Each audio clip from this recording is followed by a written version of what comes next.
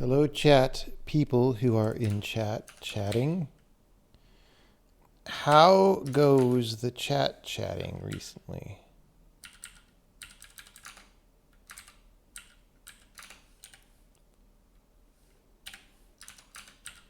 How is it to chat about things in the chat for purposes of chatting?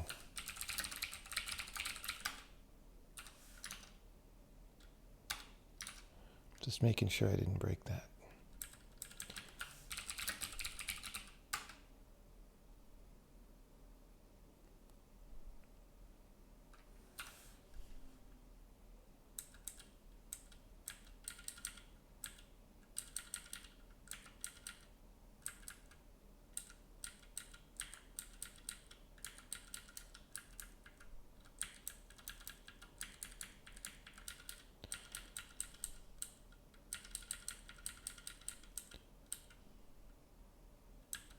I think camera transitions are messed. Maybe they're not.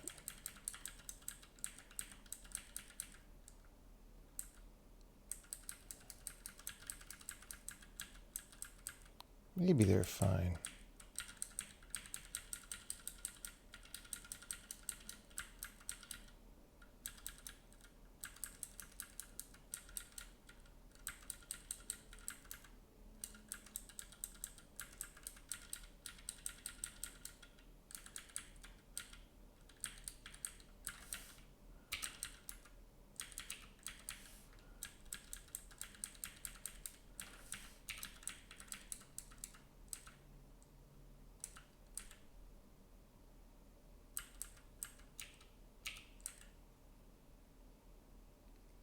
They're not, though.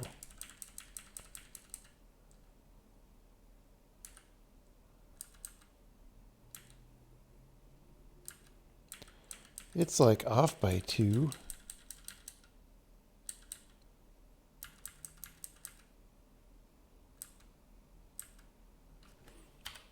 Is the world room offset -2 by any chance?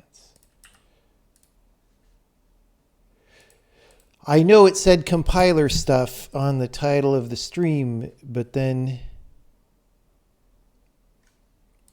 2. But it's like y equals -2. Then why are we off by 2 in x? Anyway, so I was reminded of something that I want to fix.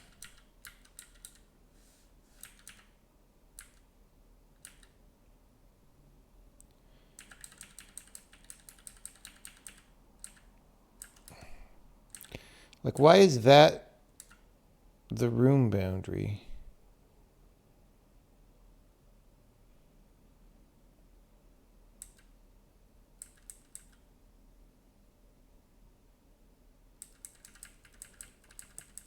Okay, hold on.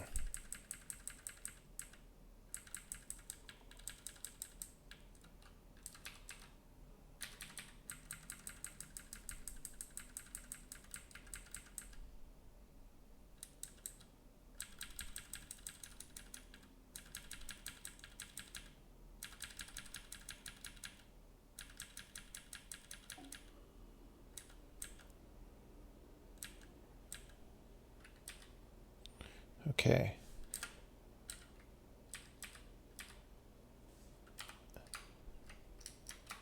So either of these, I'm in the corner of a room according to the fog system. Dang it.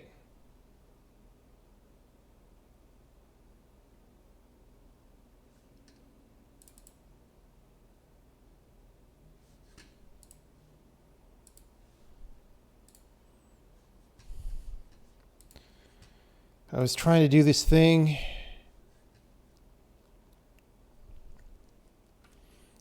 Okay.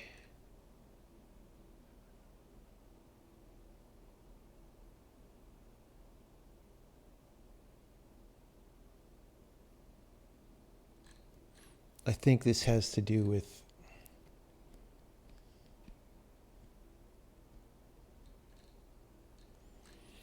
I think this has to do with the new texture stuff that I was doing the other day.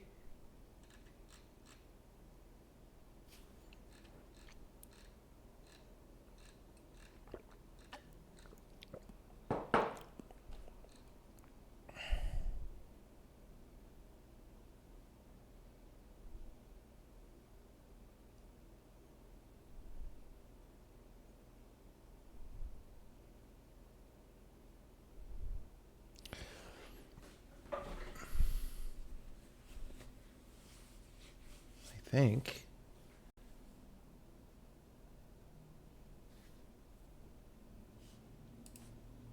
Oh, it's just null, right?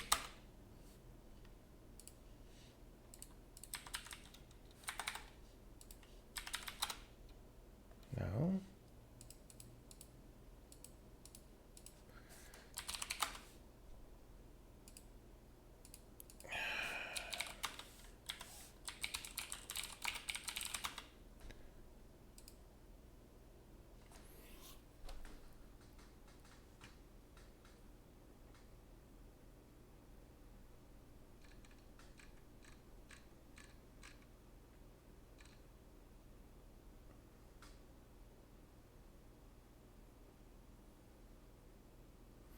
Okay, anyway, we're not going to try to debug this. We are going to do a different thing. Can I think of any good resources for how to implement 3D model animations? What do you mean? Do you mean moving a rigid body, or do you mean a skeletal animation such as you see here in the characters, although at a very low frame rate?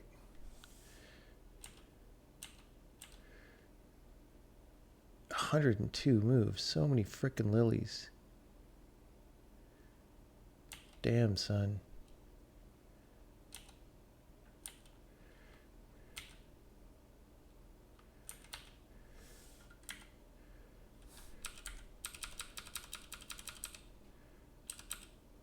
$56.59.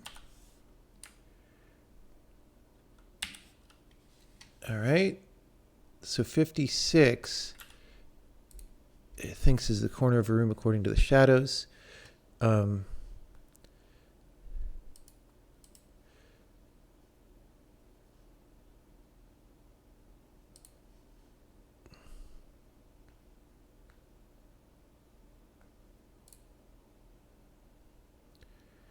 18, 36, 54.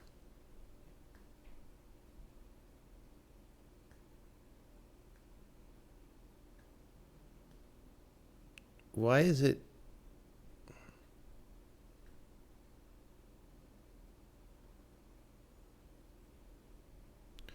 Why is it 50?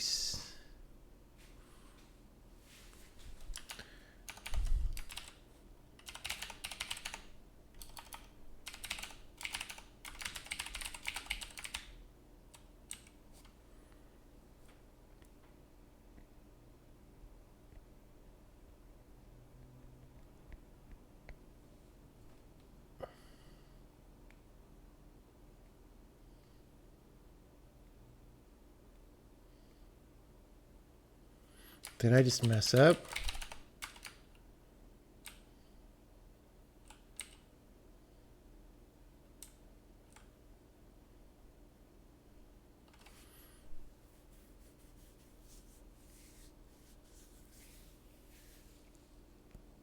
I minus grid corner dot x, j minus grid corner dot y. Grid corner dot x is 0.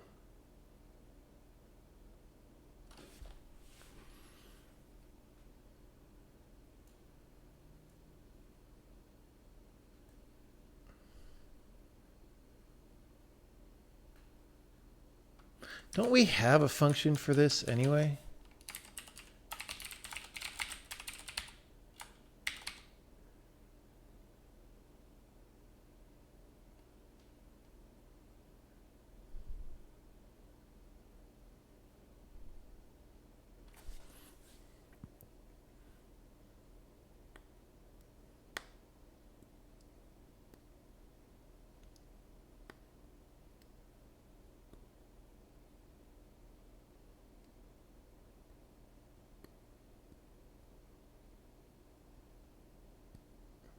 I don't get it.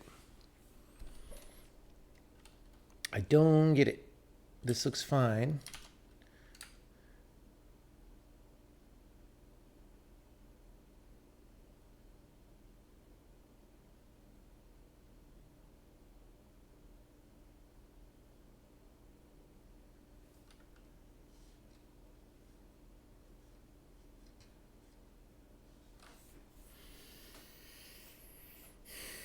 I'm using the right X and Y there.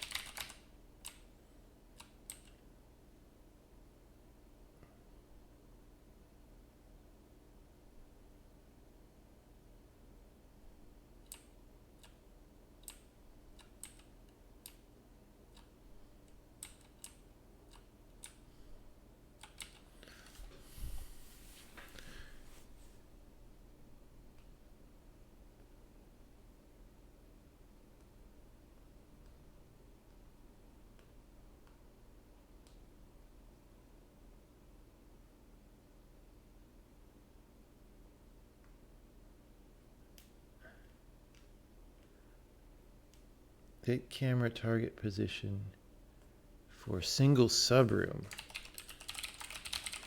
This looks like more code. Every time I look at this, which hasn't been for a while, it looks like more code than I think it should be. For skeletal animation, such as on the character. I don't know. I mean, I learned that stuff a long time ago. It's sort of self-taught. I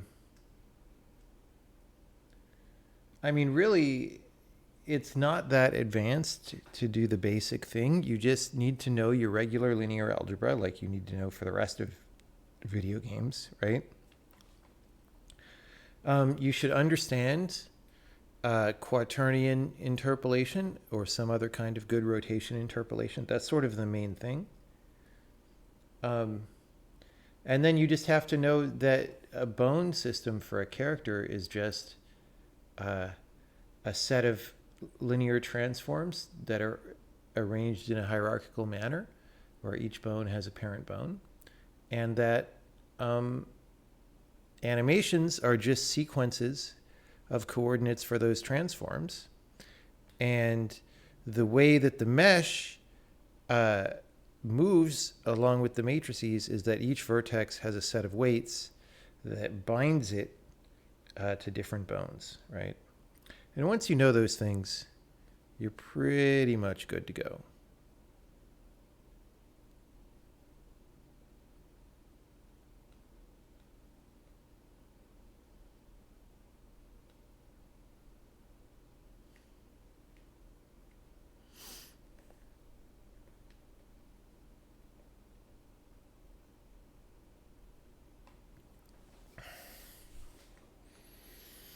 Draw the rest of the owl. Well, with that attitude, you will not ever be able to program anything. So, rip.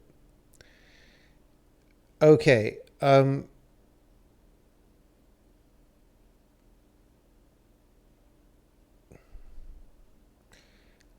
So we get x minus corner dot x, screen I, screen j. I mean, this looks fine.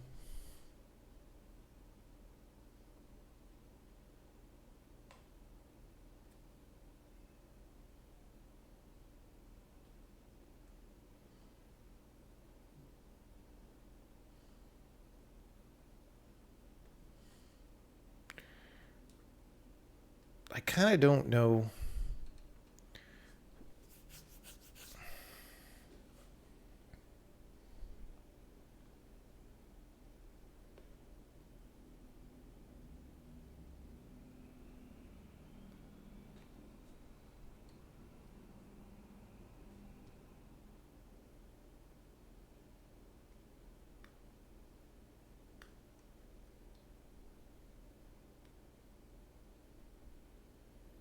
This is a different SX and SY.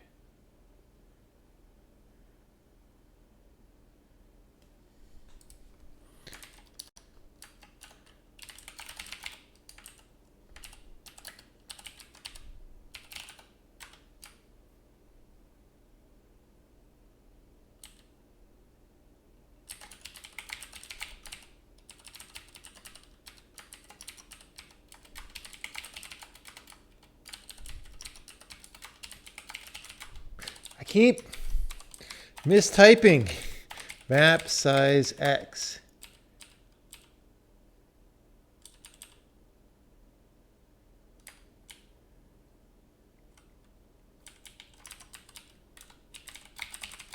I mistyped the same thing so many times in a row.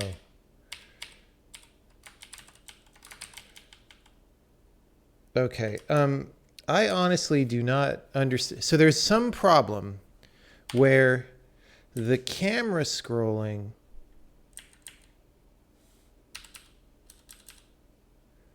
apologies for the low frame rate, but it's debug build. We'll make an LLVM so it's a little faster.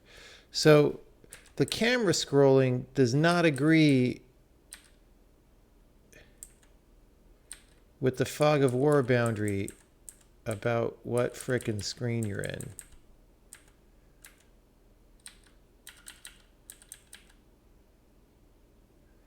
I could just log both of those.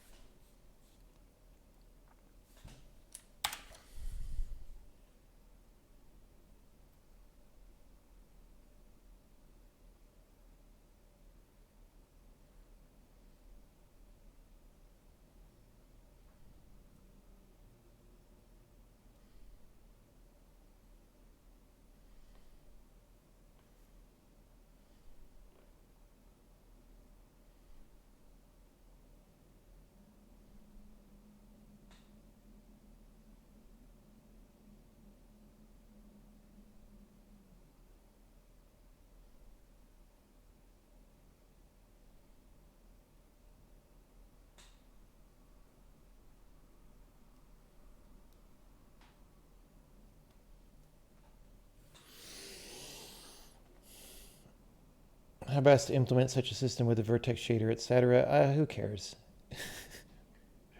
I mean, it's fine. Like if you can first make it on the CPU and get it working, right?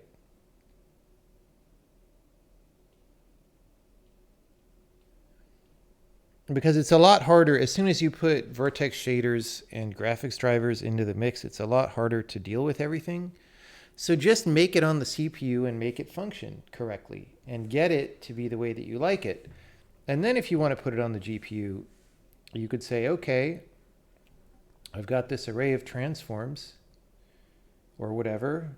I need to put it in some memory somewhere. It'll be pretty obvious what you need to do once you have an implementation. Let me put it that way. That is not what you should focus on.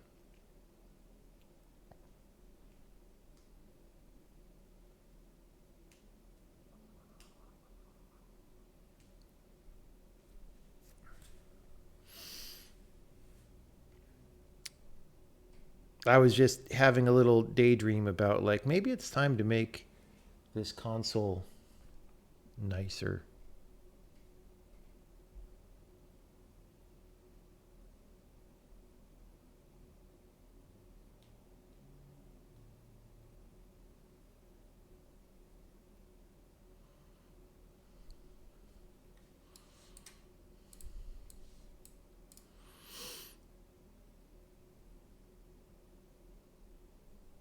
How do you handle interfacing with the graphics APIs? You call the graphics API functions just like you would in any programming language.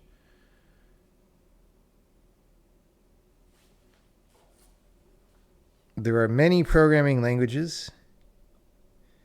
Most of them let you call functions in a normal way that does not require the authors of the language to do something crazy. However, it's true, some of the new really bad languages like JavaScript don't really let you do that. But if you don't assume that JavaScript is normal, if you don't assume that JavaScript is a real programming language and you just look at what real programming languages do, we do basically the same thing.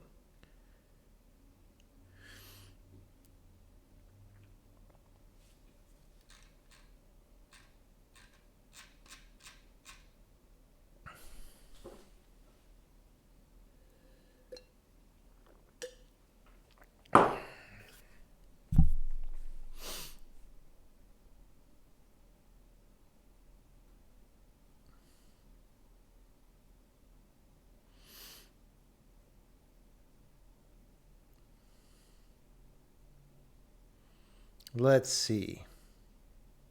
I kind of want to make some warm tea, but then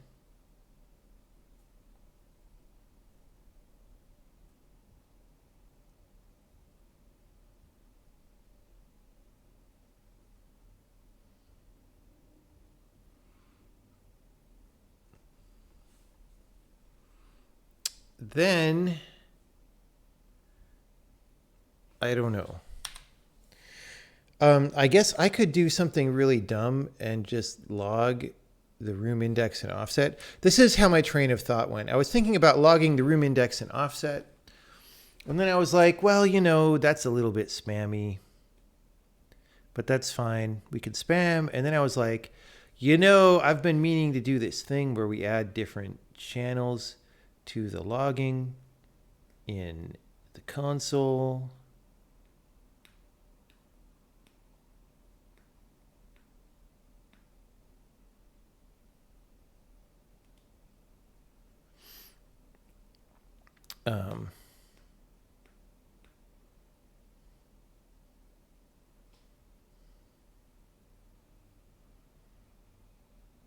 And then that could go to a specific channel. I don't know.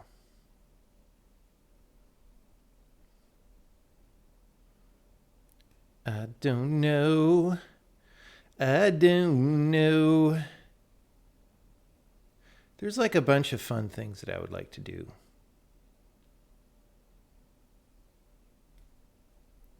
On this. Superstream Monday, no.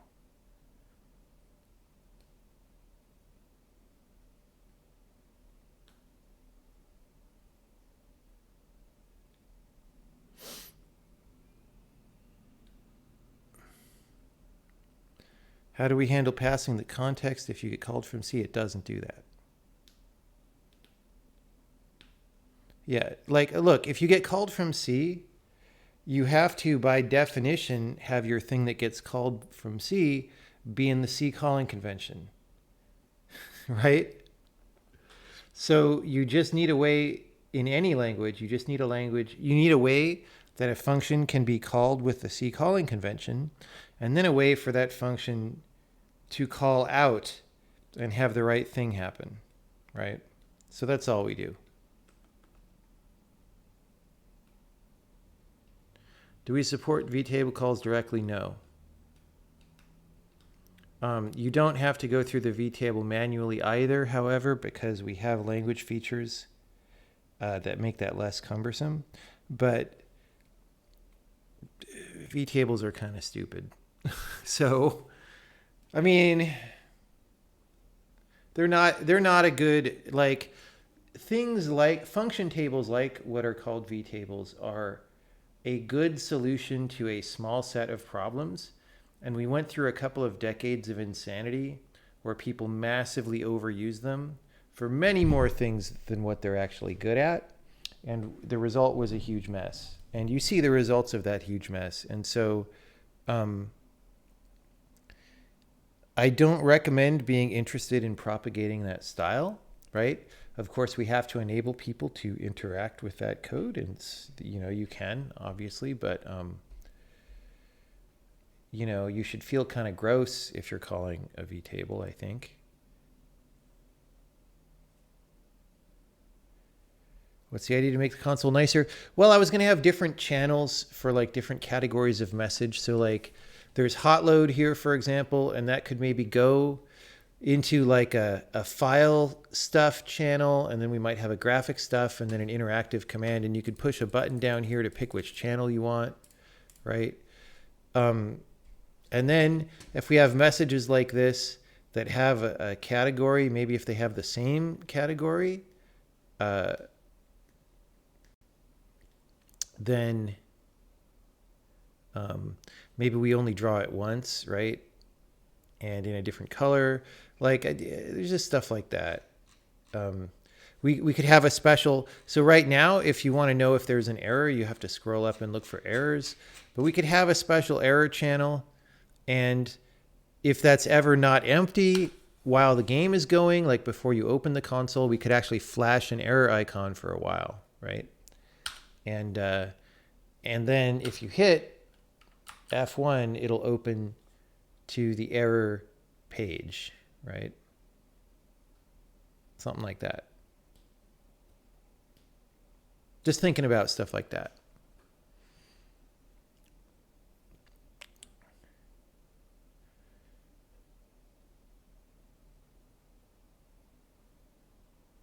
Windows imaging component. I don't even know what Windows imaging component is.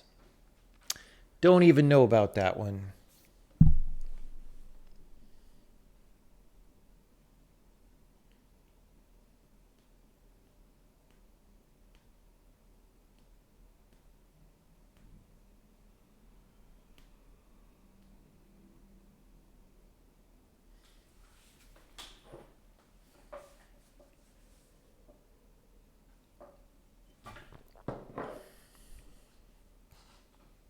I do know about DirectX, though. Believe me, I've done some DirectX. Anyway, we're not going to do that console stuff right now. I want to debug this game thing, and then I will, as the thread title promises, do compiler stuff. It's very weird how it's 2 squares off. 1, 2, boom. All right, yeah, we're just going to log this. We're just going to log this. And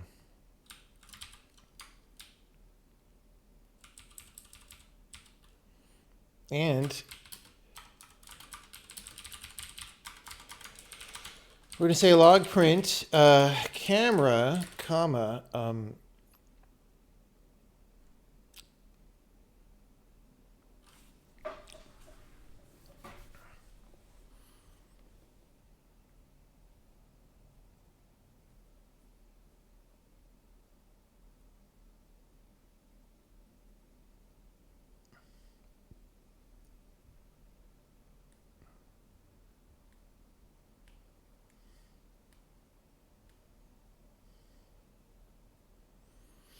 I would just want to print the current position.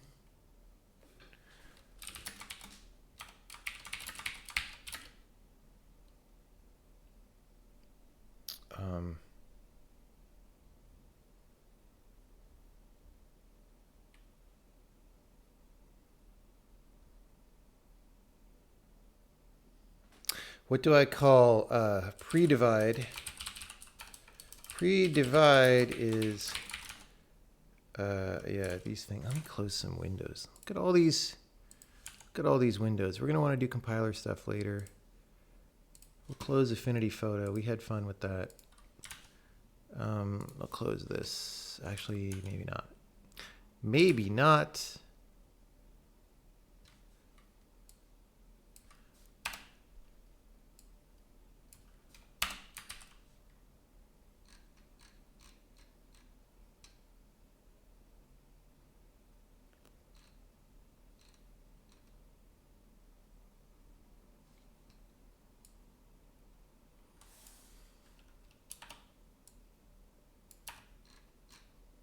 I'm just going through and doing silly little things here.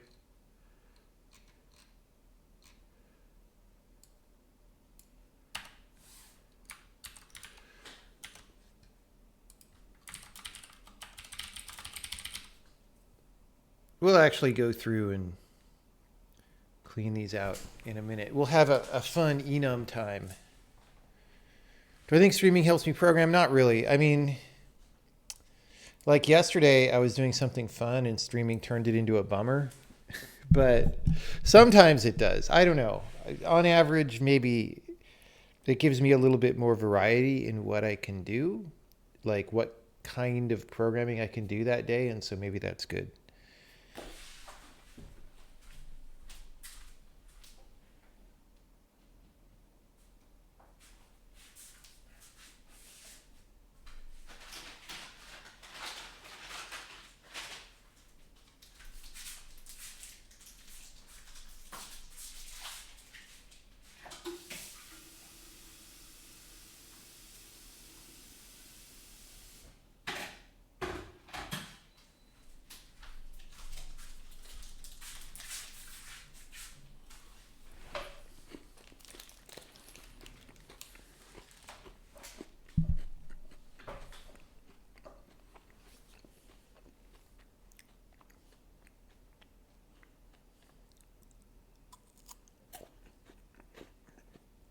Which sound API? We are still using direct sound. In my opinion, there's no reason to use anything else.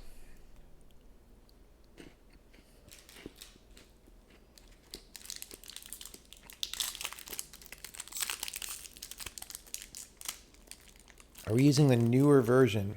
No.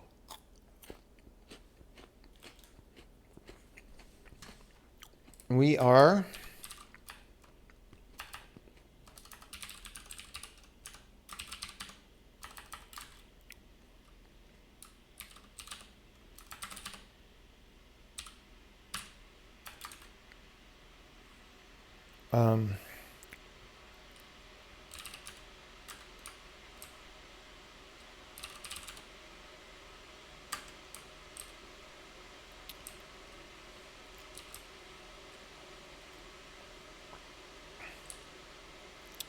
oh, I could make this nicer.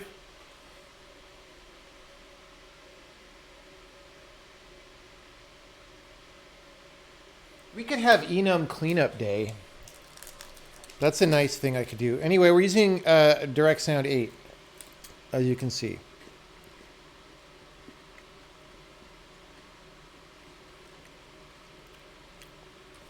After Direct Sound 8, every change to Windows Audio APIs was basically downhill.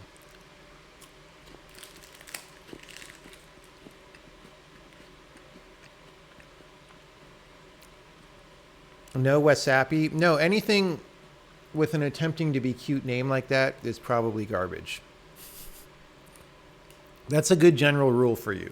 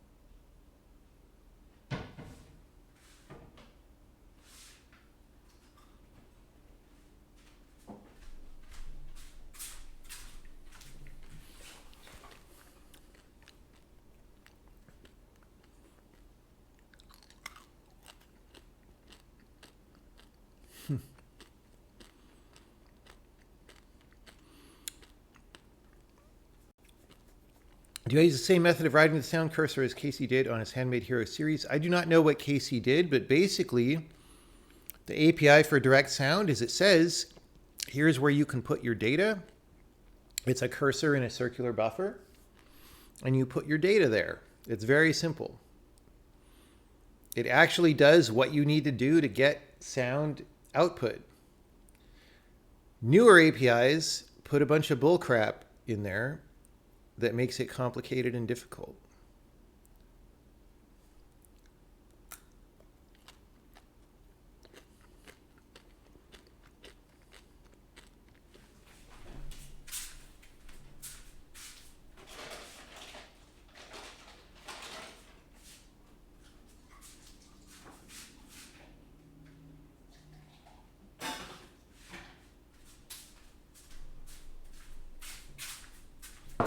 And by the way, they work less reliably and don't let you do as much and so forth. So, like, really, the thing you have to realize about audio is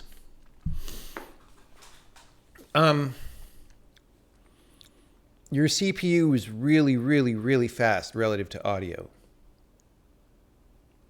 So, like, mixing and outputting 8.1 audio channels is very easy for a modern CPU to do without you even noticing that that's happening, because it's freaking fast.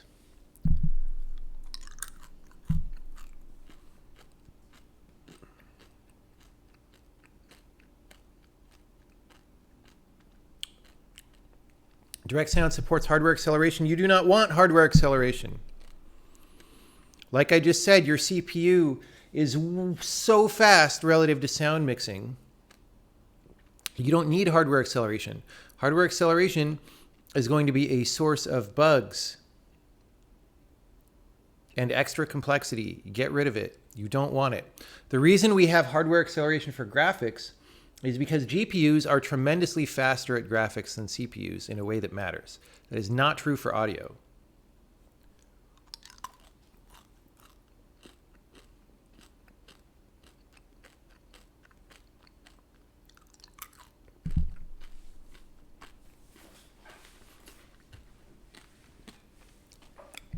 Okay. Let me do my logging calls. And then maybe we'll do some stupid enum cleanup, because that's the mood I'm in.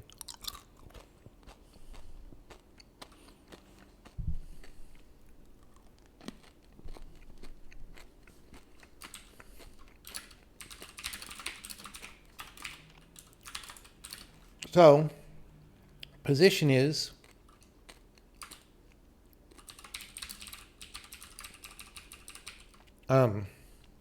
well, pos.x, pos.y. Pre-divide is xy.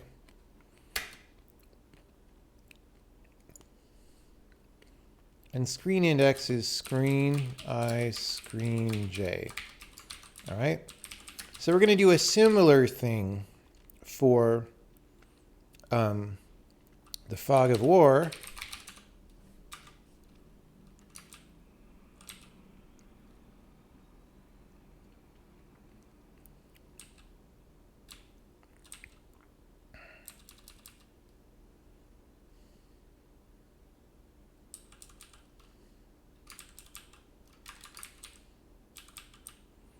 Position. X and Y are now I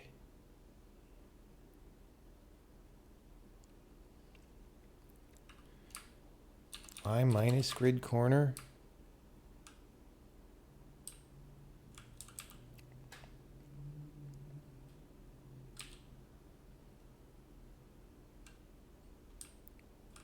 Oh, shoot.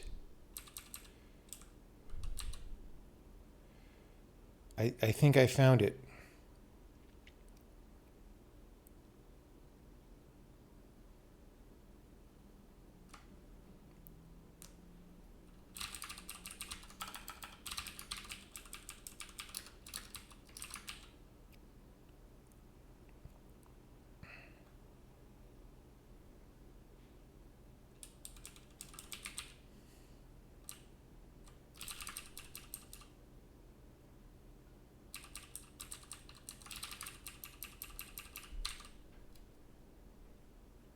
Okay. This is a historical confusion.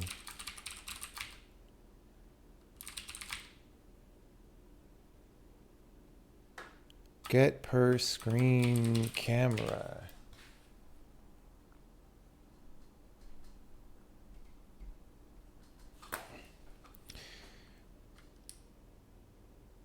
That is defined here.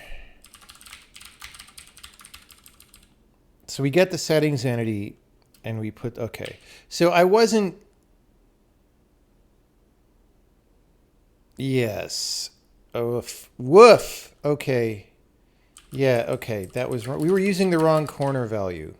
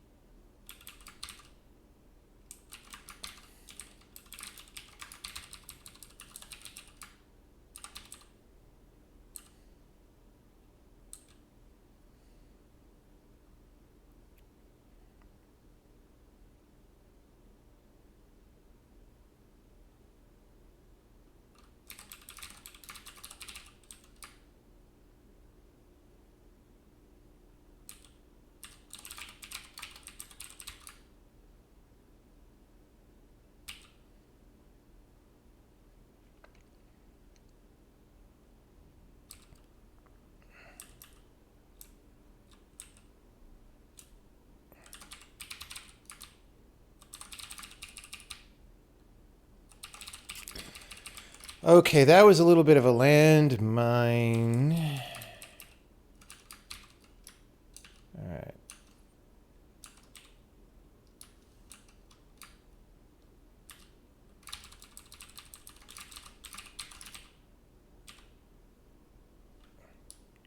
Whoops. And now I gotta go turn off my logging for a minute. Because I don't think I need it. Oh, and I gotta pour my tea. Gotta pour my tea.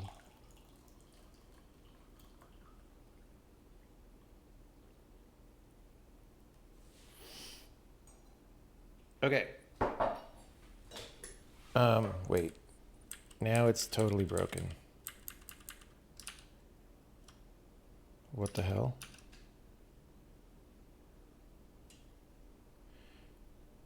But I didn't change that part. Oh wait, no, cuz that's fine. She's just drowning. Cuz I turned off the cheats. I saved the game with cheats on. Okay, this is not good still. What the fuck? I was supposed to have just fixed the problem, guys.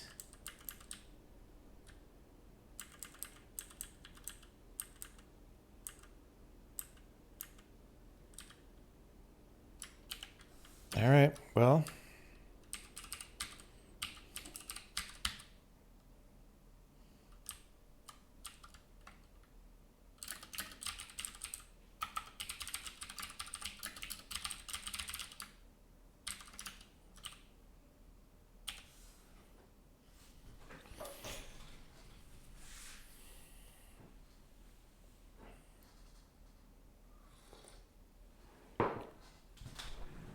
Okay.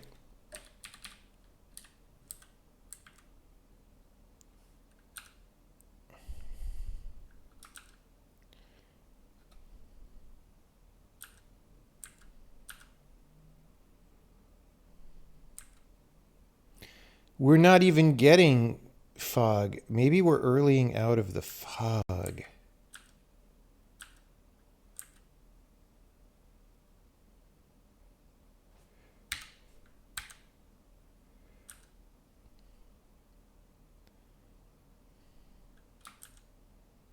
Did I save that file?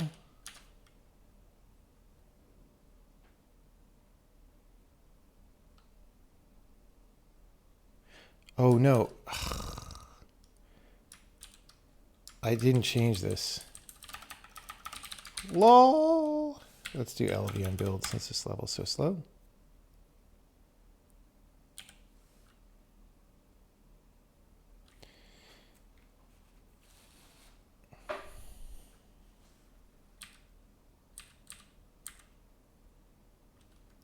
Okay, so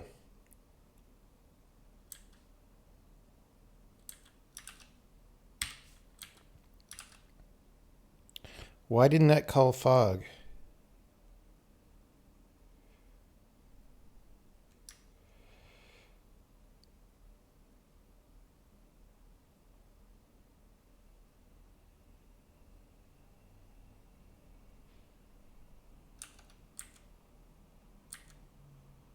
And why is the fog clear fucking 2 squares off?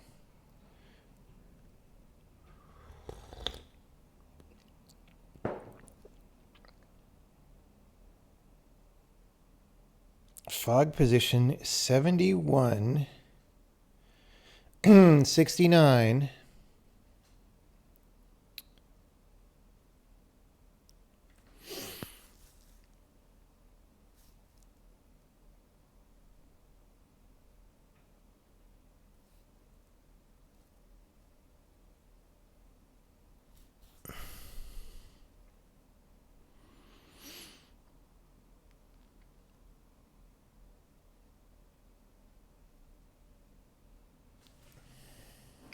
$71, 69. Okay. Yeah, that's fine. Pre-divide 7173. Wait, why is there a...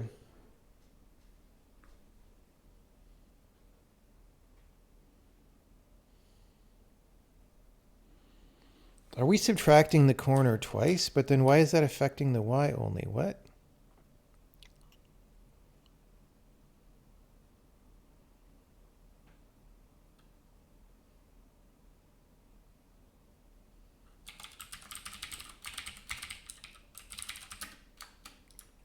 Position to coordinates. What does that even do?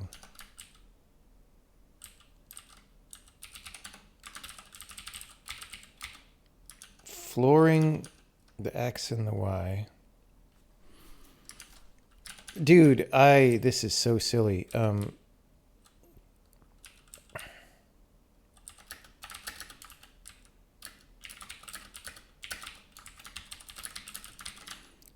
What is the problem?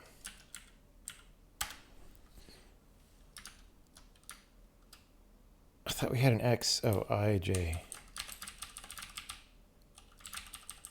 It's going to be something so simple. Let's get ready to run it in a debugger. In fact, let's just run it in a debugger. This is that kind of day. What do I think about ASIO? It's a low latency audio I/O API used in music production where the driver calls your application to fill out a buffer when it needs it. It sounds silly to me. I'll tell you why. It's low latency theater in the following way. And by that I mean whether something is a callback calling you or you addressing it is low latency theater. It's actually worse to do it that way. It adds latency. The reason why is because your program that's generating the audio is only able to generate new interesting things at certain times for the most part, right?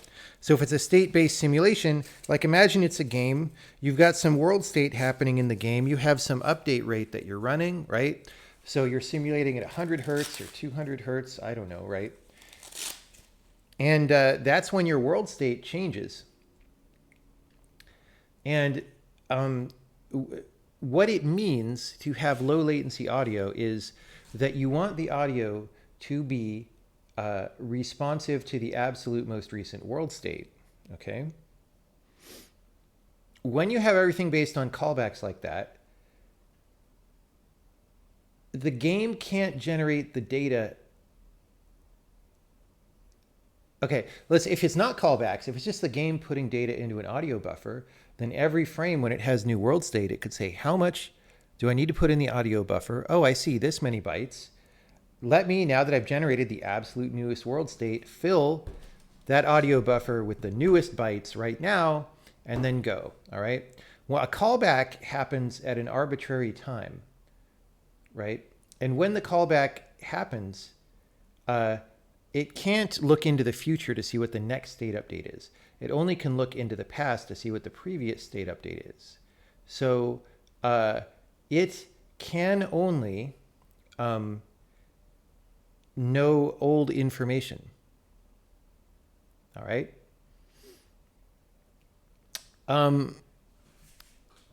Does that make sense?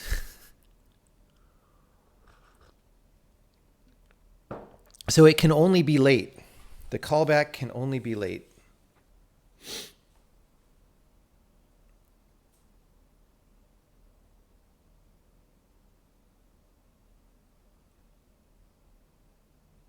And because it's a fucking callback, right? You have to do all sorts of weird, you can't do very much like work from inside it.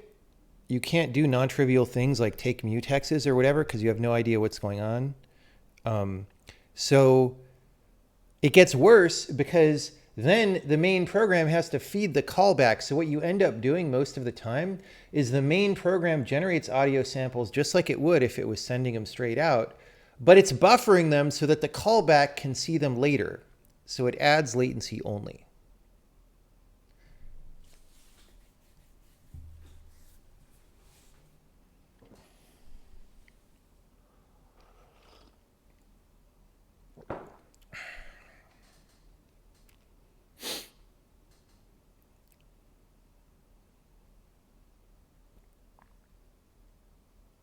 What do I think about fourth? I don't.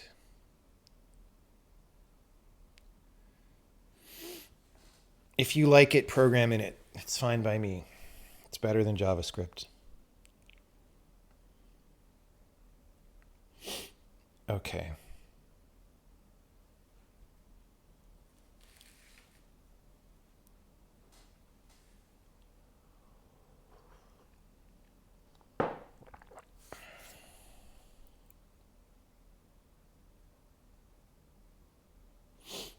Update fog of war. Get fog stuff. This is not even the... We didn't want this breakpoint. Okay.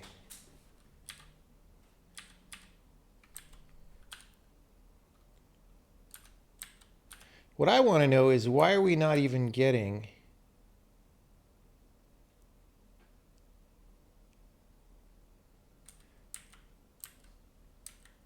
a fog print here? Maybe that's even the problem.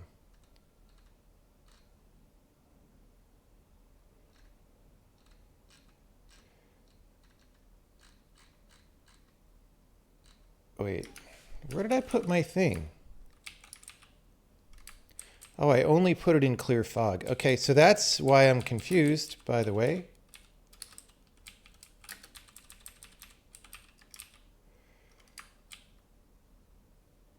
Oh, did I make the same mistake up here?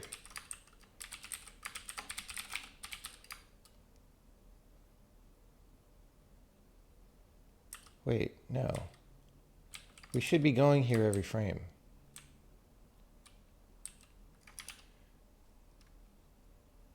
Or every turn, not every frame. Yeah, every frame, I guess.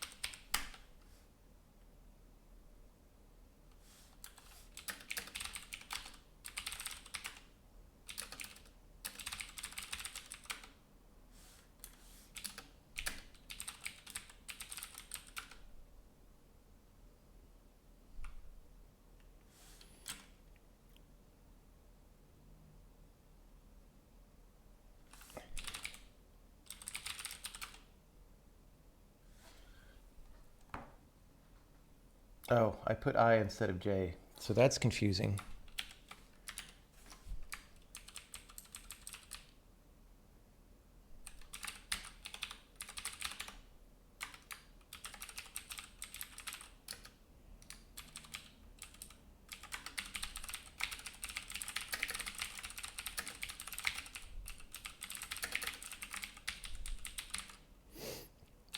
Okay,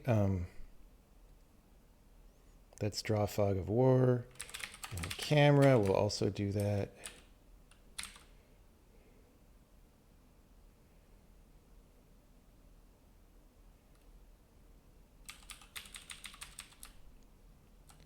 Let's just put the time in.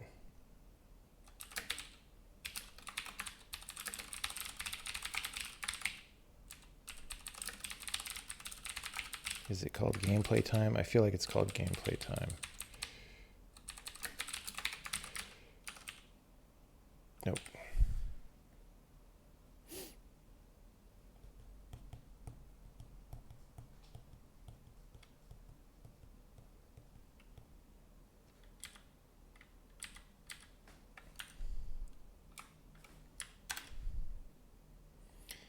So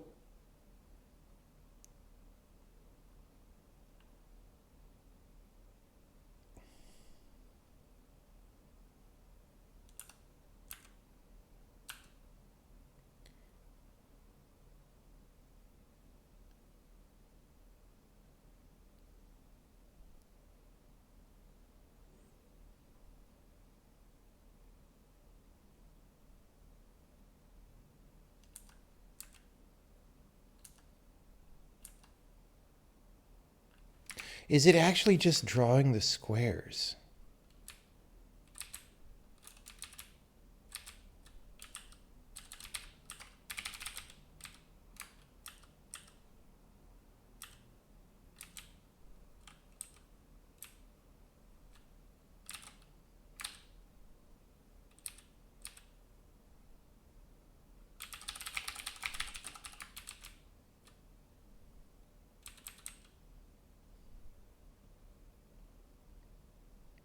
When I actually draw the squares, I'm not adding the offset correctly.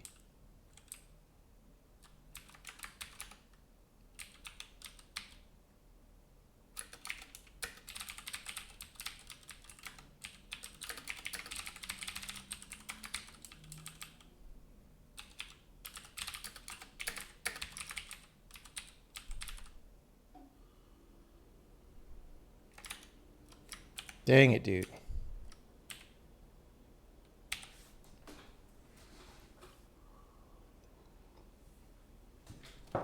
Dang it, dude.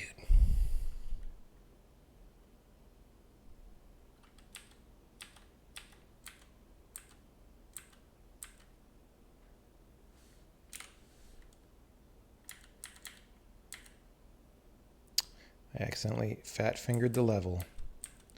Well, let's make sure we didn't break this one.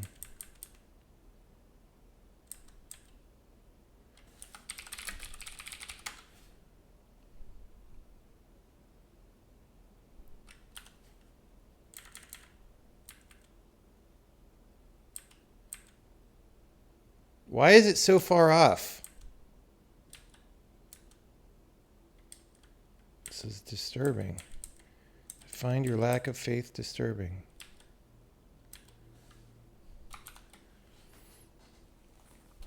Camera pause.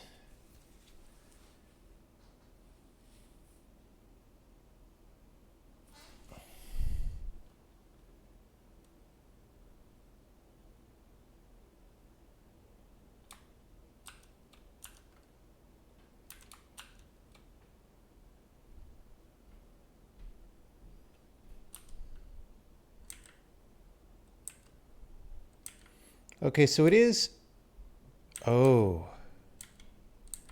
Okay, wait, we did fix something that I didn't realize.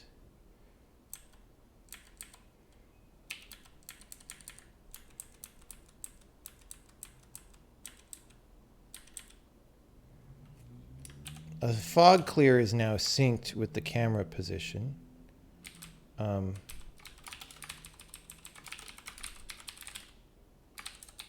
However,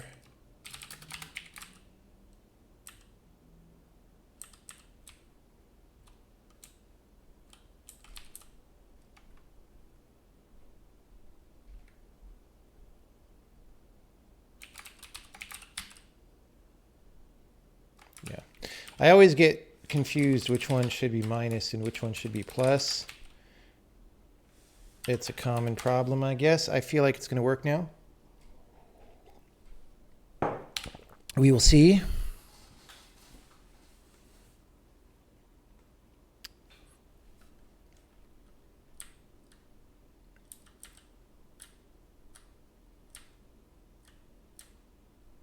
Uh-oh.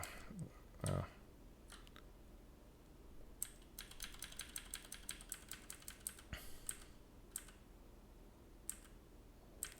The fuck? Okay, that's better in that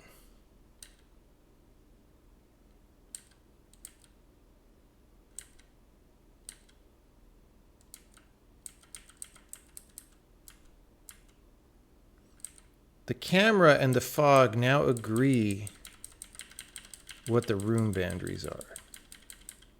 That's good. We like that.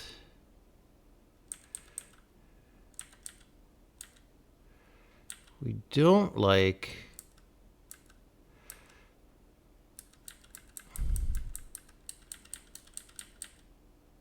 is the fog just being drawn up really high?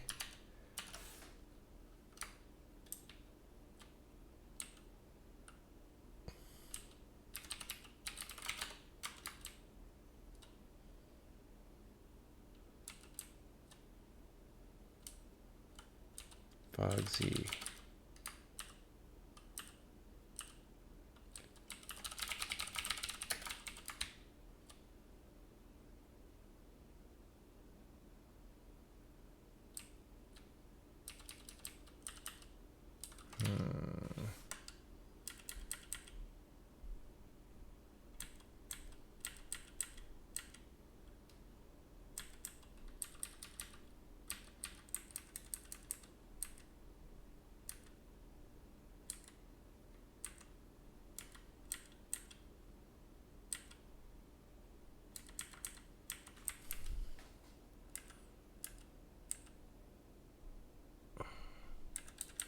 Okay, the thing is it in reverse too?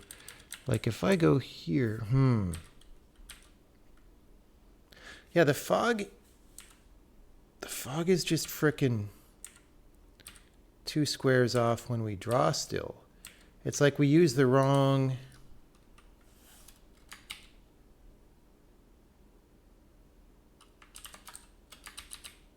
What is going on?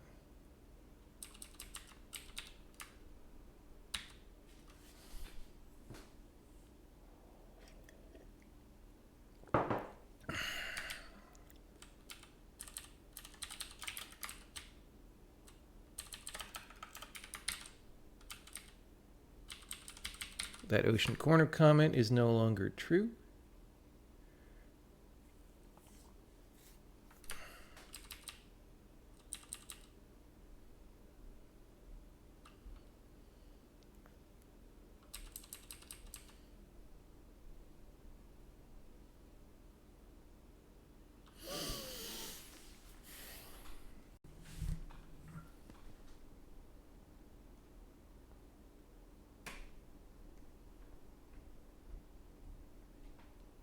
So we get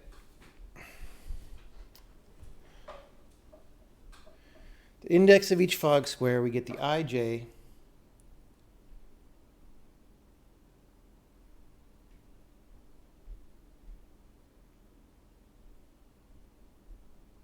No, this is plus here, isn't it? This is...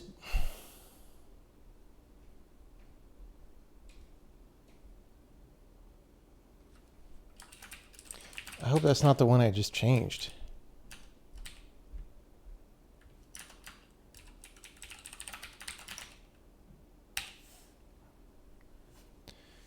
Oh man, the I found you on this website bots are back.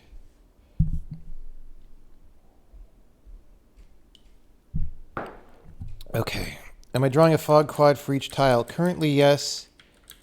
In the future, we will do something more sophisticated. God damn it, dude. Like, why is it off in X? I don't understand.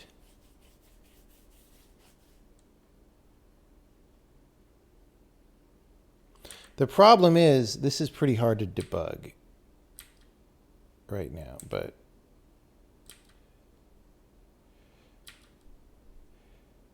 It's like, okay, I'm here.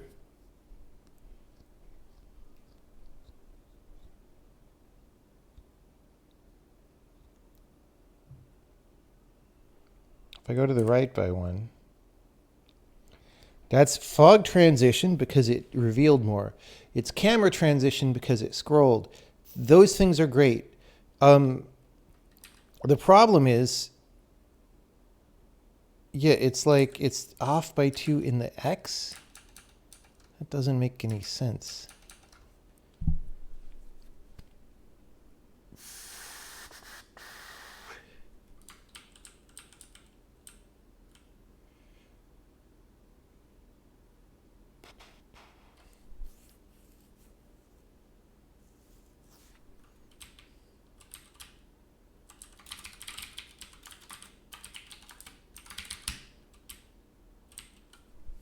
Okay.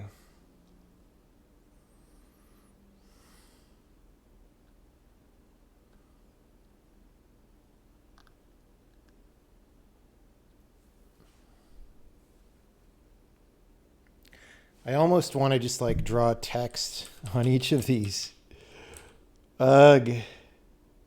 I could do that, but that's going down like a rat hole. So where are we getting this fog from?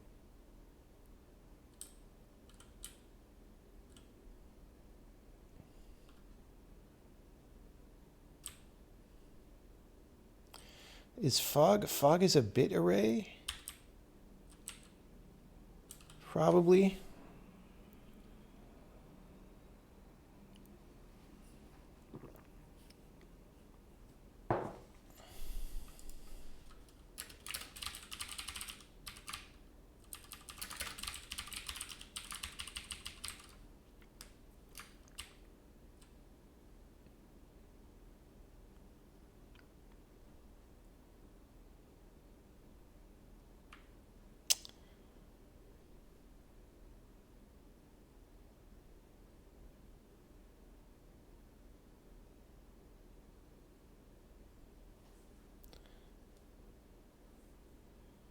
Like, why?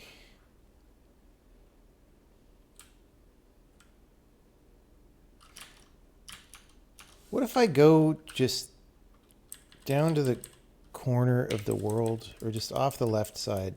Does the fog stop at some point?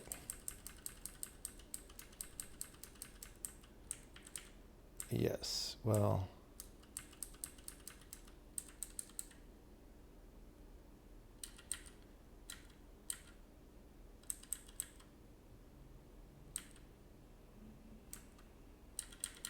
Why did she go into T-pose there? She doesn't have crouching.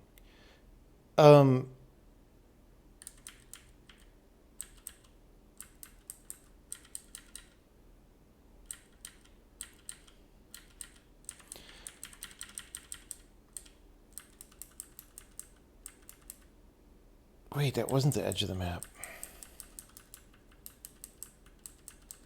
Here we go. Okay.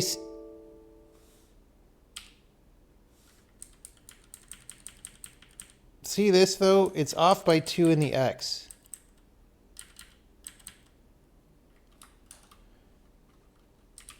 Like, we know that the fog is supposed to start here. Why is it aligned with the ocean?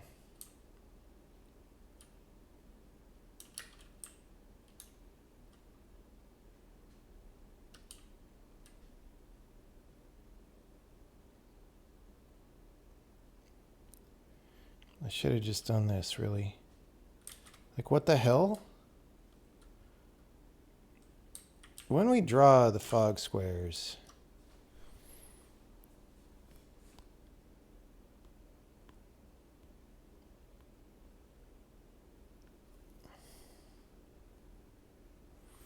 What is the offset passed in? Do I, like, add another offset? Hope not. Yeah, this is... Okay, this is just the map wrapping offsets. That makes sense to me.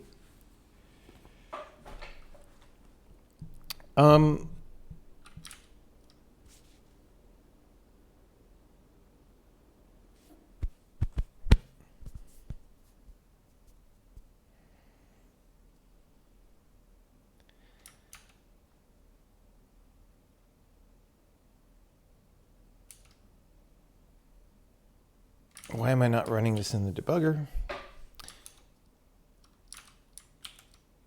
Let's rebuild, because I probably changed some things. We'll run it in the debugger. I am really at a mystery. Since it's off in X, I should be able to not even worry about the iteration, because the first index is 0. Like, let's just...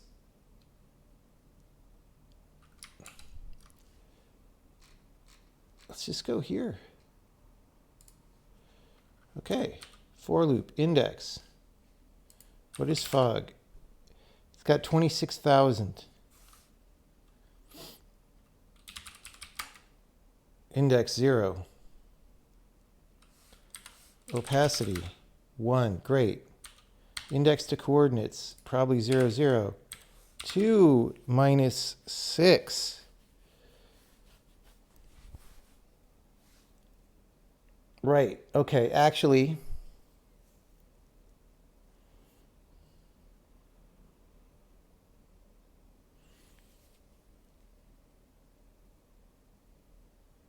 that's why we're 2 off in the X.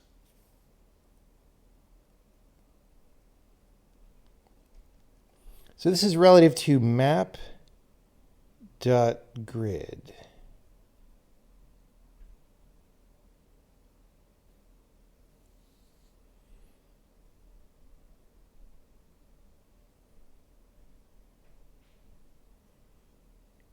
Okay, this is so confusing, guys.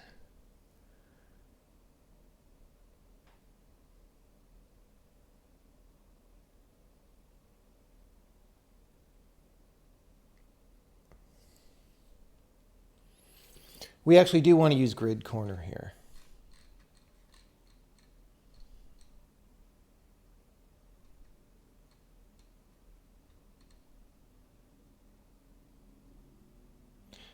Except we did do that. Okay, so I should comment.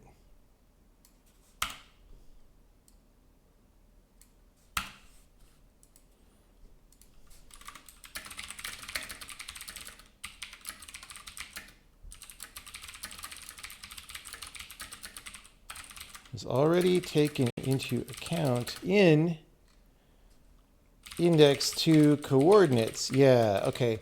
This was a case when we had a helper function doing something and it was confusing me.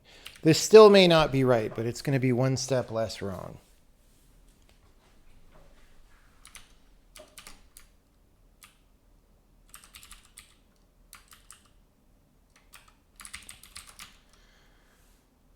Or not.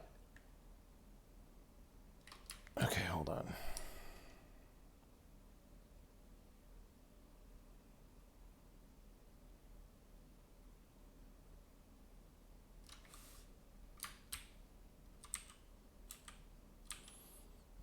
Oh, maybe that's actually fine. I suspect that that gap might be not the problem.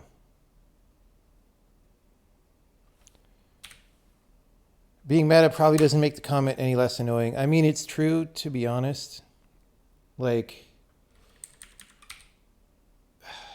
yeah.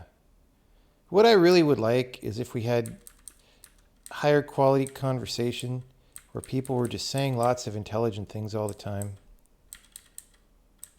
Wouldn't that be great? Okay, we're still drawing these at the wrong coordinates.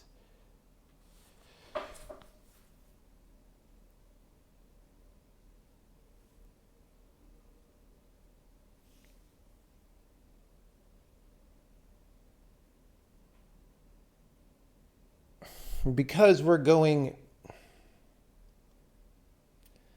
Okay.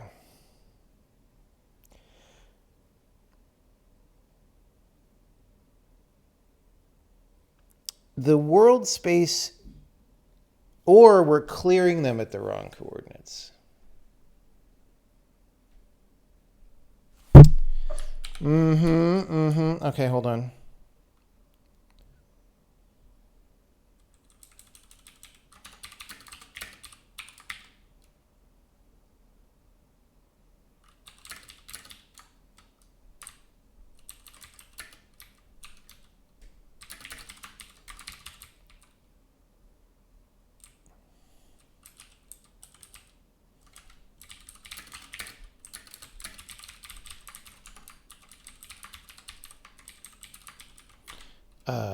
If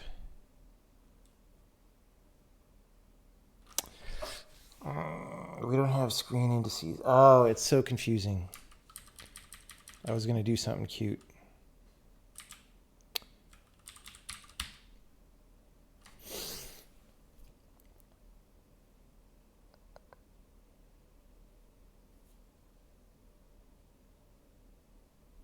We want to say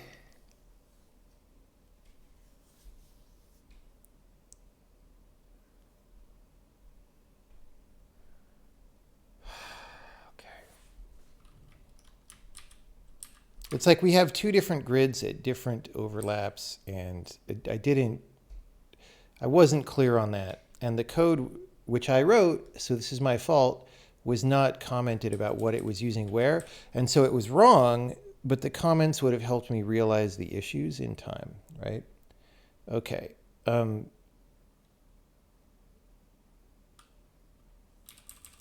Clear fog around player is maybe wrong now.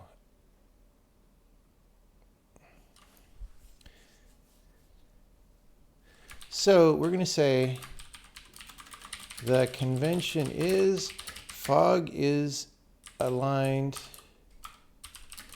with the proximity grid. It matches the proximity grid dimensions.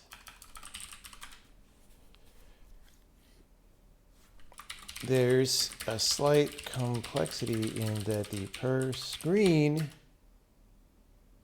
corner can be different from the proximity grid corner.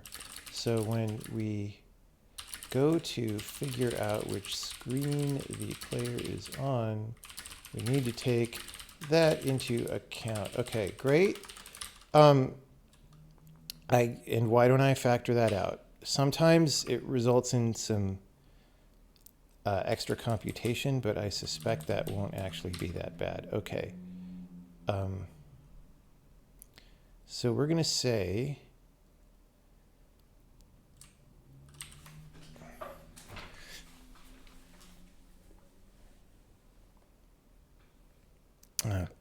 although in a loop with this many iterations, it matters.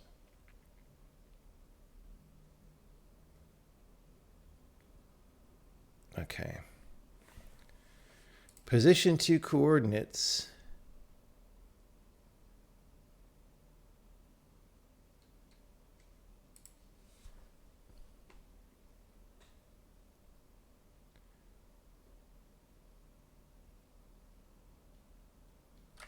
Okay, instead of offset I, we're going to call this base I. I don't know. Offset means something different to me. Screen base. Wait, we weren't even using this anyway. Oh, yeah, we were. Screen base I. Screen base J. Okay, that's great. Index.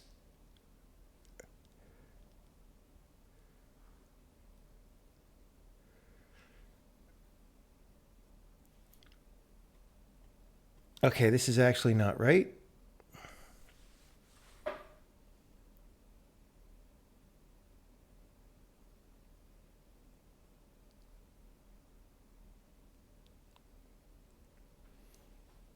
Fuck.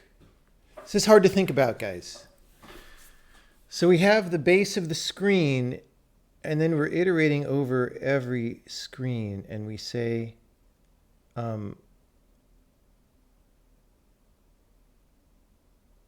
we have to put a minus, we have to put a grid in here.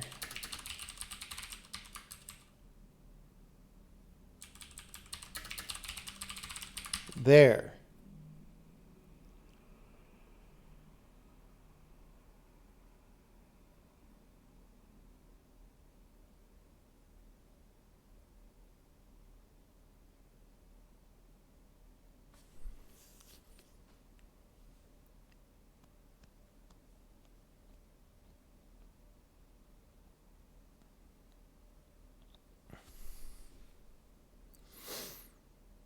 Okay, and then this is going to be frickin' wrong.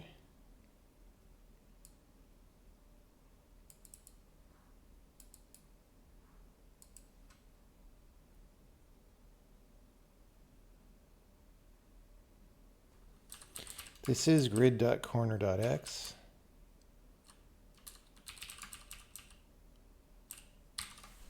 Wait. Let's just say index to position, index to coordinates,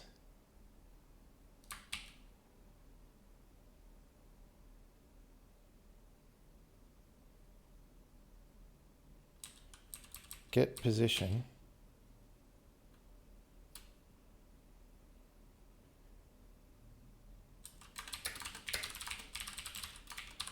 grid, and index.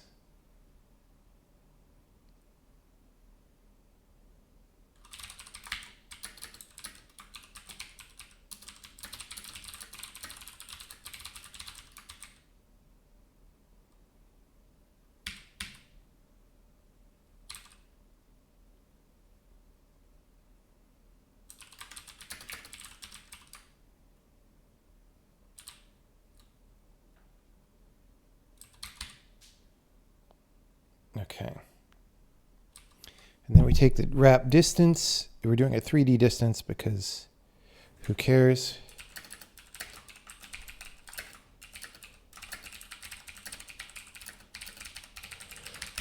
Okay.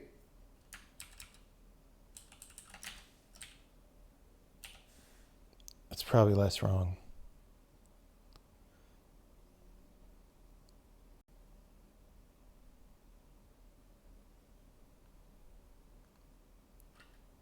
No, I know it was a reference. It's just it doesn't.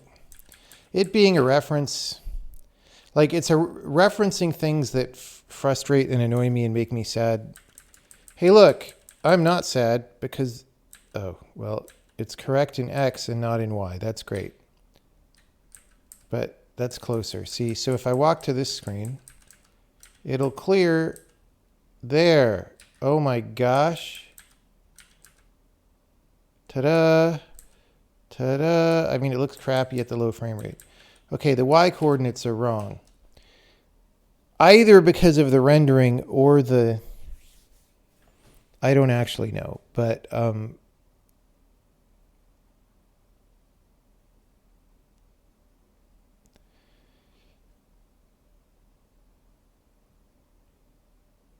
we actually don't need this assert because we have cast bounds check, I guess. Is the previous VOD on thread stuff not available? Yeah, I just didn't feel good about it because I got frustrated during the stream. So I deleted it because that's what I do sometimes. I just wanted to have a good time and I didn't have a good time.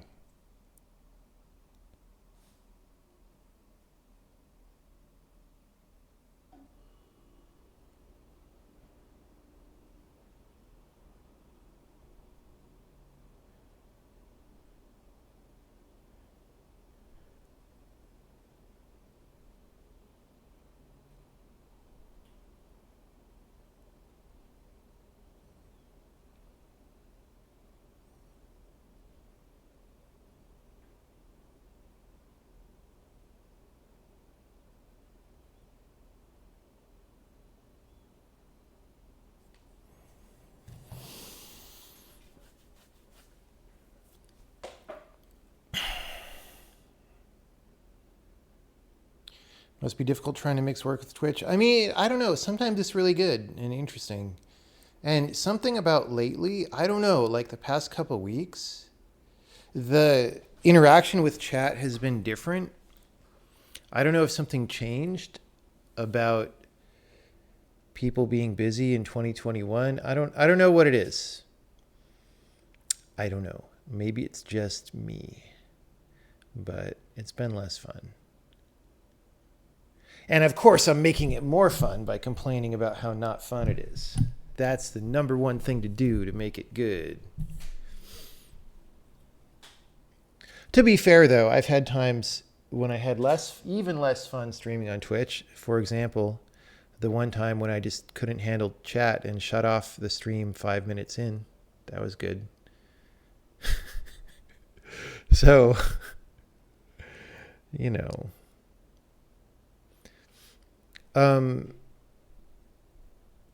It's been a couple years since that. So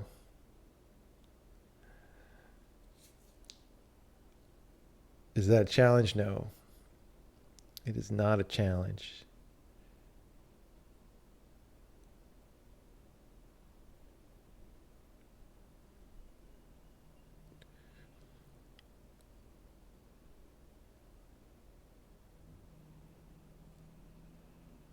Sometimes it's just not the day. That is true too. Actually, you've been working on your own projects instead of commenting. That is actually very good. That's a good outcome.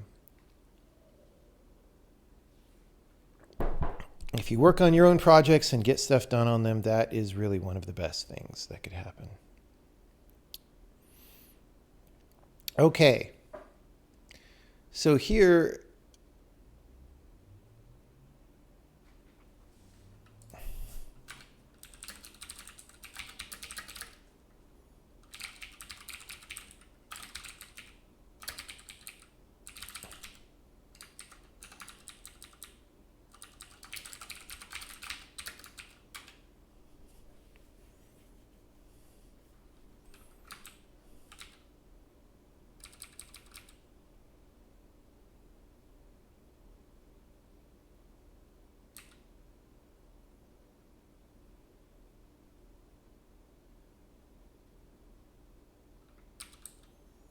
Unbased J.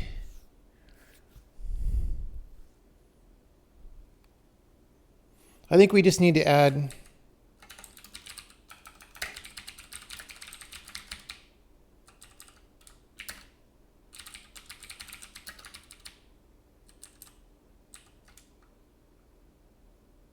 whoops. That's a Y. I think we just need to do that.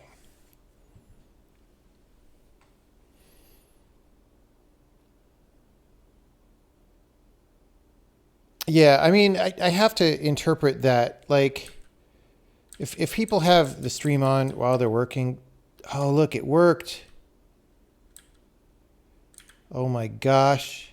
I corrected the problems, and they were all stupid problems. Oh my gosh.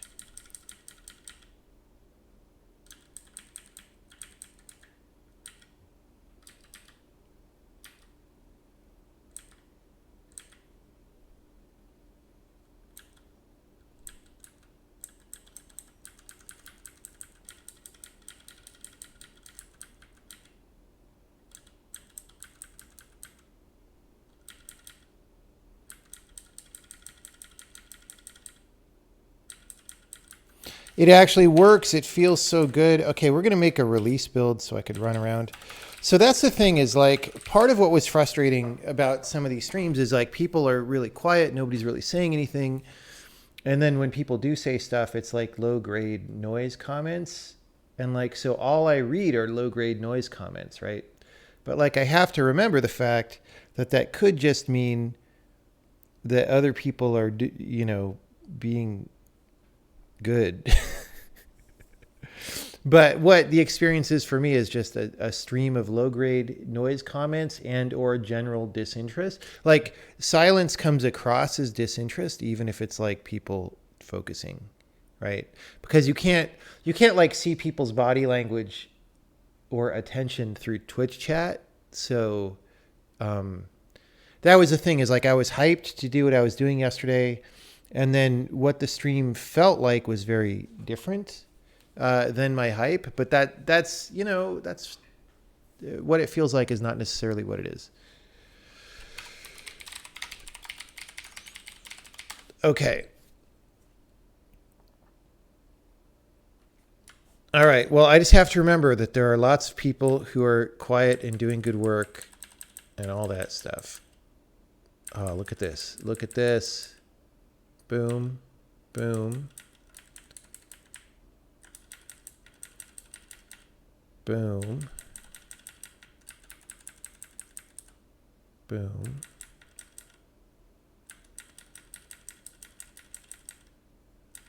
Okay, that's awesome. Boom. Boom. It just works. Boom. Boom. Boom. Ah, I died. I died from the dragon. I got killed by a dragon. I still got killed by a dragon.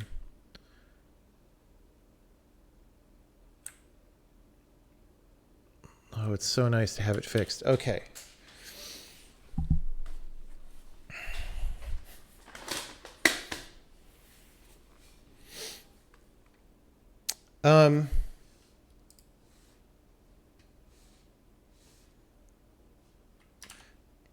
Let me look for no check-ins, but I think I deleted them.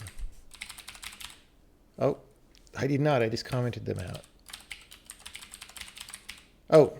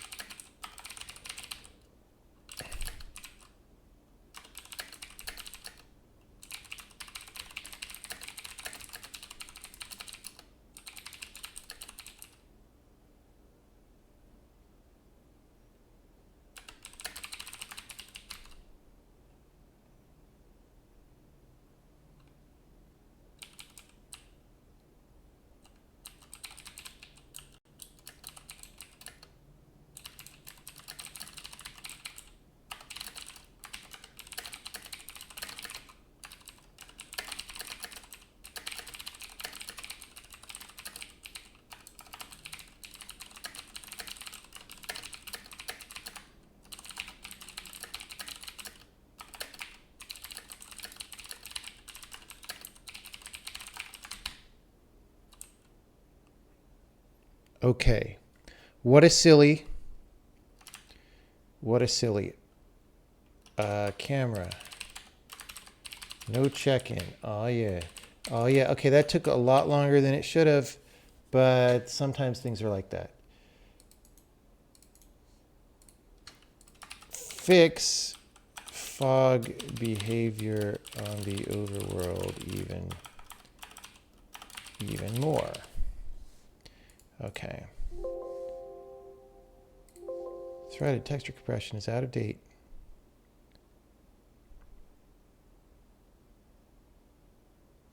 I should also send an email to people.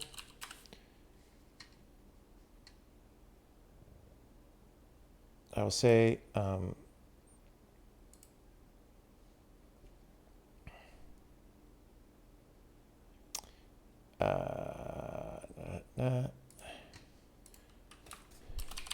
never mind what I said about the camera behavior being messed up. The problem really was the fog still wasn't quite right, so it didn't match the camera behavior exactly, and it looked to me like the camera was wrong. Things should be good now. That said, maybe we want to pull the camera back a little bit because or push it south a little bit because the bottom row of the room is half off camera and you definitely can't see the start of the next room down there. Okay, so I'm sending that email. Okay. Let's make sure we build and run real fast because we pulled down an update. Pulled down an update.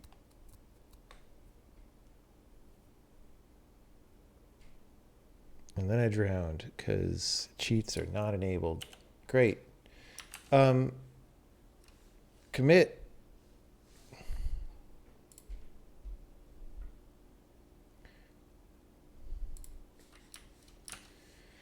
Successful.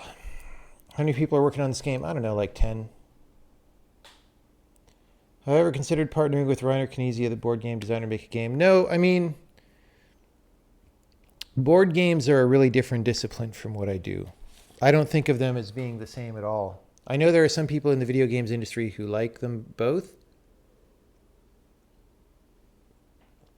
But for me, the things I'm interested in generally involve a running computer program that runs at high speed in a continuous fashion, which is just, that's a very different thing from a board game. And so,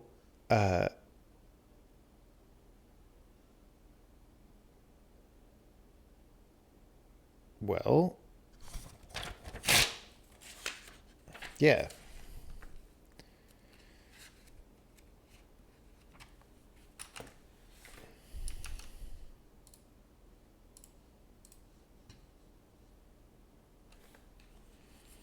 Bridging the gap. Well, I mean, you got to bridge the gap. That's the hint.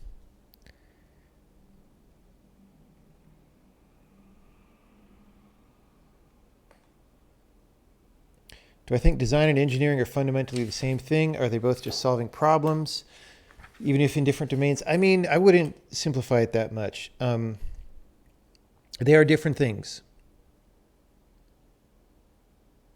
They are different things. However, they overlap substantially. I'll put it that way.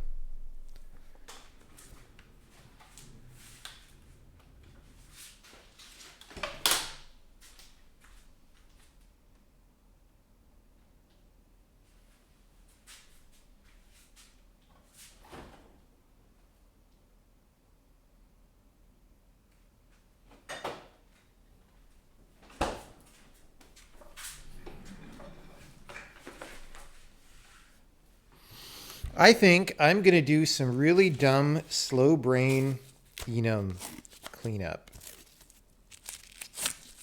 Because let's just do that.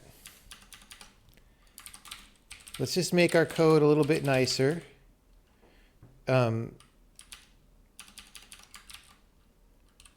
So all these enums used to have to be pretty verbose. And, you know, now we have this syntax that makes it easier. So, so for example, texture format dot, we could usually replace with dot, right? When the context is clear.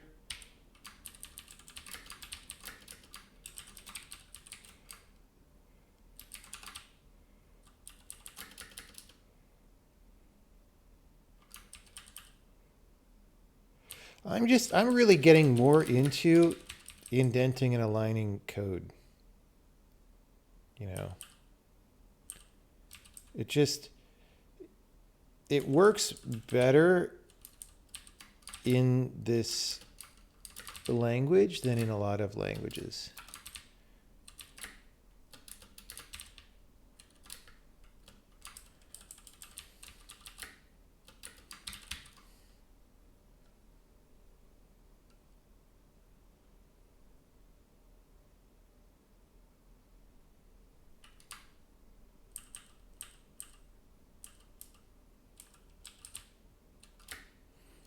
Like something about the types being the way they are in C means, and that C++ inherited means that it doesn't actually work that well to line things up a lot of the time. I don't know. Okay. What other enums do we have in here?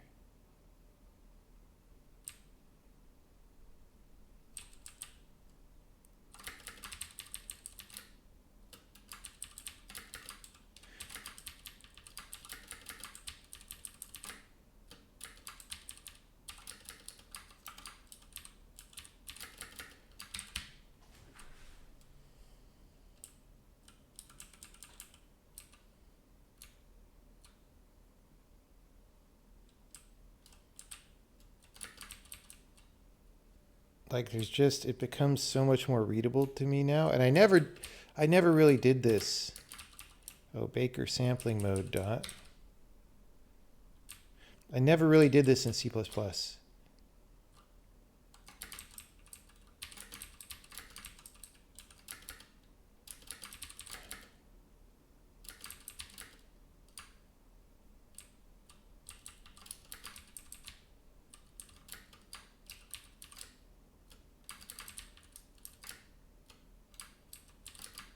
I don't know.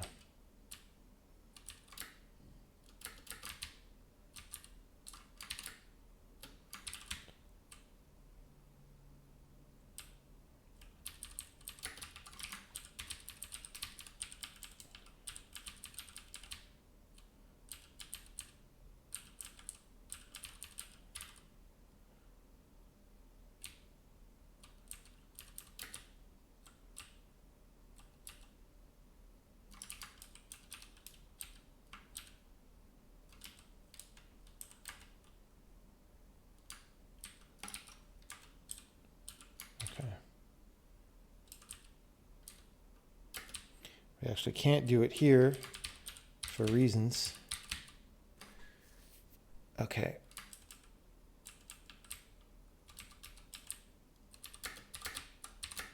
I'm just going to do dumb brain turned off things. It's going to be great.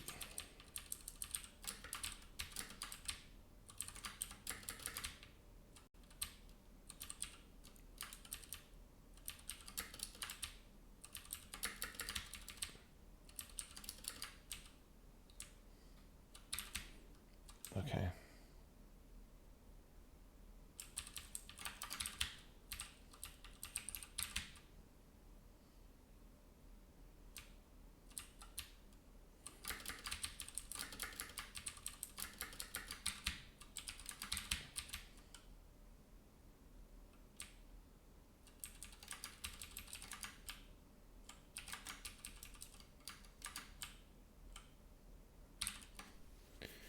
Okay.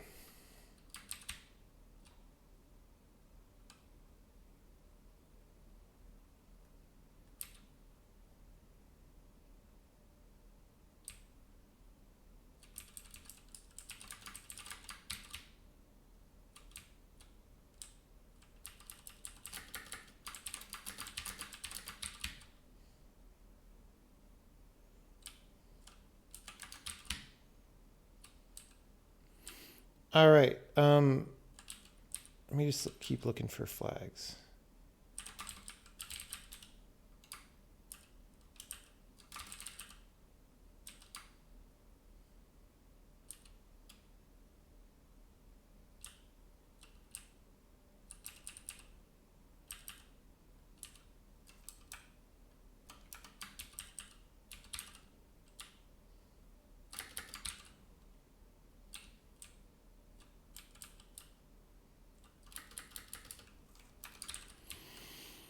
I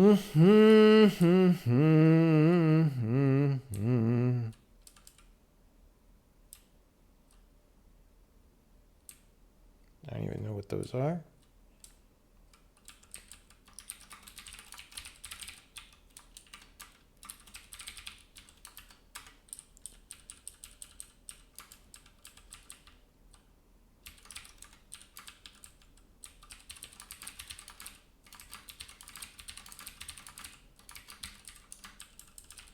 Okay, I'm going to comment these out so I don't make a stupid mistake. And we're going to change them to the new thing. So this is x equals 1. This is x equals minus 1. Y equals 1. Y equals minus 1. Z equals 1.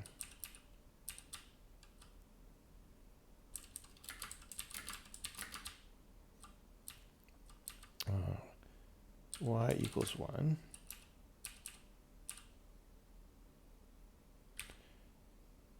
Why are these not flipped?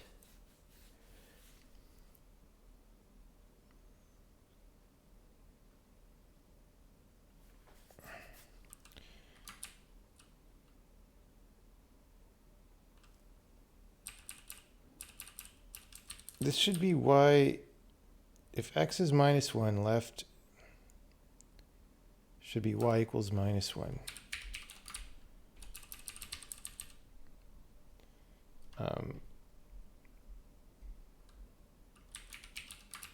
So let me double check all of these. If y is 1, if forward is y equals 1,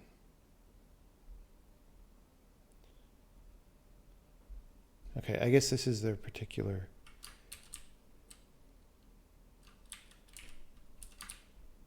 Z equals 1. I'm actually not sure about this. I mean, maybe it's just flipped like this.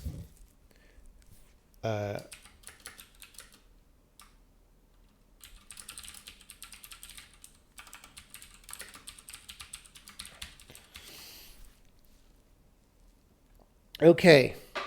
Y equals 1. Y equals 1. Z equals minus 1. Z equals 1. Y equals 1. X equals 1. X equals minus 1. Y equals 1. Y equals minus 1. Z equals 1. Let's do it this way.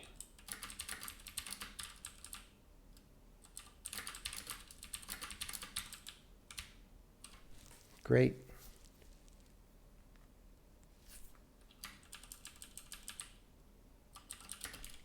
I don't want to change it. It might actually be intentional.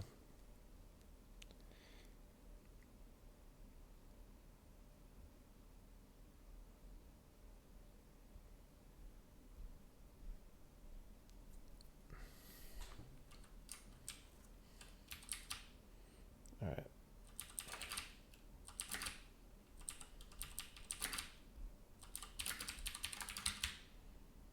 Okay.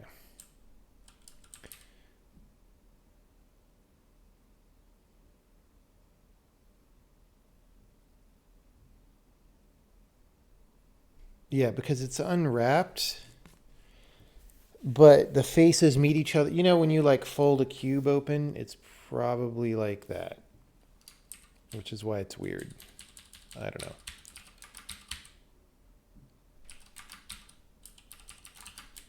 Let's do this. Okay.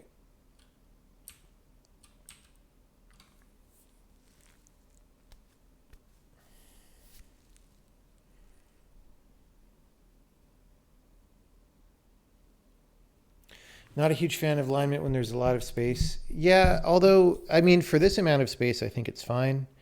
But also, that's something your editor could do. I mean, why doesn't your editor just notice the alignment and then give you a little bit of just alternating line colors, you know?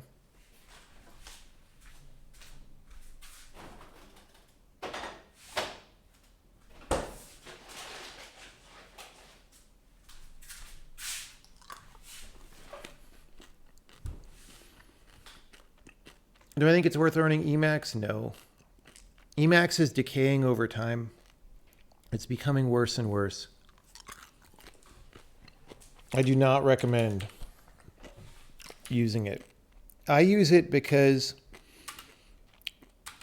I don't know anything that would actually be definitely better. So I don't want to take the switching cost.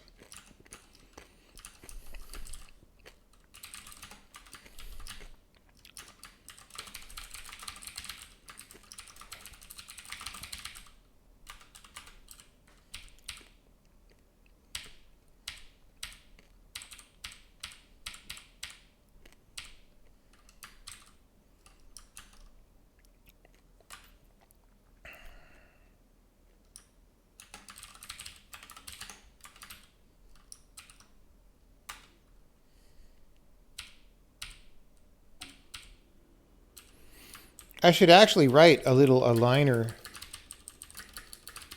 Emacs thing. It's just, I honestly can't tolerate Emacs.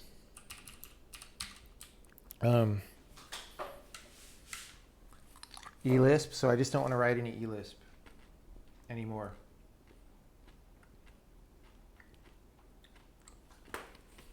Like, I was willing to put up with writing eLisp 25 years ago because I didn't know any better, but now I know better.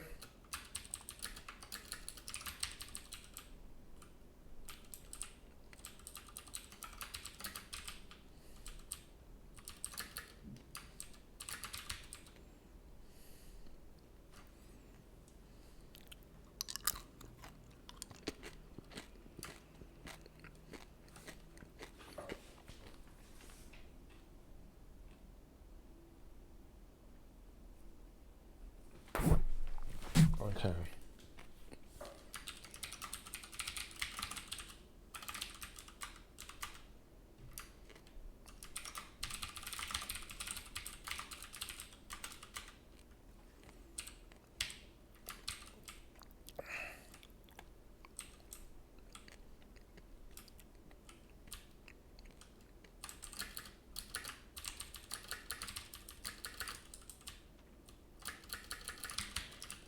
Okay.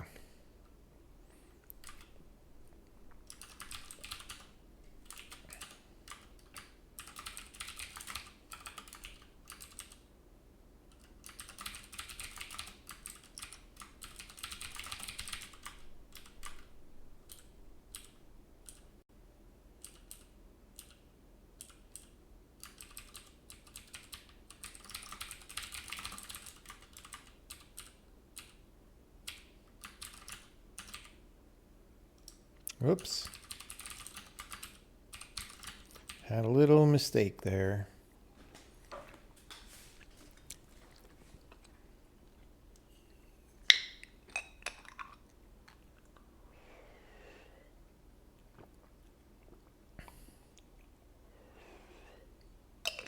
Yeah, Emacs key bindings have always been pretty bad, to be honest. Like, it was the first editor that I knew of to go bananas with a lot of key bindings, so you kind of gave it the excuse a little bit, but like, they did a bad job picking what was bound where, you know.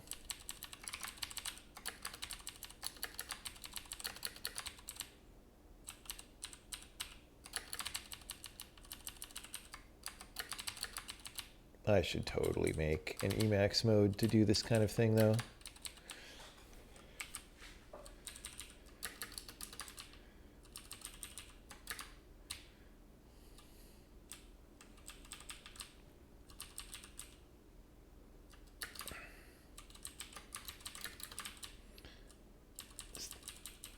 Just so much more readable.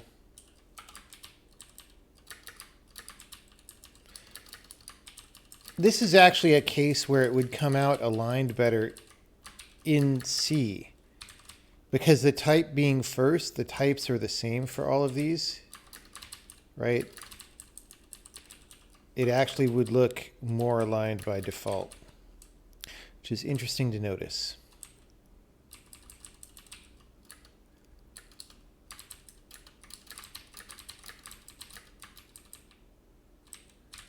Okay.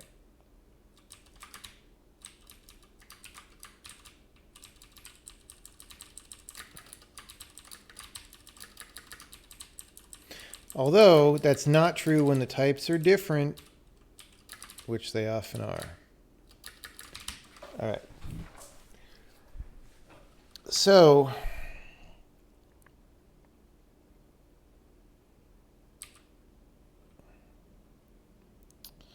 anyway, so I'm here to do flags.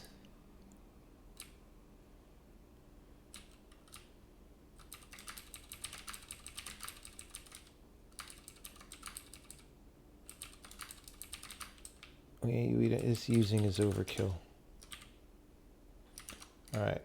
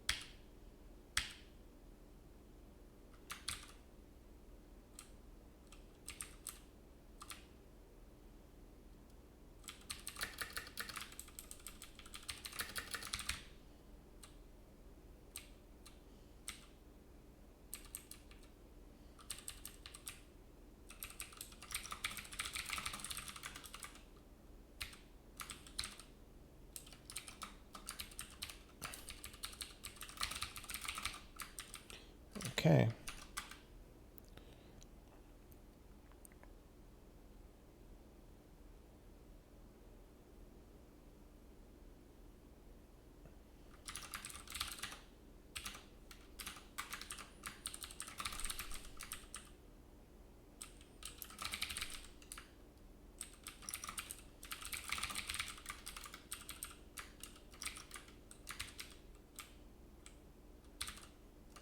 Okay.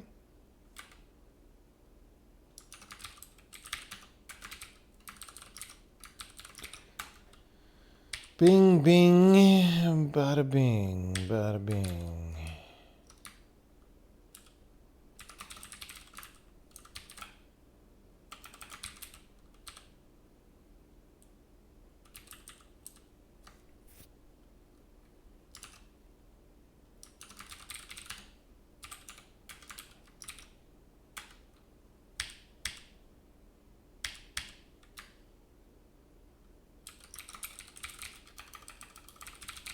See, I'm doing these one at a time as opposed to mass replacing them in the program because there's some contexts when you actually need the information.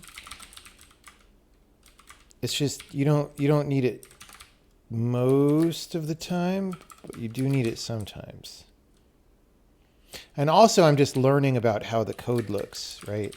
Like one thing I'm doing here when I'm doing these flag replaces is I'm just like seeing what this code is that I didn't write, that just so I understand the program a little better, right? And then I'm occasionally going to do little things like this that are bad manners if you do them a lot to someone else's code, but I don't know. Like we sort of don't have editor tools to do these things, although actually the people in the beta have made some stuff that I haven't been keeping up on. So maybe there's, like, I know there's like a Sublime Text plugin. All right. Anyway, back to the flags.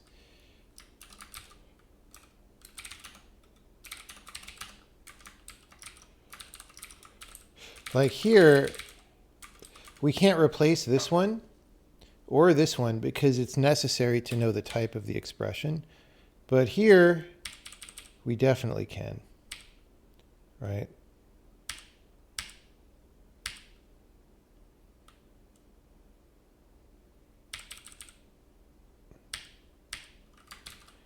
So, and then similarly with flags and stuff. All right.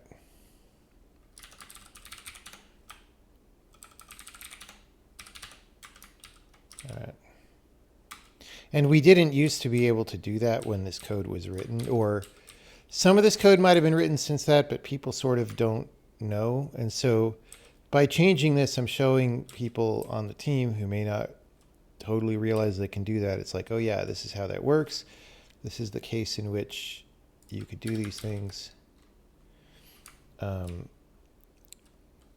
Okay.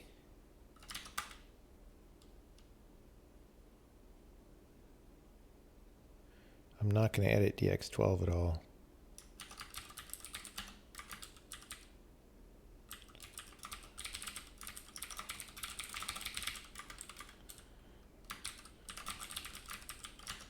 Okay.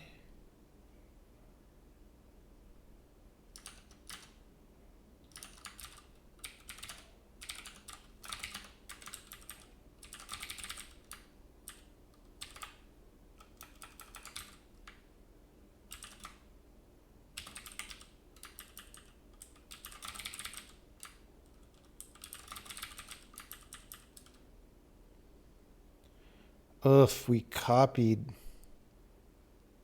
Right. Okay. Yeah, I guess that makes sense. I'm not thrilled about it. Does make sense though. Okay. Oh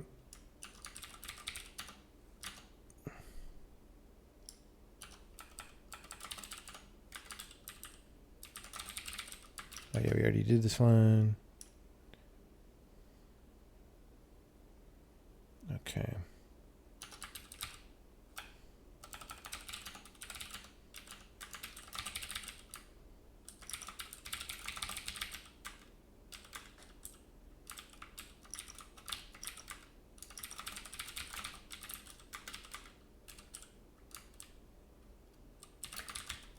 Okay.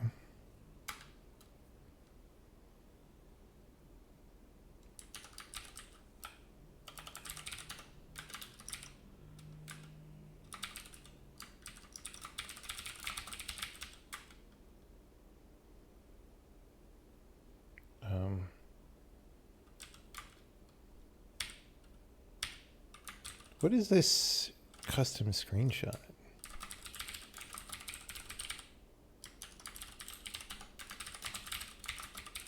That is an enum.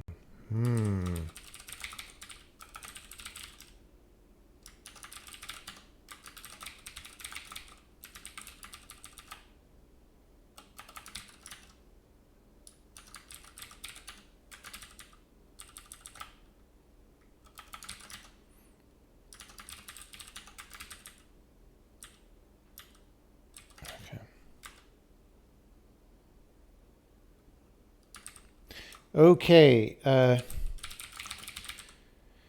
just doing some dumb stuff.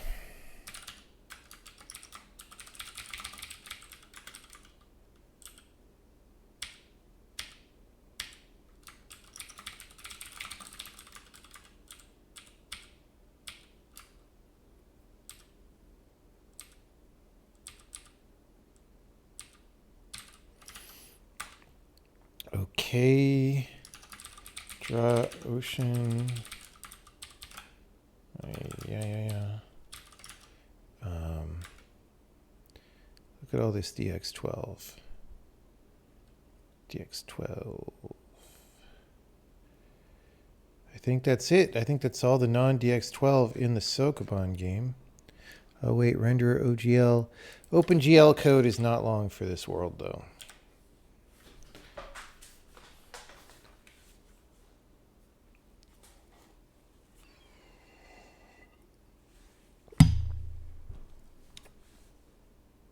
Have I tried brown? Not really.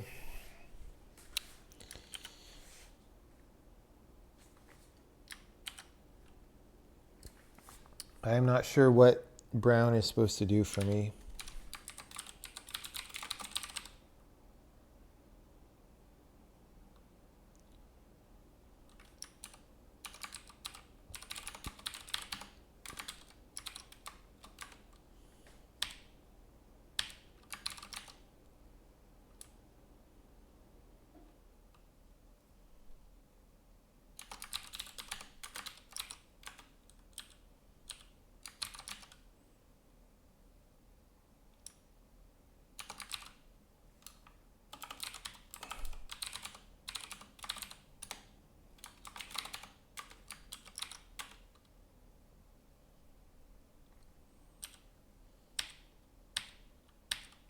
What is this? Texture reader?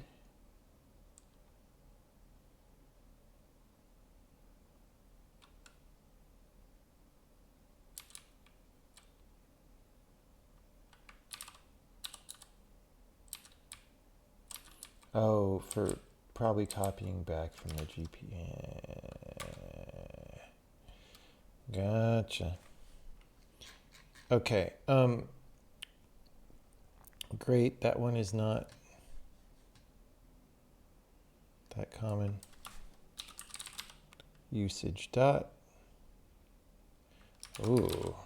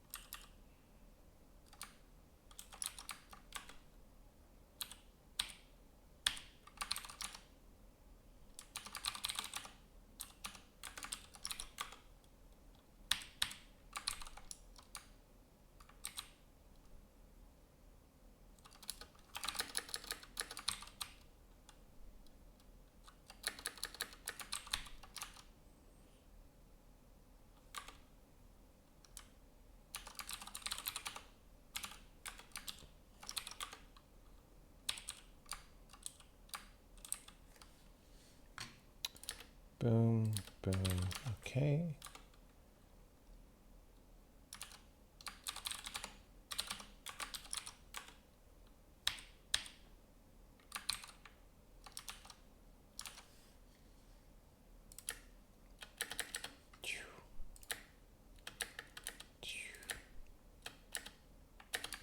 All right.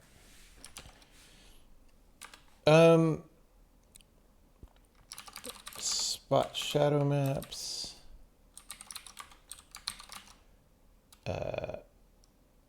Clustered shading. It's in render.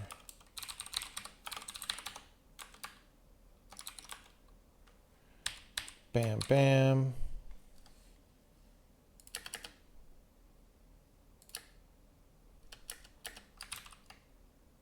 Okay. And again, we're not going to touch.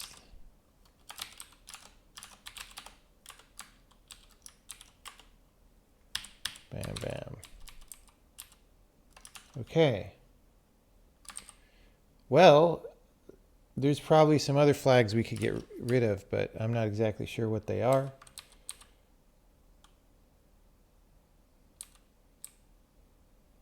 shader bindings instance. Oh, we could do that. Let's make sure we still compile.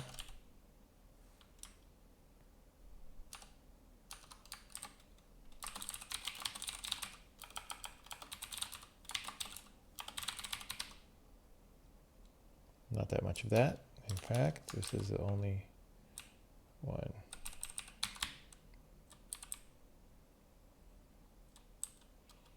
Okay.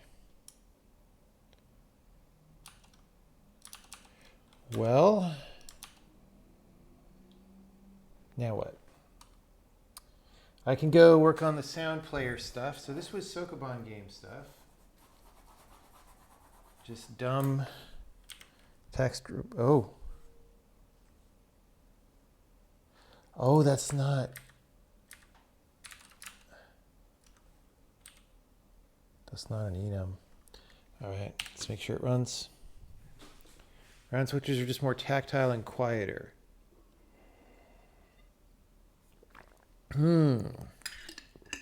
Well, maybe I should try them sometime.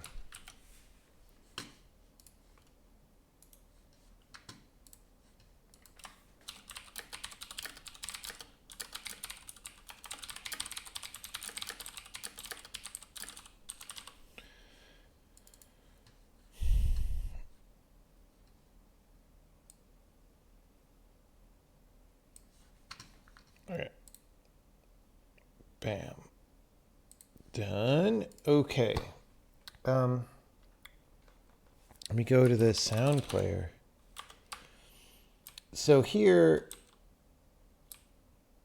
I mean, definitely we can do the same thing here. But then also there's some stuff that's like not in enums and whatever. Like types are not declared here, which is not good. Why is universe parallel in here?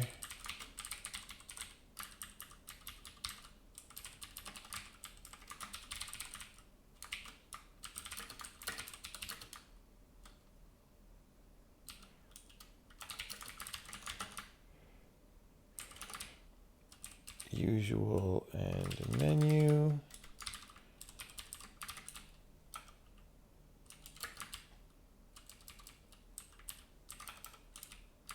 Oh, 32, I don't know. Source direction.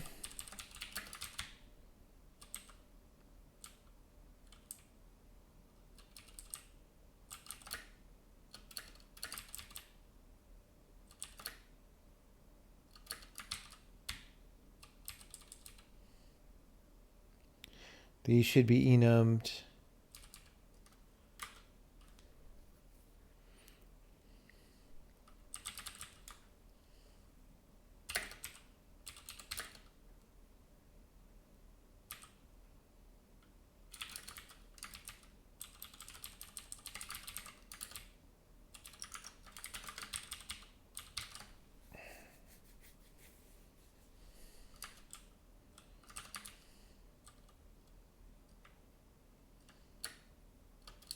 We'll just sort of do it out to there and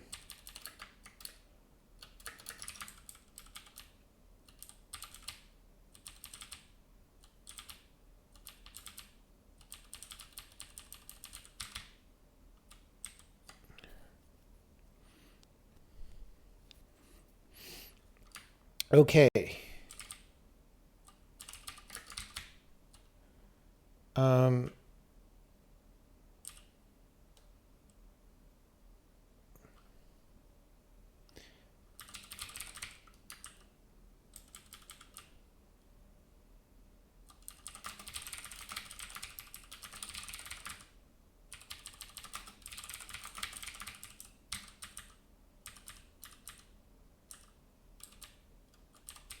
We've got flags here.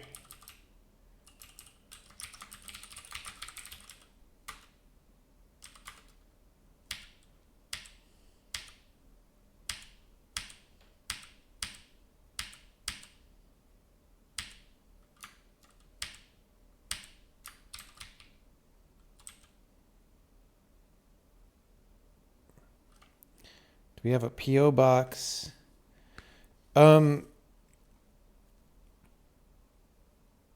I mean, if you just tell me what the keyboard is, I could order it. I ain't poor. What's it like being one of the last 1,000 programmers left? There's probably more than that. Come on. Come on.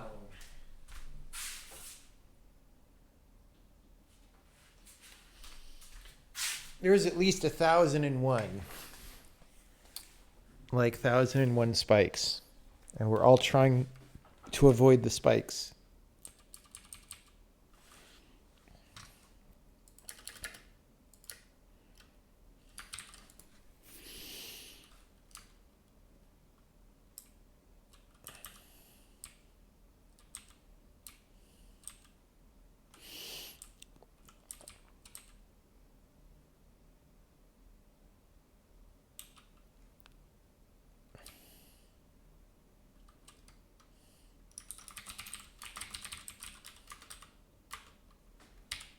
Nope.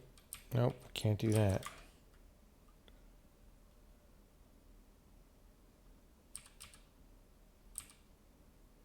Okay. I forget which tests use this. The Sokoban game is not really compiling this anymore.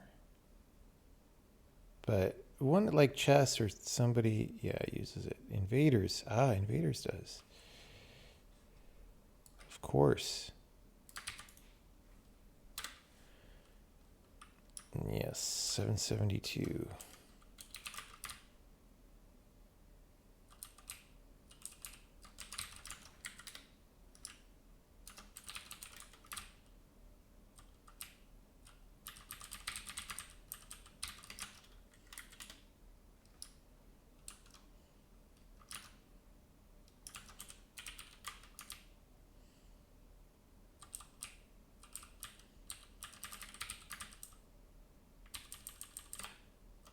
I must have messed up my search. Oh no, that was just earlier in the file. All right.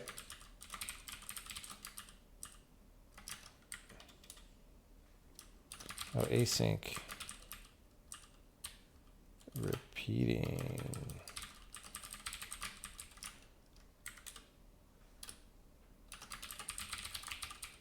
Waiting for initial decoder pages.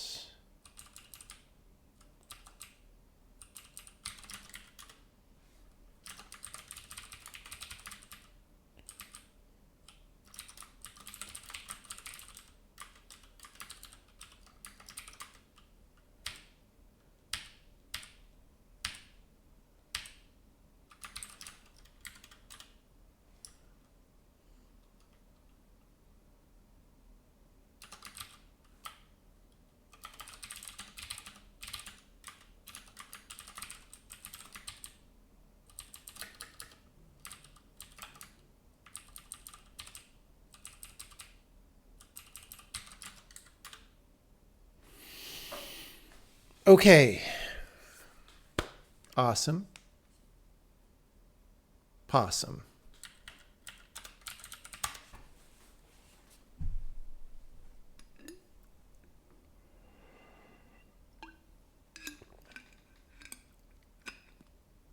It's not a super expensive keyboard.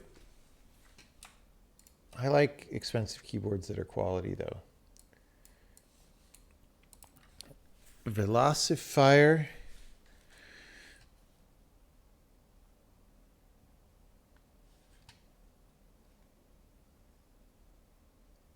Wireless. I kind of don't want wireless. I would rather be wired on a keyboard.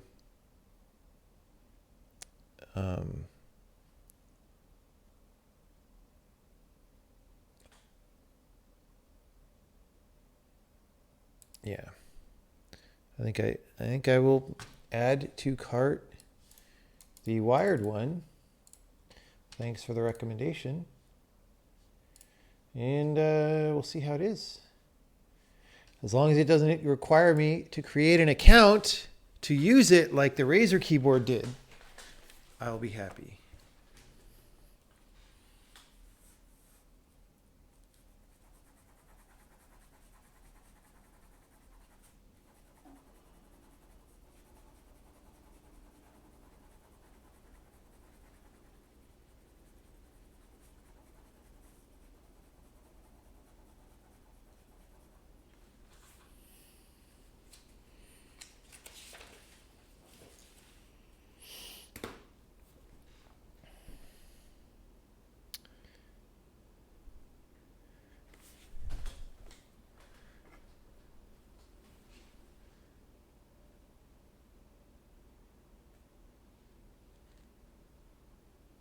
Do I like Cajun food? Some of it. I just don't like all the weird New Orleans crawfish stuff. I'm not into that kind of seafood. I don't really like lobster. Or, okay, I guess I might like lobster if it was a reasonable food and they prepared you the lobster. But lobster is this thing where you have to like attack the shell to get the lobster out. We've decided that that's not the chef's job to take the shell off the lobster the way it is with most foods. So I'm just not interested. But like blackened salmon or something, yeah, really good. Have I tried Kinesis Advantage 2? Yes. I don't want to take... The problem with the Kinesis is they put keys in weird places for no good reason. So switching between that and a regular keyboard is way worse than like just adapting to the curvature, because like the frickin' delete keys in a different place and like all sorts of things. It was offensive to me. I didn't want to deal.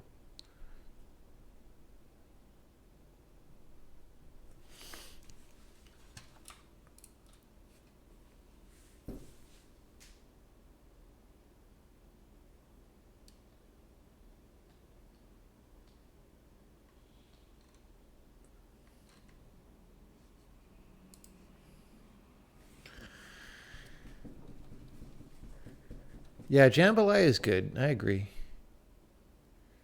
Um, a lot of stuff is good. Yeah, I like a lot of stuff from Cajun food.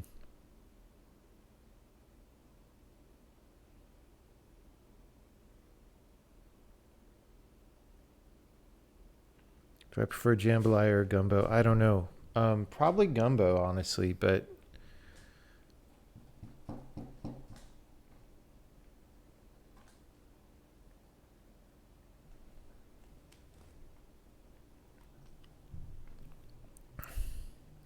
do I think interpreted language has a place in a configuration like Emacs and Vim with ellipse and Vim script? No.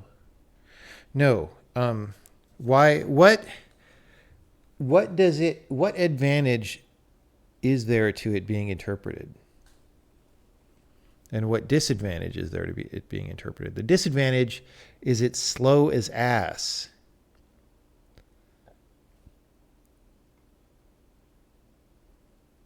So what advantage is there that outweighs it being slow as ass to it being interpreted?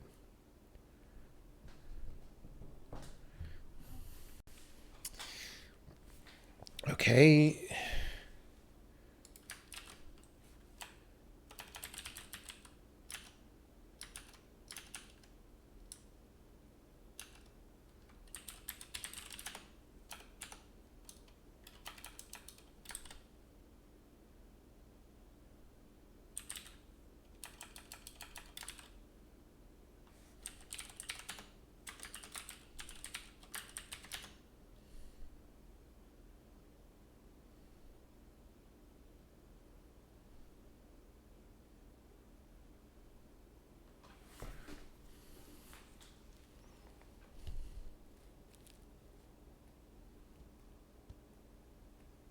Where does that come from?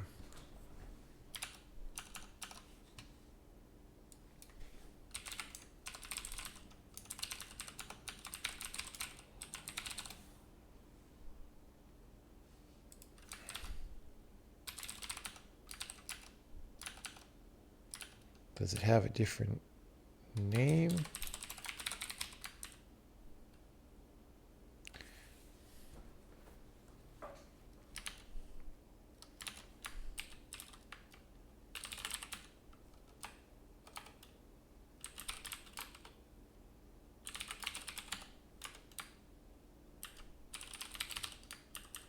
Nope.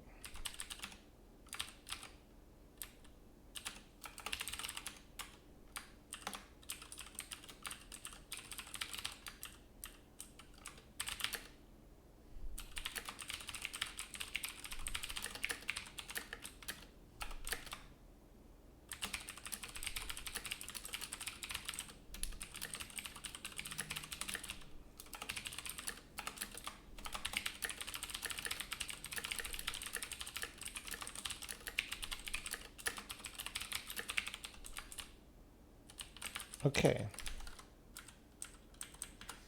Let's see if that gets further. Yep. Nope. I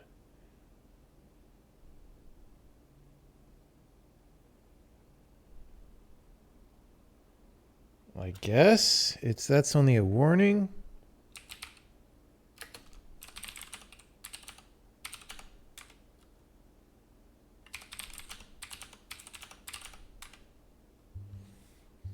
Uh-oh. We're going to get DMCA'd. But that uses the audio stuff. All right.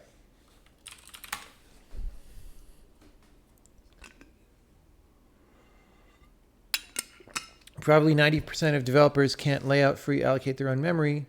Can we keep making progress as an industry at that rate? I mean, it depends on if they're supposed to understand computers or not. There is room for people who program certain kinds of things who don't need to understand computers very well. But yeah, there's not as much room for that as people think.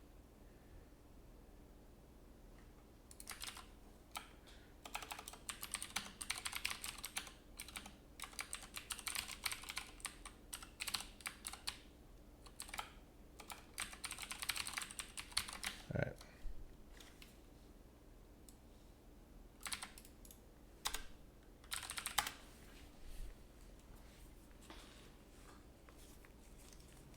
DMCA, it plays a song.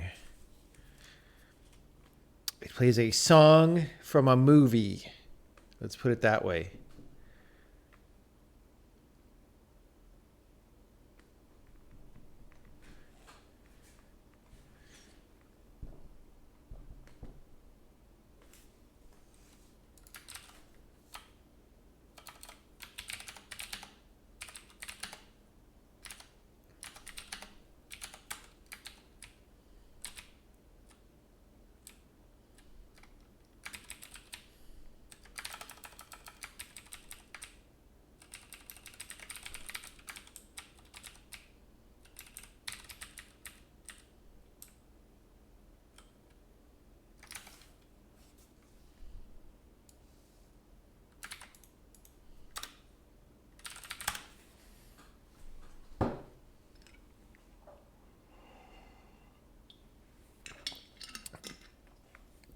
Which movie? Battlefield Earth. No, Battlefield Earth is not the first movie I go to in general.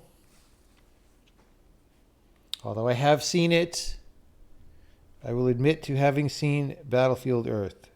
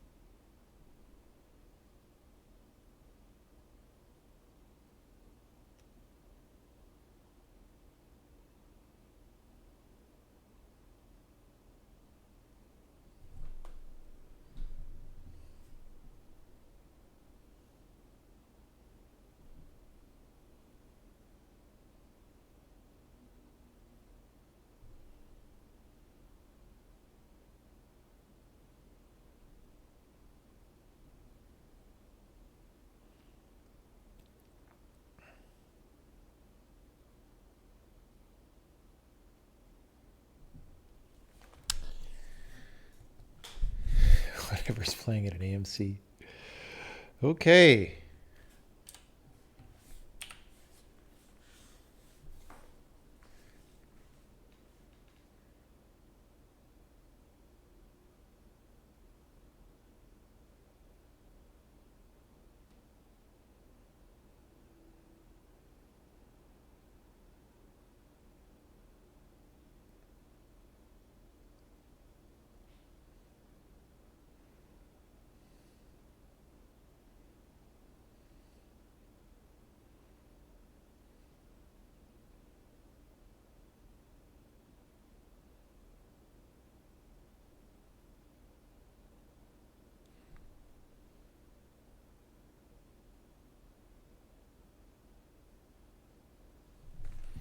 Well, that's been great. So I can commit that.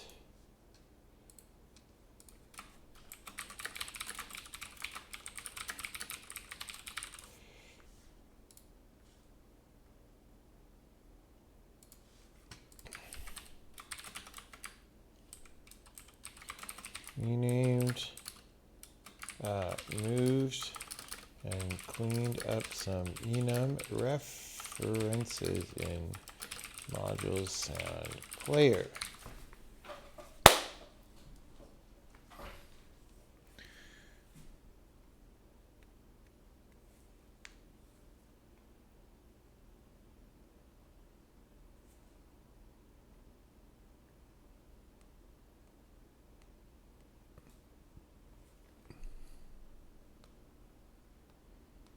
Is there really anything worth making on a computer that a company will pay you for?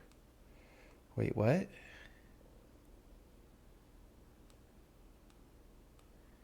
What? There are more such things than there have been at any time in history. Now, people are not doing a very good job, but that's different from whether those things exist.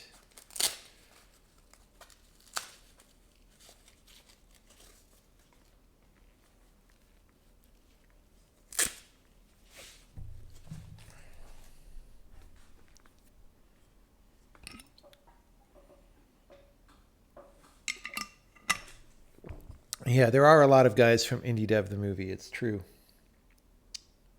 The Indie Dev movie.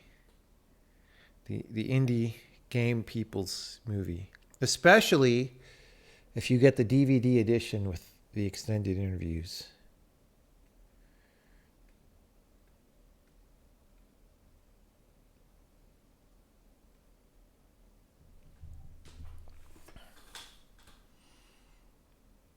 Okay, I want to do a little bit of stuff to bring some closure to the thread group stuff I've been doing for a couple days. I want to make an example or test of thread group things.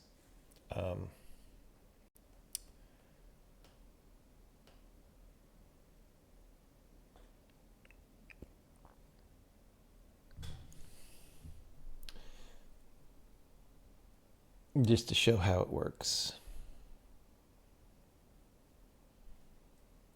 Now the question is, do I turn the thread module into a multi-file module so that we have an example? I think we do.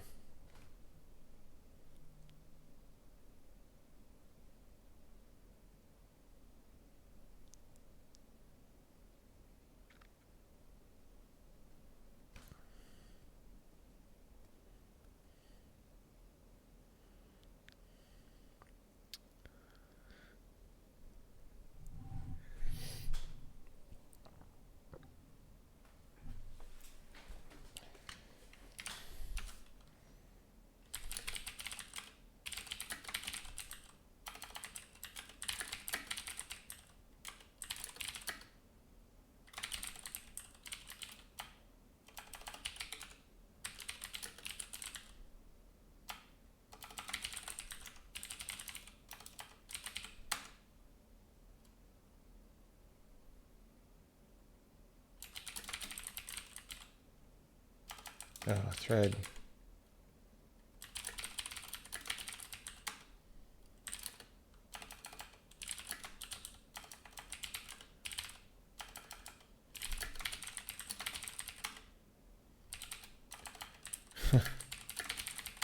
Okay, move thread.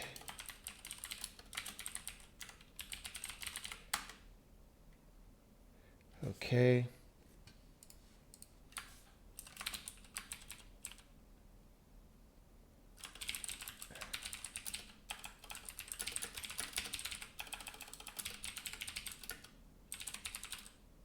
A multi-file module to give space to thread group and for examples. You could work at Google as an activist. That is true. You could do that. All right, so first we're just going to check this in as, whoops. as a multi-file module, and then we will edit it.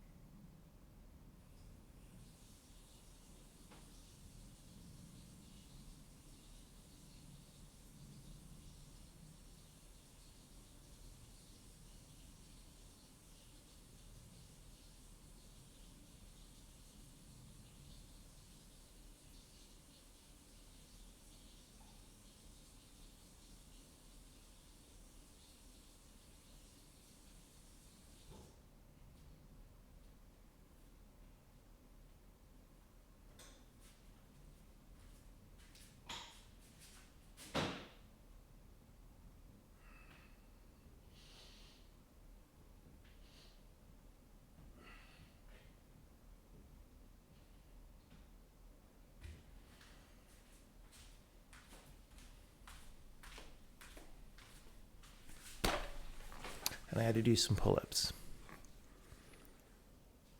Do I ever think about making a mindless ultraviolent shooter? No, I don't.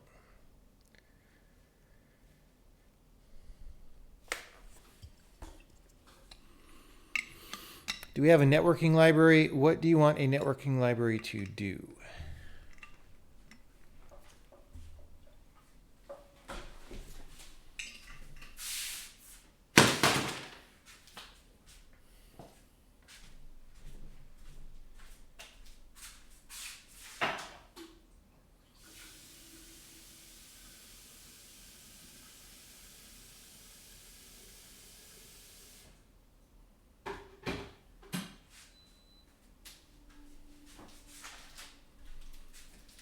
You know, I do think it would be fun to make a little multiplayer FPS example. So we might do that sometime, just to be goofy.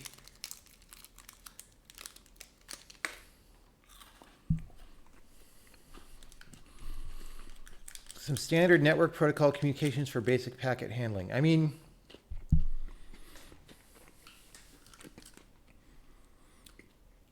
your operating system does that with the way operating systems are designed today. So what you really want is bindings for that, probably, which we don't have, but you could type them in. Actually, I will probably type them in at some point. Maybe we'll do some of that tonight.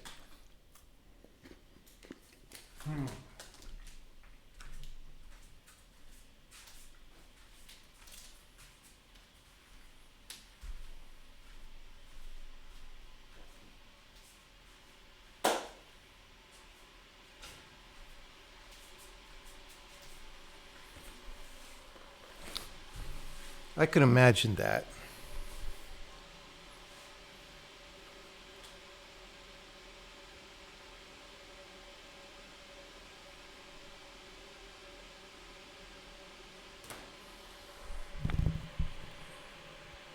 Wait for tomorrow? Yeah, maybe. I still have thread stuff to do tonight. So, yeah.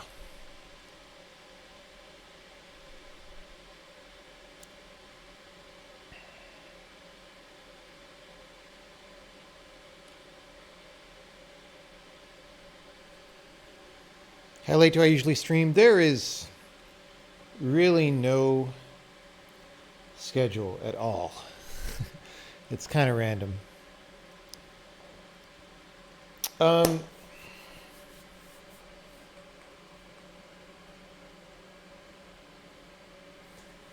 This is not threads, this is thread. Okay.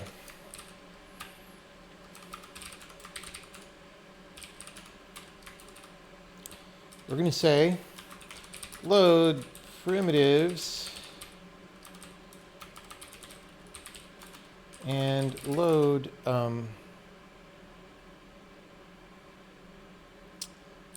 thread group. All right.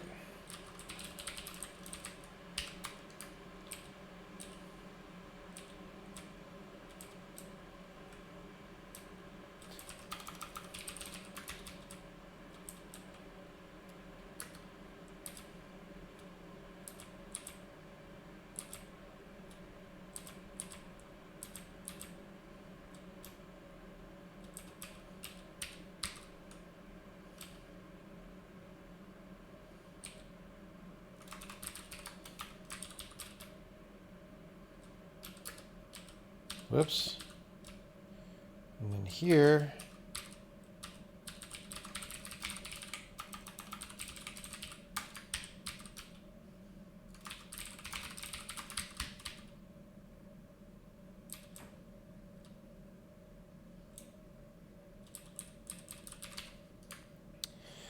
okay.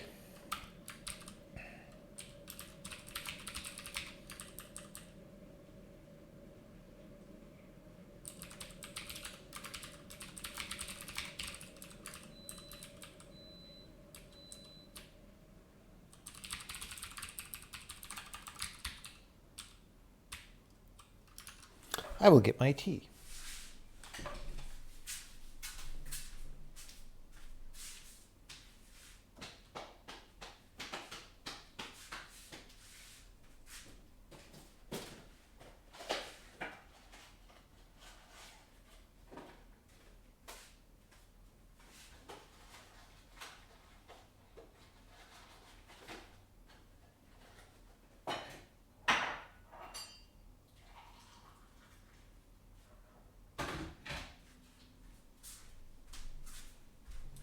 I do not think that I followed through on my plan to check in before doing this, but that's fine.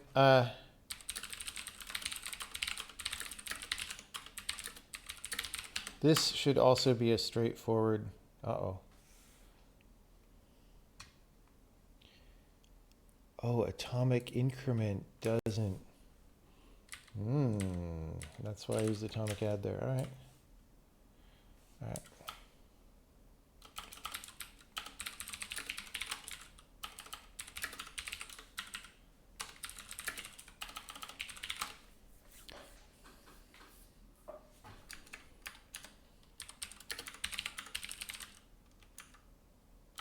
No, I might leave that open.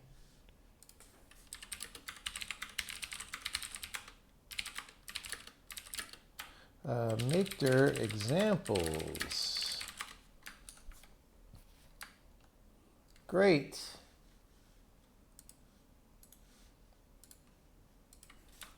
Make thread a multi-file module.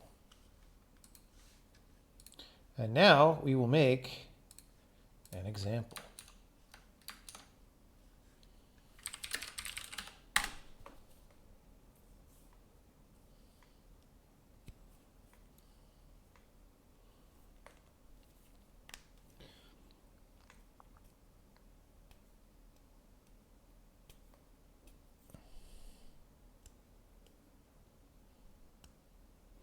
Yeah, remapping keys should be in Windows. How about getting rid of the 20 trillion settings windows and combining them into one?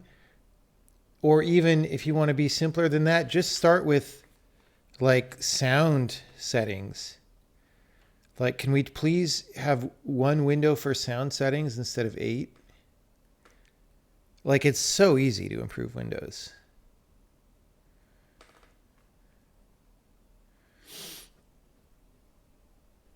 You like Candy Crush 2 out of the box, yes.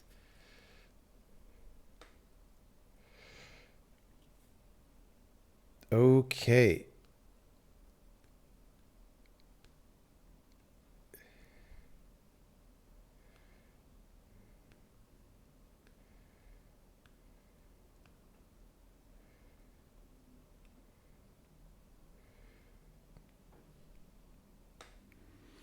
Yes, the Windows thing about not being able to rename or delete files is a giant pain in the ass.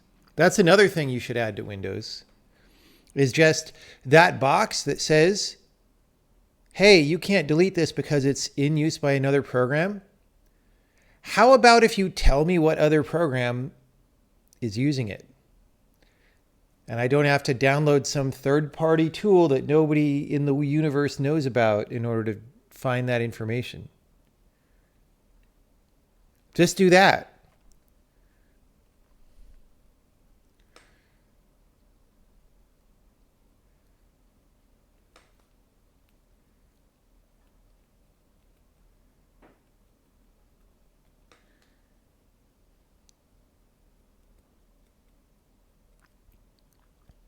Never happens on Mac. Yeah. So Unix-based systems have a convention where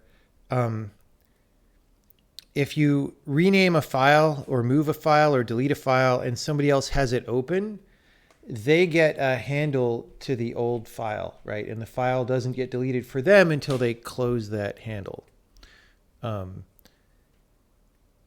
That's convenient for many use cases. And I think it is probably just globally better than the Windows behavior, but I'm not completely sure about that. How are we doing our no check-in? There's just some commit hooks for Subversion that scan the files.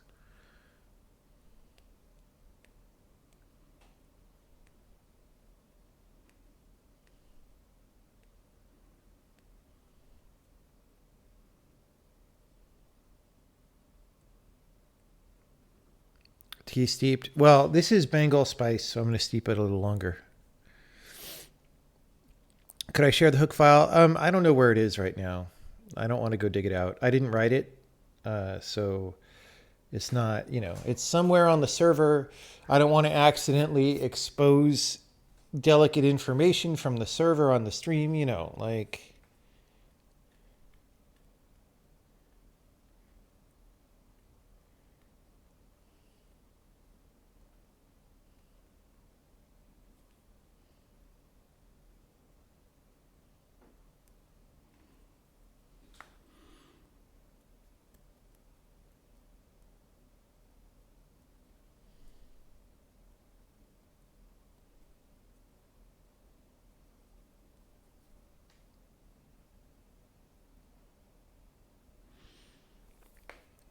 Just drank some Bengal spice. All right. Oh, I did fix that.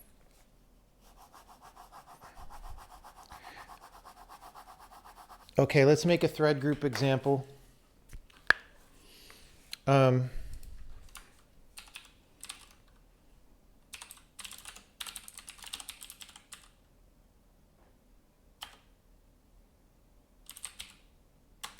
We'll do this. And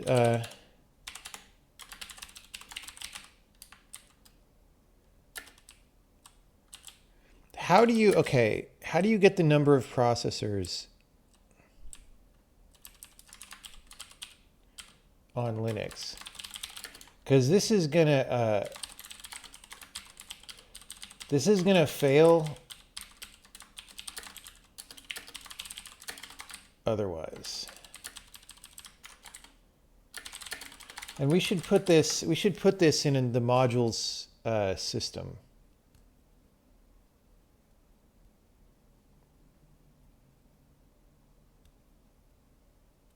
CPU info.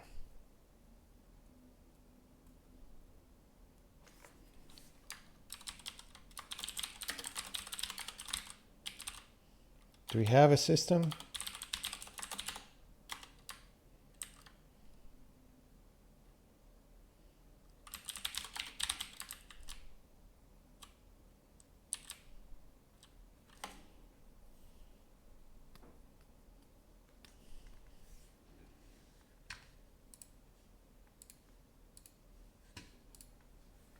Can't I auto block messages? I don't want to fucking stop working and figure out Twitch management of how to do that.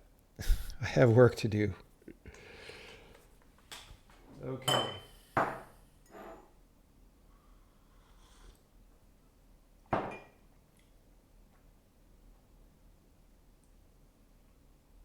That's like, can't you just is one of the questions I hate. Because yes, you can just everything, and then by the time you finish justing everything, you won't have gotten any work done, and you'll be 78 years old and dying. I hope I live to 100, but that's just the number that came to mind.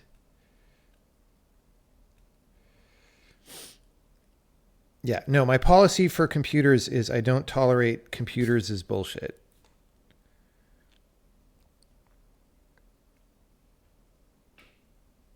Can't you just write a programming language better than C++? Guess what? I already did. All right.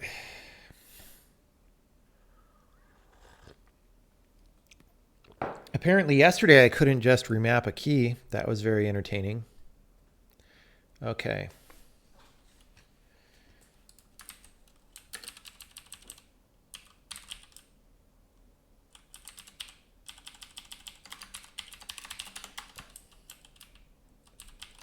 Added get number of processors to module system. All right. So on Linux,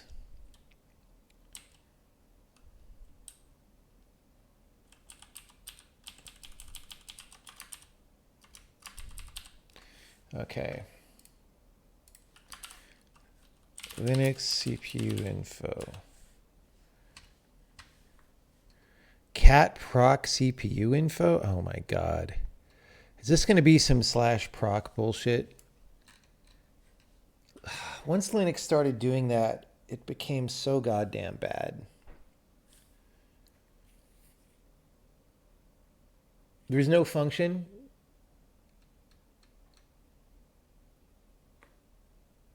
Oh my God.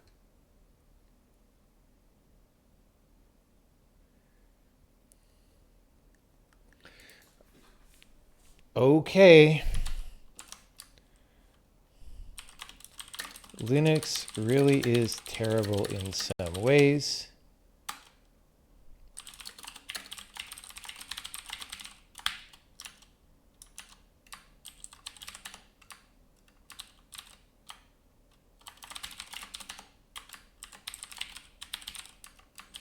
Read entire file.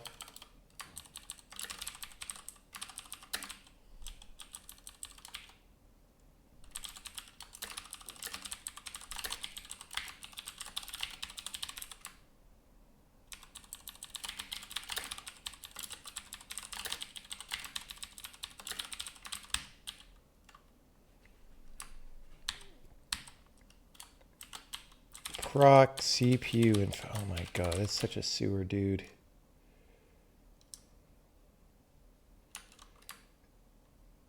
That's the problem, is when you start designing your operating system around bad shell scripts. Oh, get nprocs is a function. Oh, that's excellent. Thank you. Thank you. That is much better. Get nprocs. I bet it just opens this thing. What is the conf? In terms of the number of processors configured, currently available. This may be, processors may be offline. Okay, so we just want how many are available. So thank you. We're going to do get nprocs.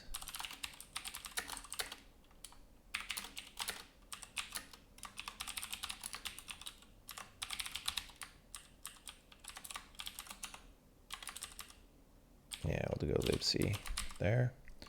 I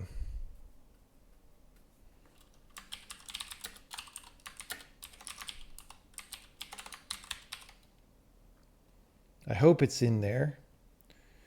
Okay. We'll get rid of the success then if we don't really need it. You don't want things to fail.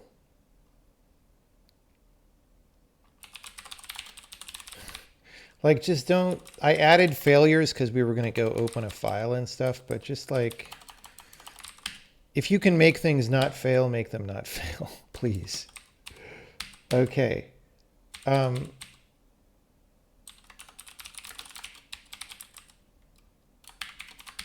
Great. We'll test that at some point. So Sokoban.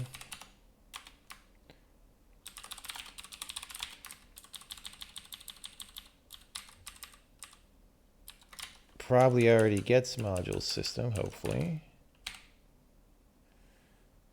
Oh, we don't have system info, dang it.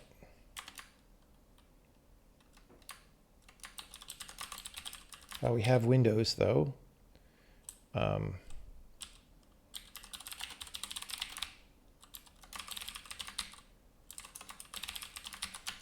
we go.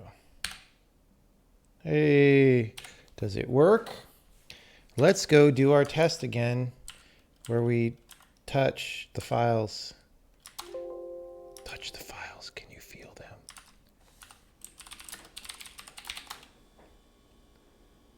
Touch the files.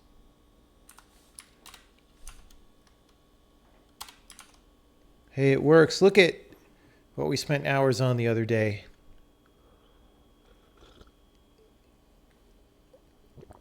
So good.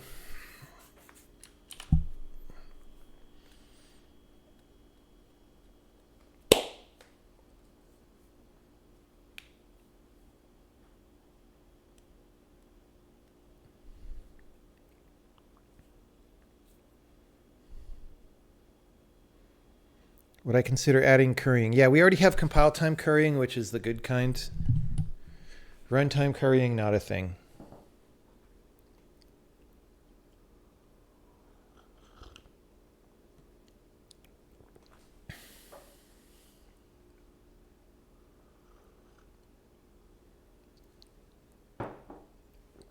Did I model those statues personally? Me? No. People on our team? Yes.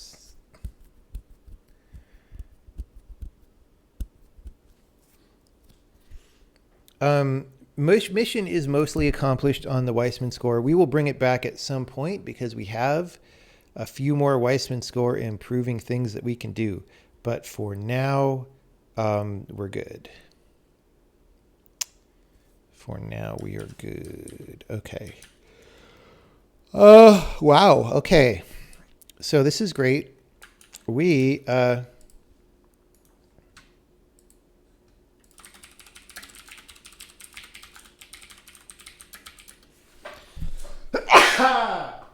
I just had to do that.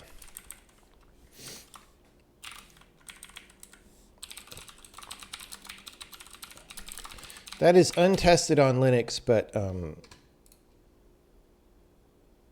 it will be tested because this next program that we're going to write is going to test it.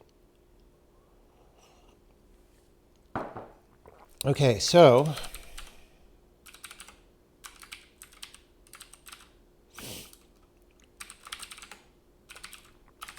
examples, thread group.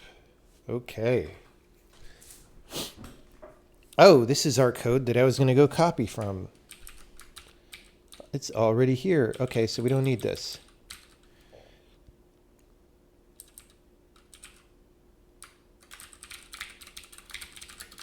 There better be at least one CPU because we're running on a CPU.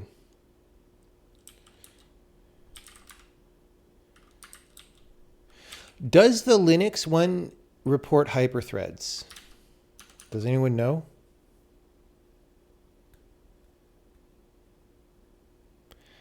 The current implementation is rather expensive since they open and parse files in the sys file system each time they are called.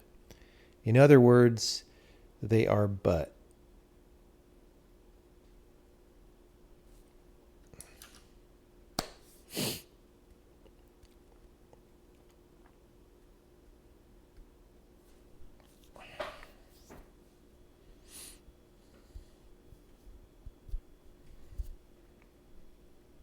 It does count hyperthreads. Okay.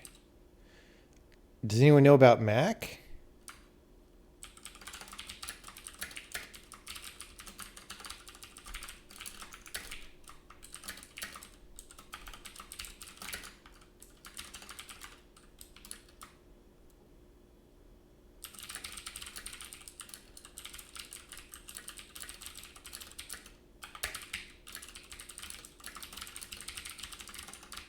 Okay.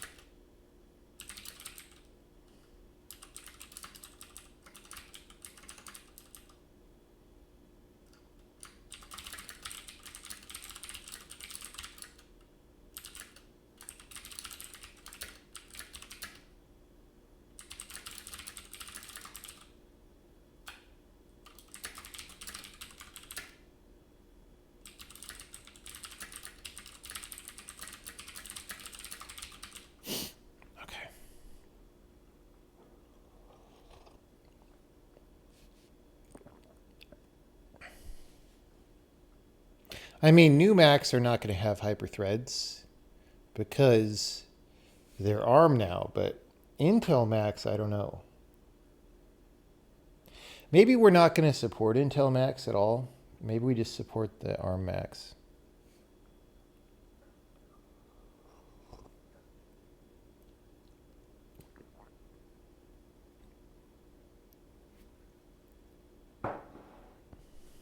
Hyper dead. It's true. Spectre and Meltdown kind of. I mean, hyperthreads were not good anyway, really, but.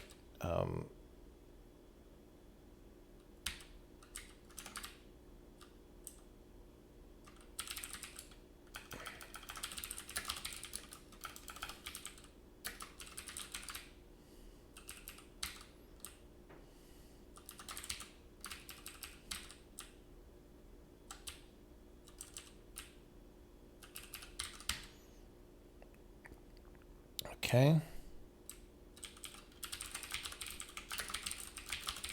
We're going to need import thread.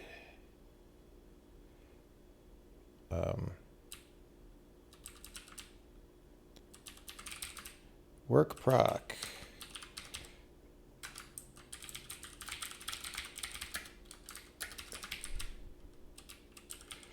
Work proc.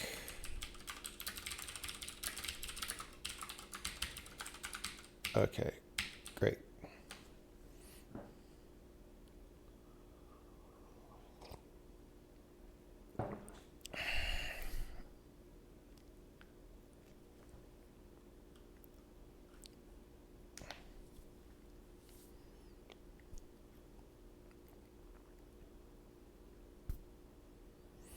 Because this is an example, okay.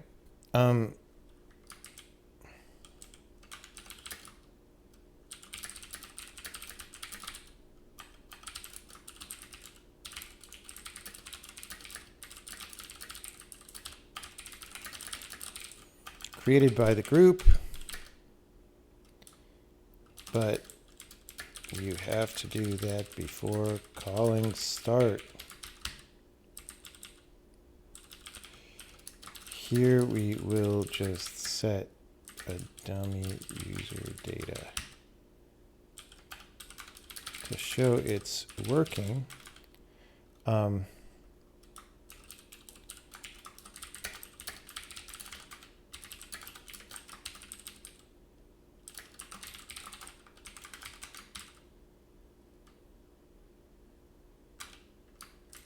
Name is, what's a good name?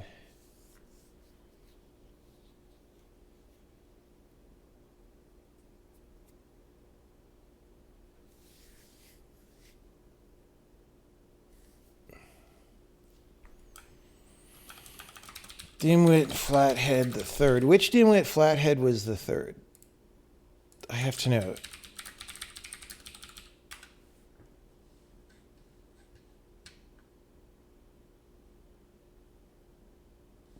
Let's say the excessive.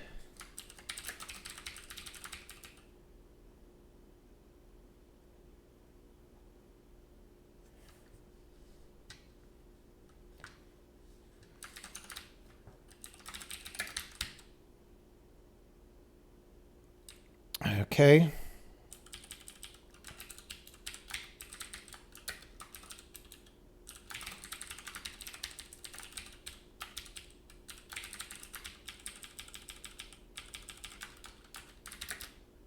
So we will do that.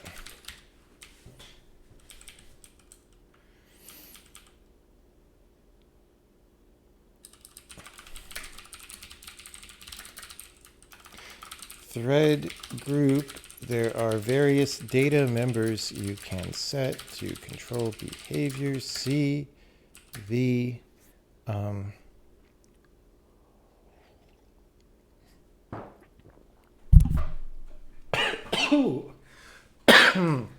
I drank my tea a little bit wrong.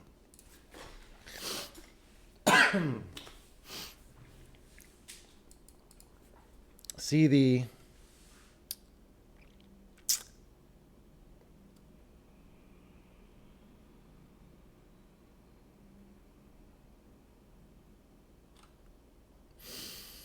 see the definition of thread group in modules thread.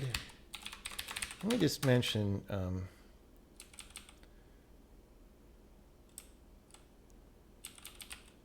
for examples such as the new thread group example, usage example. Okay, that is what we are doing right now. Example.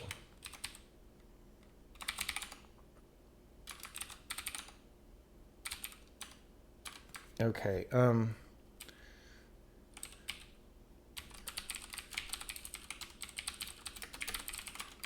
logging is true.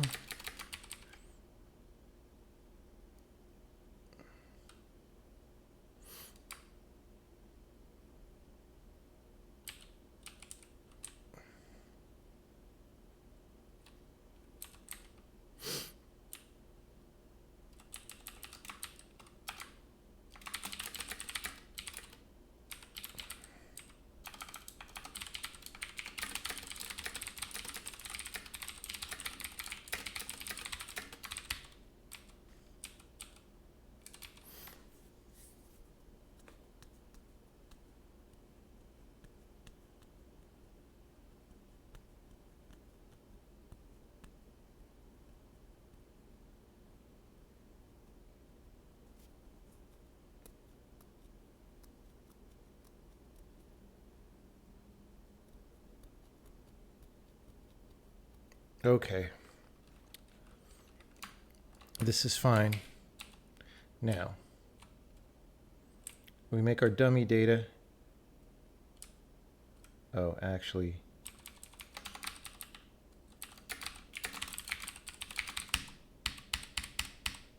okay, we start the thread group. Init example.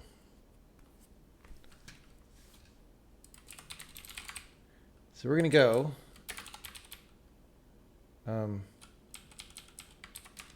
main is init thread group.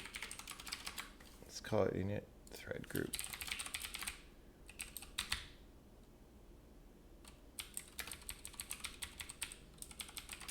Init thread group to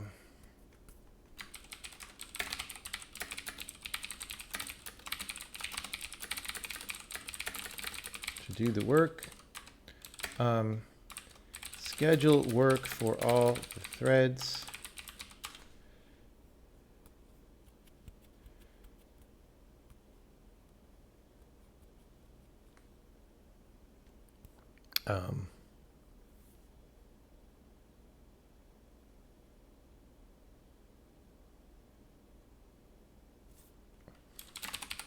Because this a somewhat silly example, because this is an example and we don't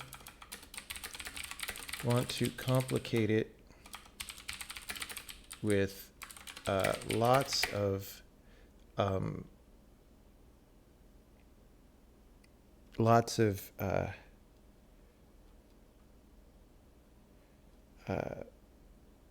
code that is beside the point. The work that we will give to our threads is very simple. It will be to sum the range of integers from 1 to n, where n is chosen randomly each time. We will do this for many n. Carl Friedrich Gauss once figured out that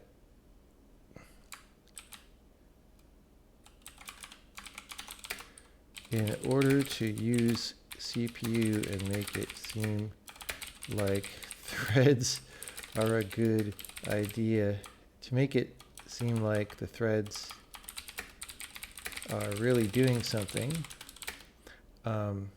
they will compute the answer by iterating in a loop and summing the integers.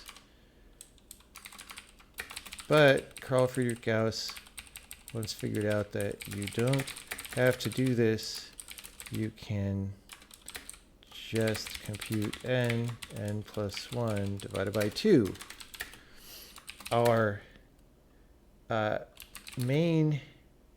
our test here will get back the answers from the threads and verify that the answers are correct by comparing them to Gauss's result.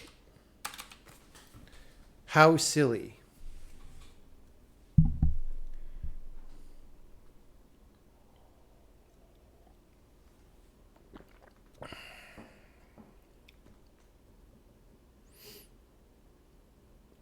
Why does Max compare CPUs and hyperthreads?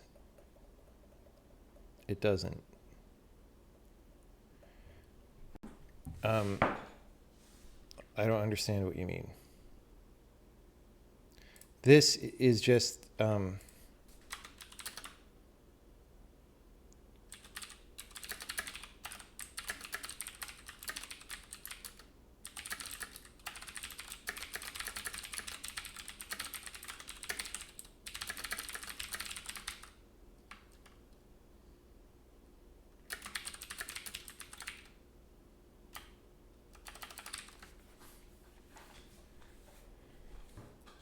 didn't he do that when he was 6? I think he was pretty young. I don't know what age.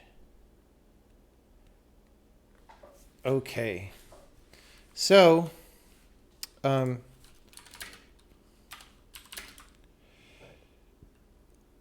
want to give lots of units of work to the test, to the thread group.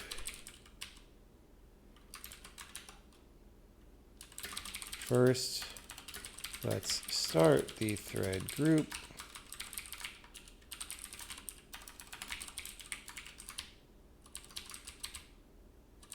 I was doing that down there, but we'll do it here. Lots of units of work to the thread group. These need to occupy memory that stays alive for the duration of the work being performed by the threads. The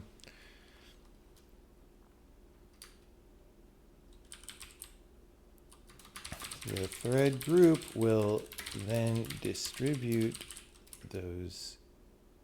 that work to its various threads. These units of work need to occupy memory that stays alive for the duration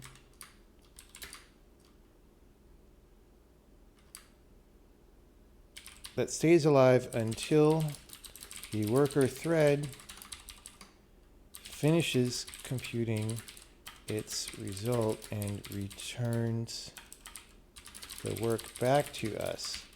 For this simple example, we could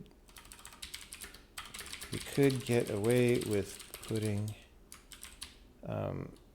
in many programs the threads will go for a while. The work will go for a while. For example, across many frames of an interactive application. So let's use a pool to allocate the work.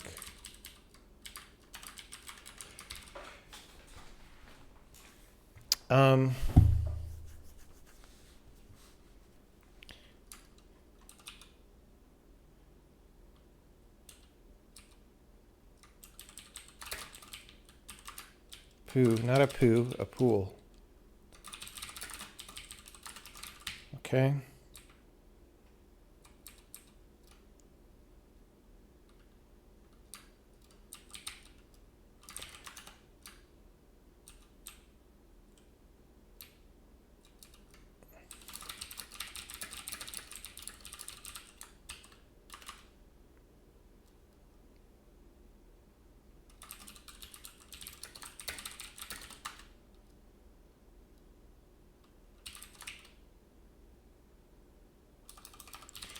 input number U64, the max number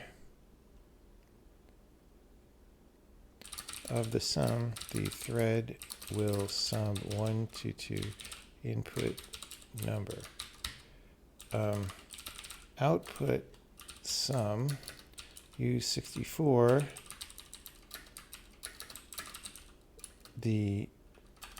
our thread procedure will write the result here.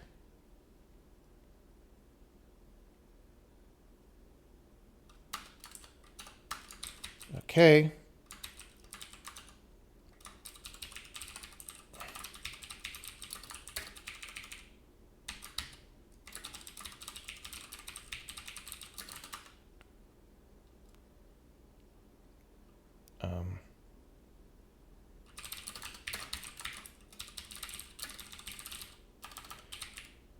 Allocator is pool, allocator data is star pool. Do I need to do a knit pool? I don't remember.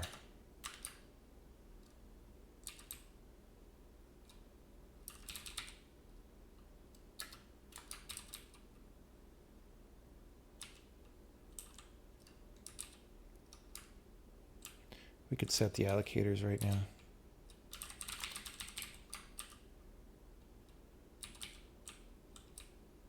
Just so that we know. It's just good practice. It's not going to matter for this program, but oh yeah.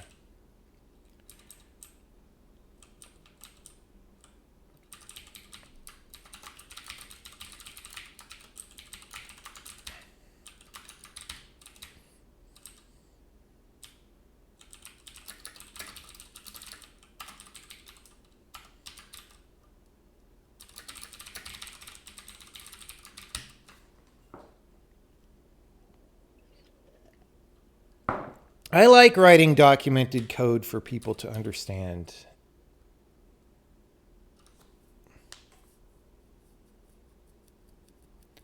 Go back to reading your Tickle book. I'm sorry.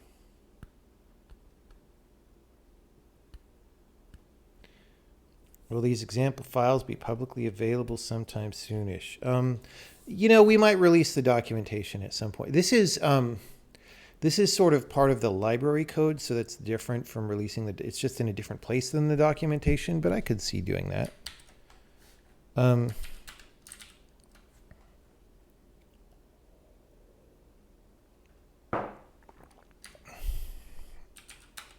Work.input number equals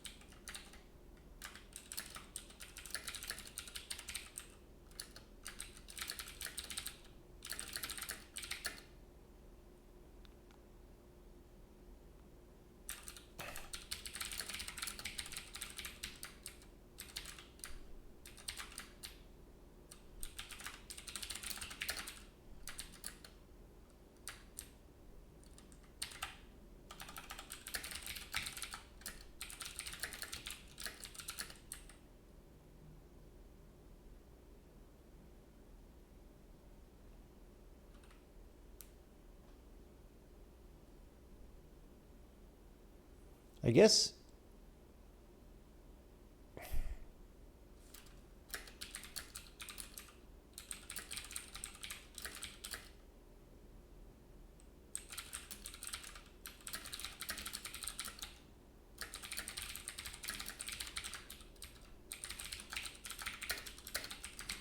Okay, that's our input number.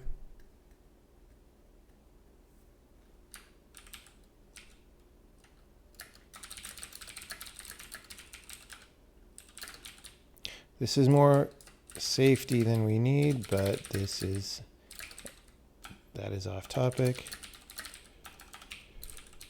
for this example. Okay, that's the input number. And then, well, give the work to the pool, to the thread group, right? Add work, star thread group work. I think that's what we do, right? Add work. Yes.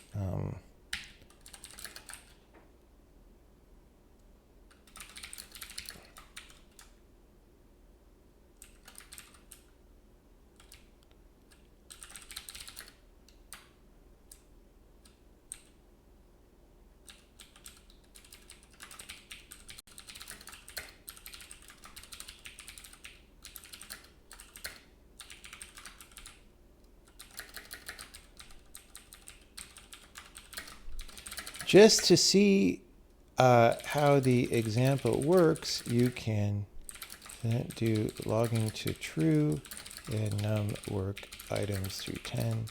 For a more serious test, you might try a much larger number of work items, but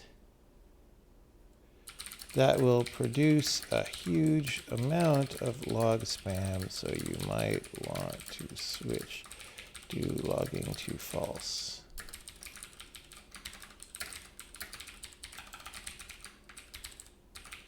Let's do this down here.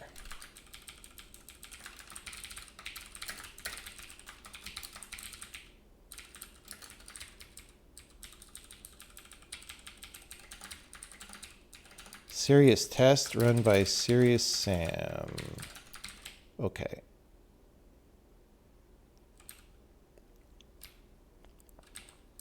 There we go.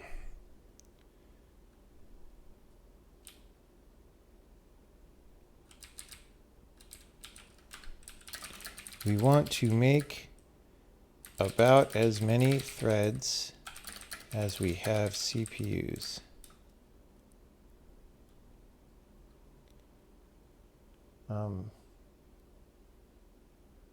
More than that will overwhelm our computer with context switching, busy waste work.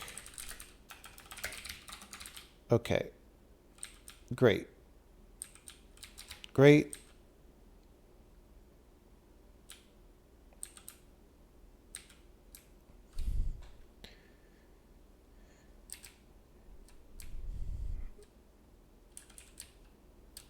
Let's call this summation proc.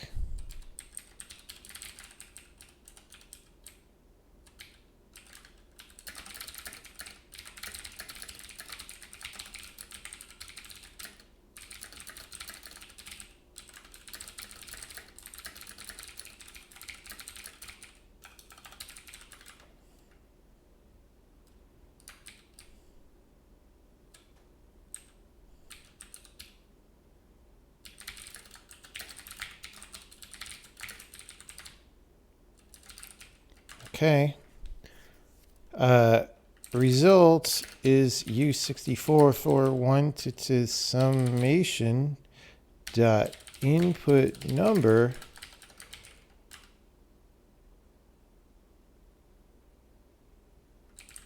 result plus equals it. Okay. Summation dot output sum equals result. Return true.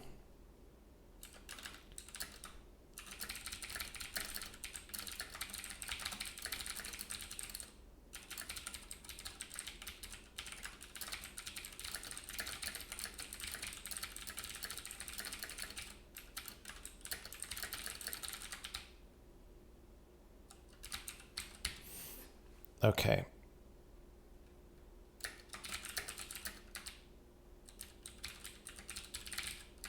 Let's go back to here.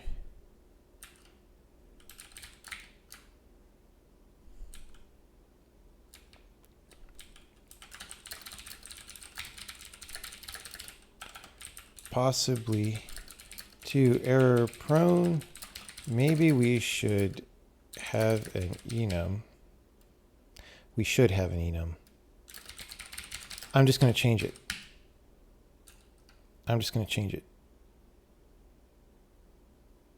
Okay.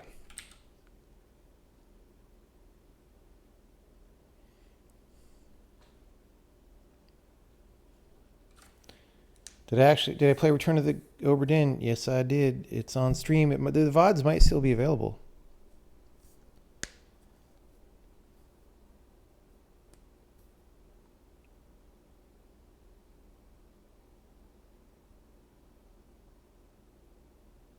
Is work stealing supported?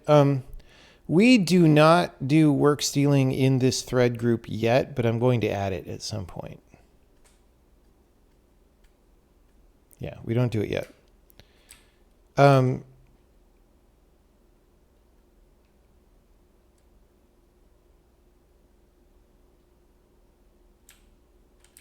Okay.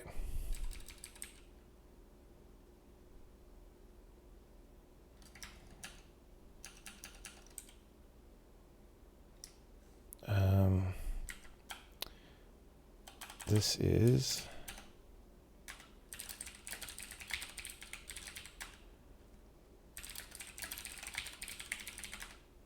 I forgot to add that. That's important.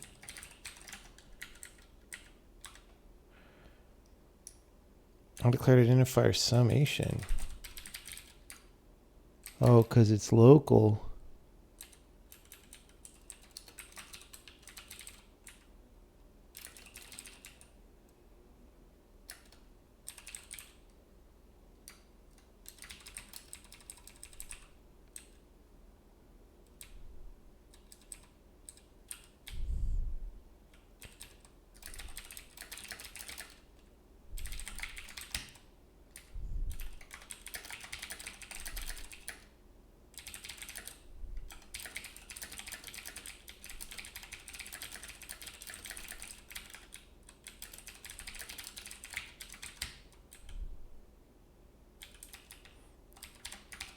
It needs to be visible to our worker procedure, so we don't declare it here.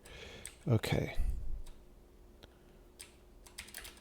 So this is summation.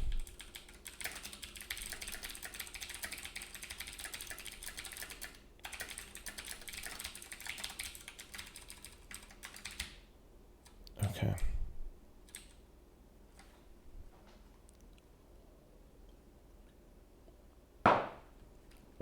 Yeah. Okay.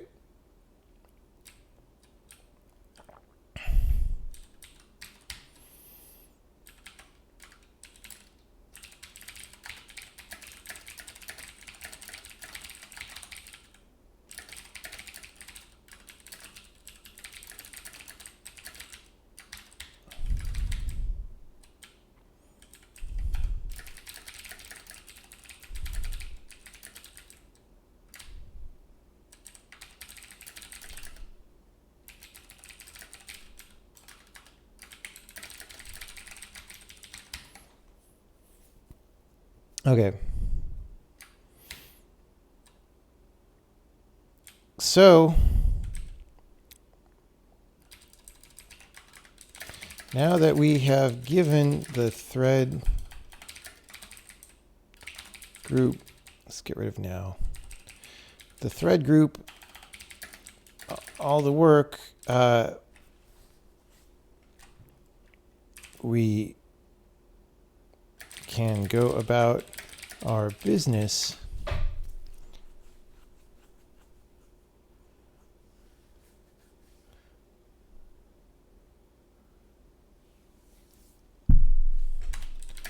when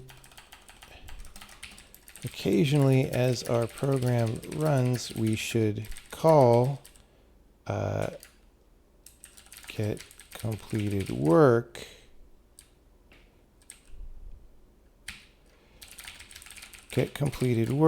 to see what is done and to do whatever processing we need. Because this is a simple example, we'll just make a loop that sleeps. Okay, let's just say,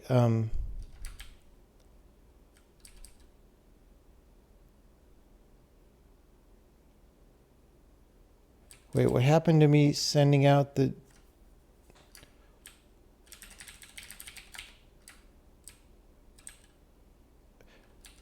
I'm putting all this stuff in the wrong place, guys. Lol. This is where we are. We can go about our business. Occasionally our program runs.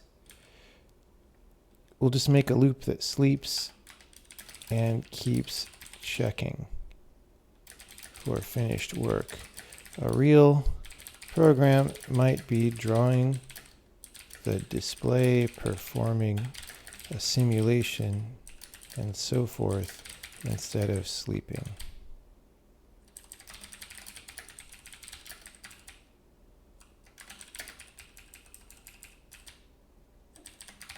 Okay. So,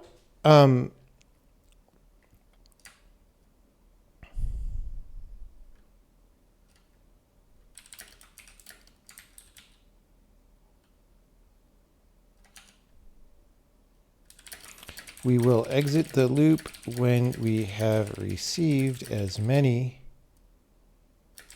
completed pieces of work as we issued.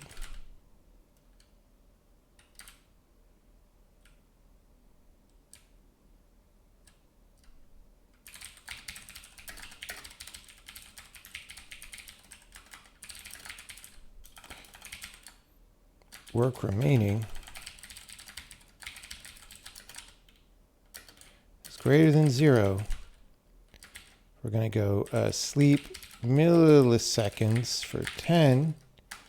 And then we're going to say results get completed work thread group. For results, here we check our results to see if they are correct. At this point, the work in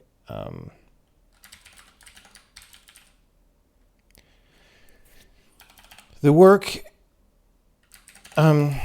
work we receive back here in results is done and will no longer be touched by either the threads or the thread group utility functions. We can deallocate our data structures if we want, though in this case, to be efficient, we allocated them with a pool, so there is no need to deallocate them individually. Here we check our results to see if they are here we check our sums. Check the sums to see if they are correct. Desired result U64 equals, well,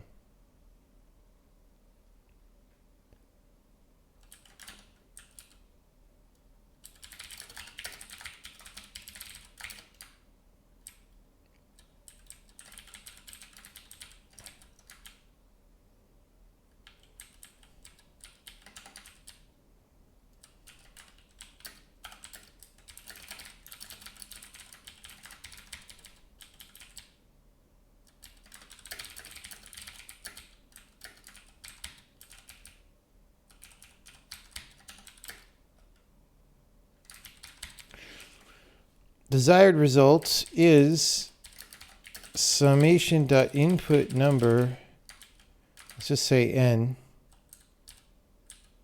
Whoops. N is summation.input number, n plus 1 divided by 2 to assert summation dot, what do we call it?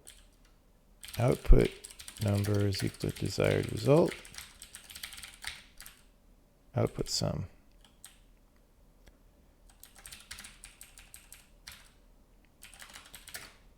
Results is allocated via temporary storage, so we don't worry about releasing that manually either. Non-trivial program would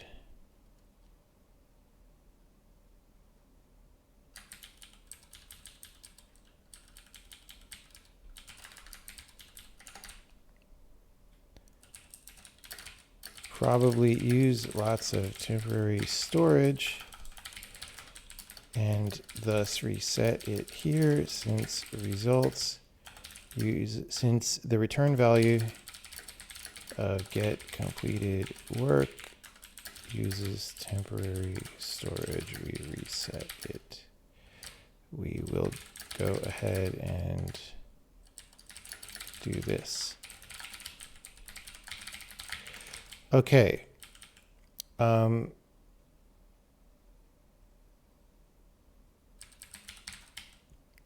Okay.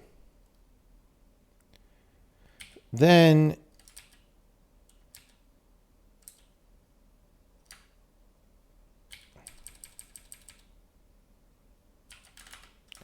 we have to decrement the counter still.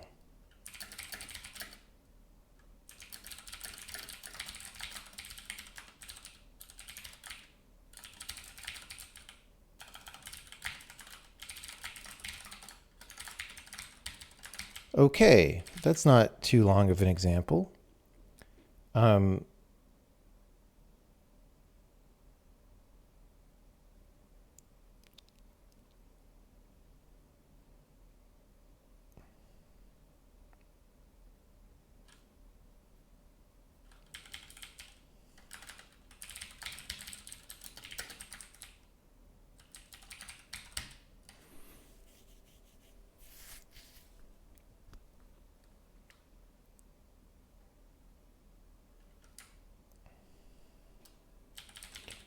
Do this.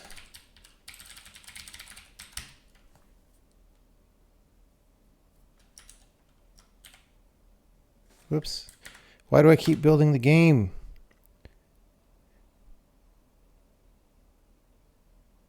Whoops.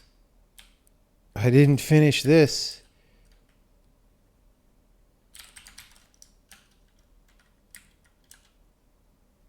Random get. Random. All right. Whoa. Did I set serious test? No.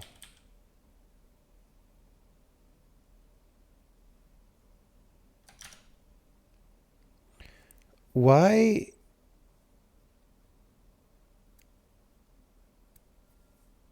Example added work. Work item, whatever. Wait, what? Oh, I didn't.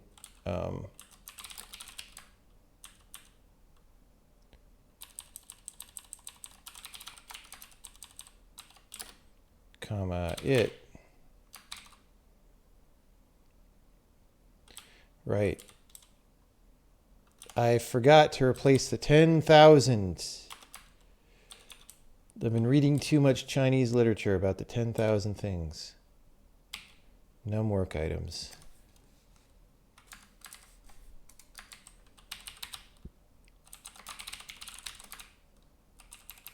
All right.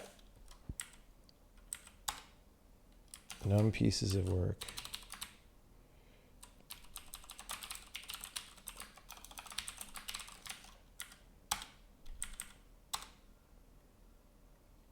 Okay. Thread group example. Success.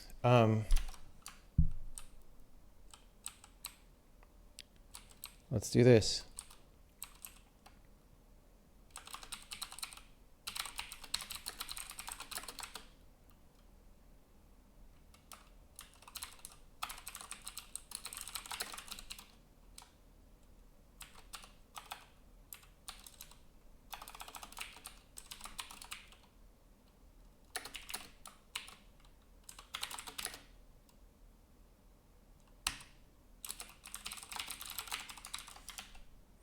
It's educational. You get to learn about all the sums.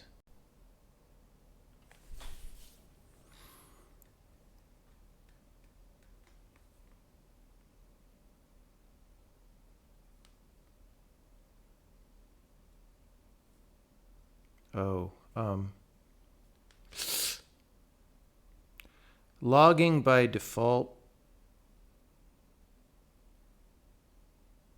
is not synchronized right now. That's kind of bad.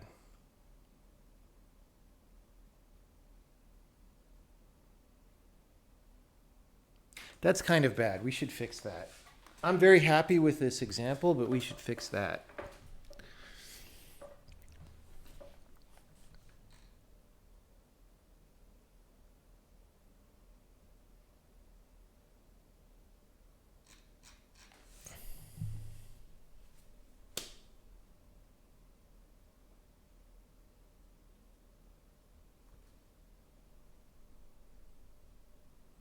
It just doesn't do for the default to not handle it. So that's why all these strings are mangled. But successful demo.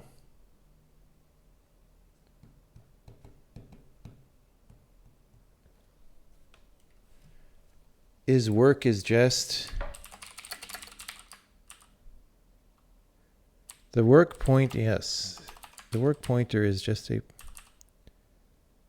I see, yes, because I copied that other sentence. Well, that's good. We have so many sums that we can learn about.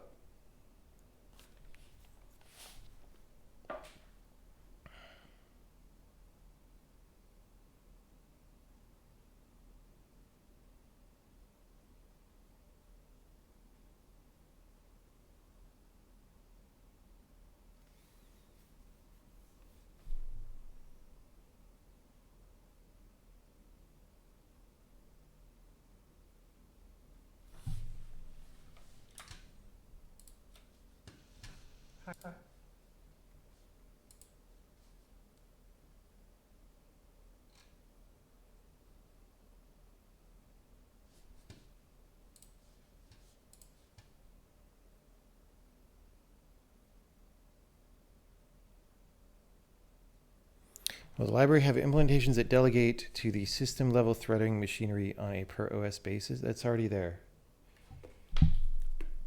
This is not language runtime threads. This is system threads.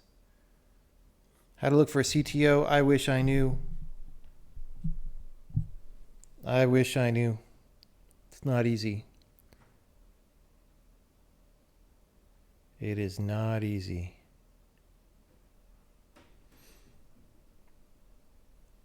Did they ever play Toe Jam and Earl 2? No. I don't know anything about that game. All right, so we want to make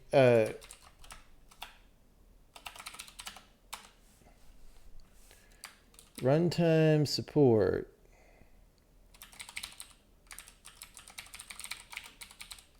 Wait.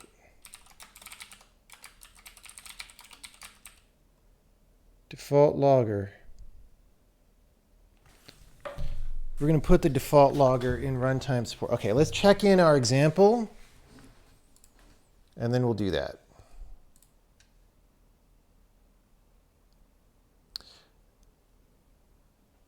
No, we should put this in tests, actually.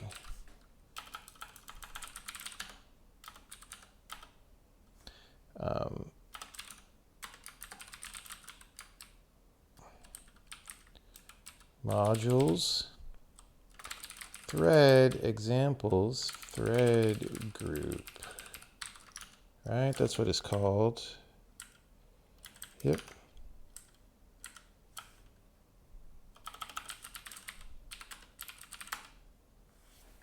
Bam.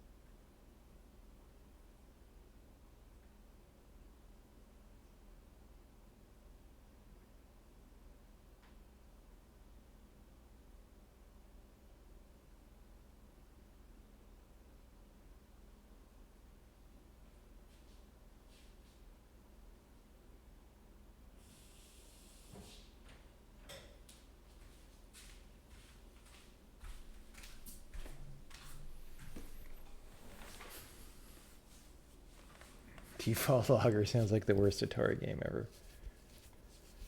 Enum no check-in. Let's check for no check-ins.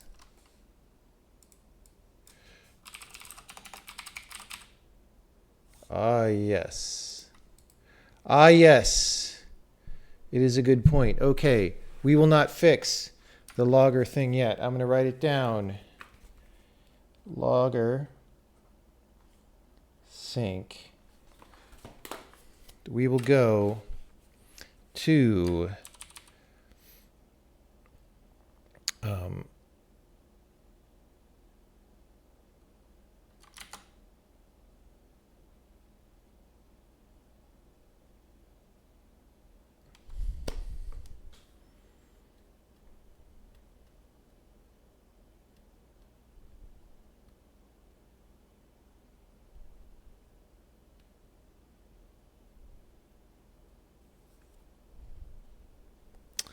thread group.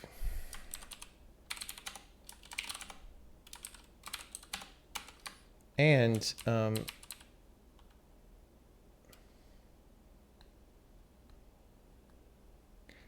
does this even make sense?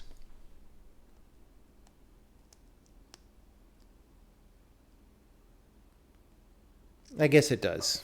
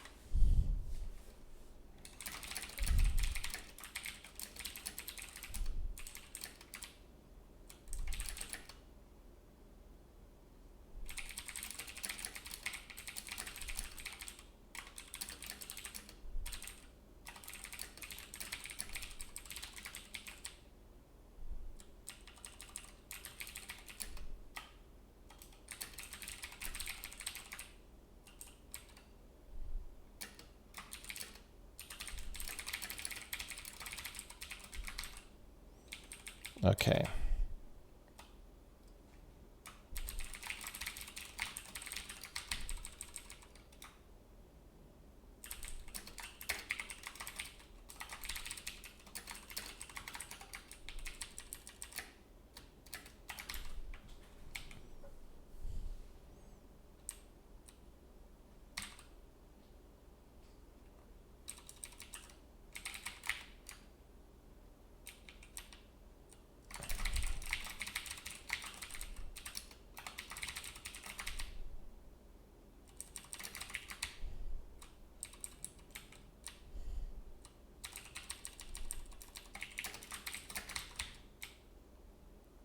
Okay, and then we go to our example.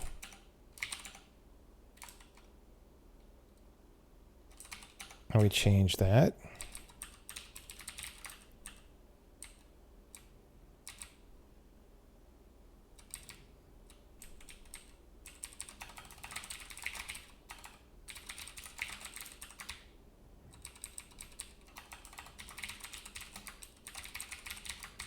Well, I guess that was the no check-in. All right. Great.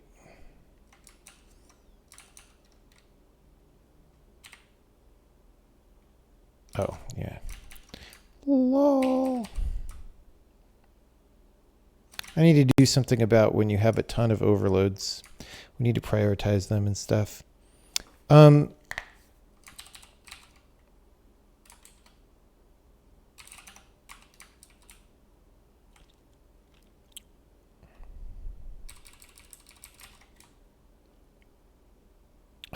No. Threaded. We want to go to the Sokoban game.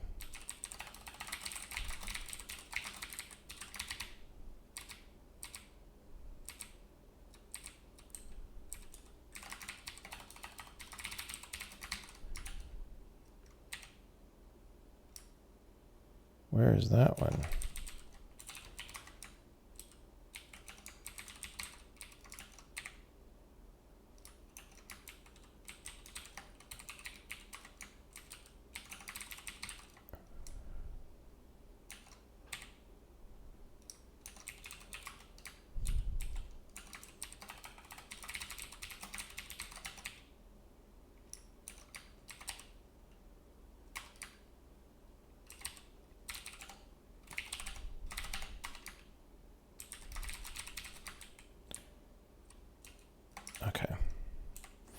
So that's great.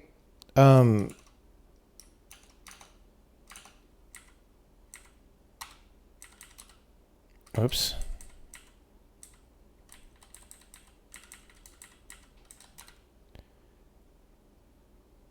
So the 10,000 is going to take a while. Let's make these smaller jobs.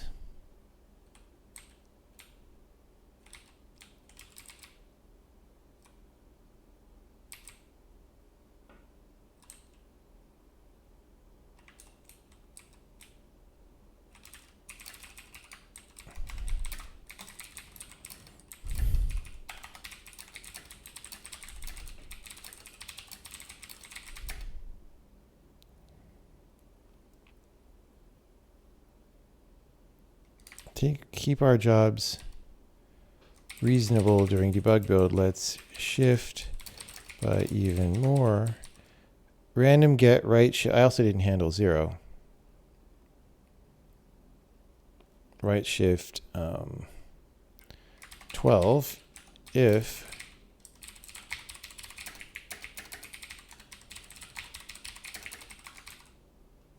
all right.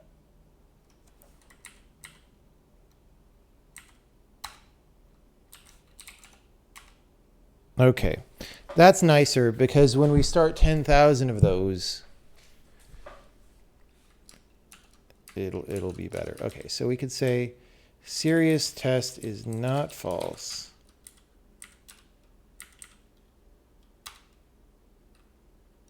Wait. Okay, we didn't say do logging.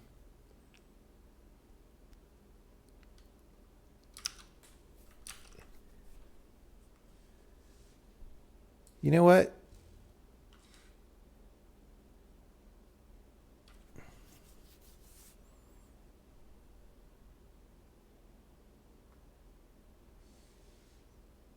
Let's just do it. 10,000 is not that bad.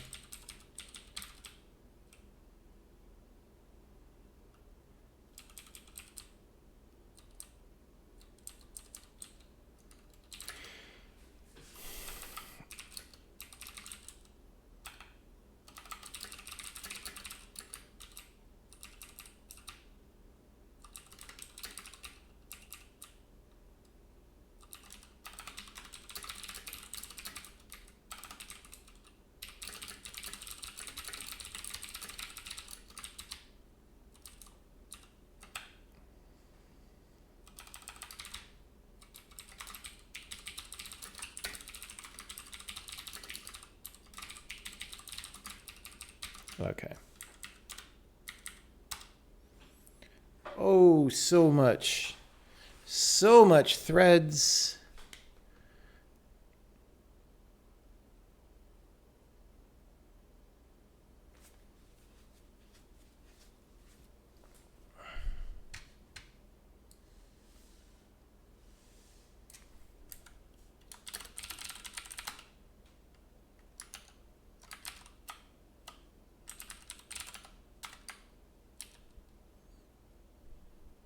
Yeah, the scrambledness is not great. We'll get that next.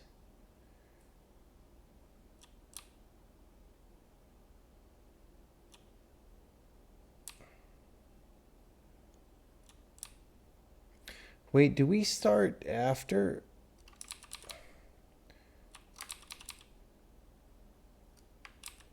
Why are these all in order?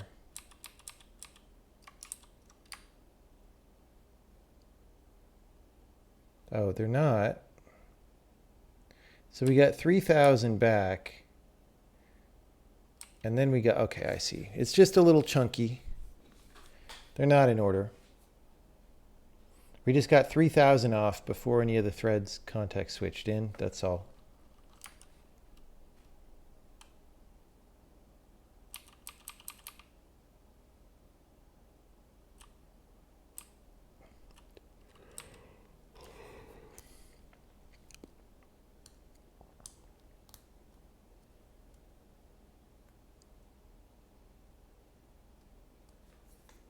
Do I still have my Tesla Roadster? Yes, I do. Does thread group maintain the work count? Um, I thought about, let me see. I don't know whether it does or not, but it's sort of the question is whether the API is that it does. I don't think that I actually track that.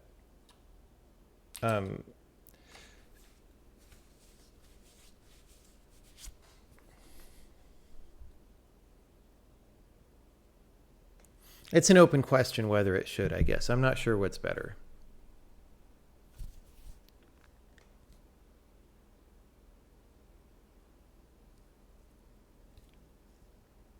It's not actually a C compiler. That's why the name is terrible. It converts to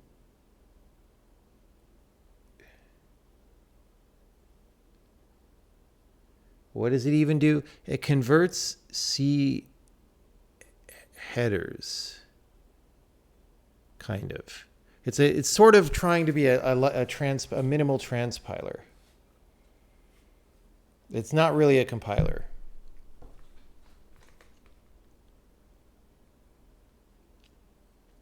I don't like that. I don't like these goofy programmer names that people pick sometimes. They're just not, they don't convey information. They're confusing.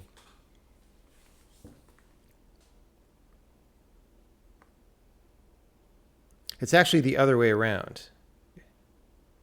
It's from C to this language.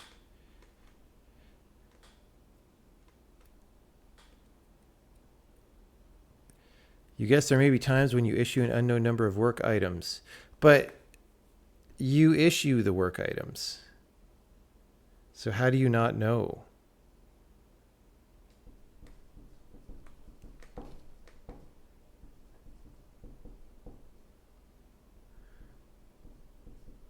Like there's literally one work item per function call that you call.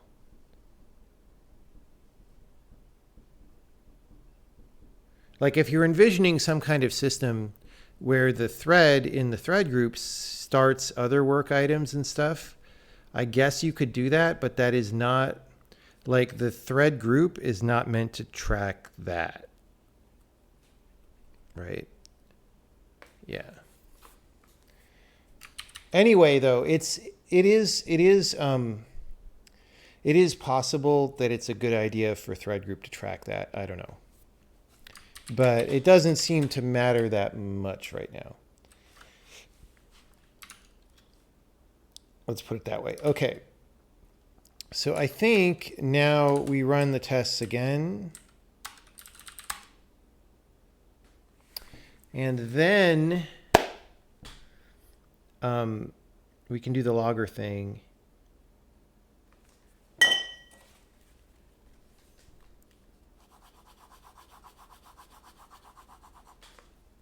Oh, we have serious tests turned on.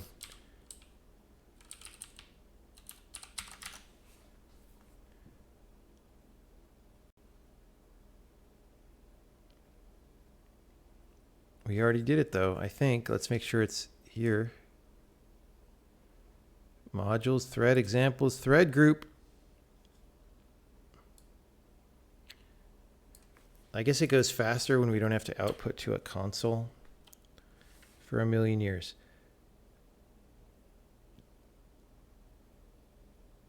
Does it actually run these? I'm actually not sure if this runs the programs. It might. No, it does. It does. Because they crash sometimes. Okay. So that's great. Thread group example.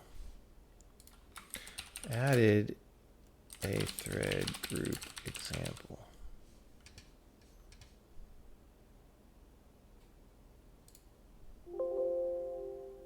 I didn't, what? No check-in.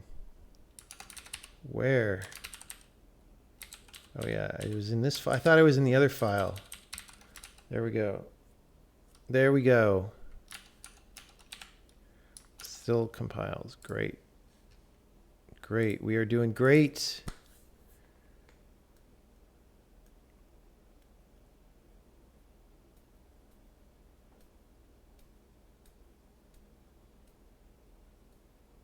Oh, the final comment in summation proc got outdated.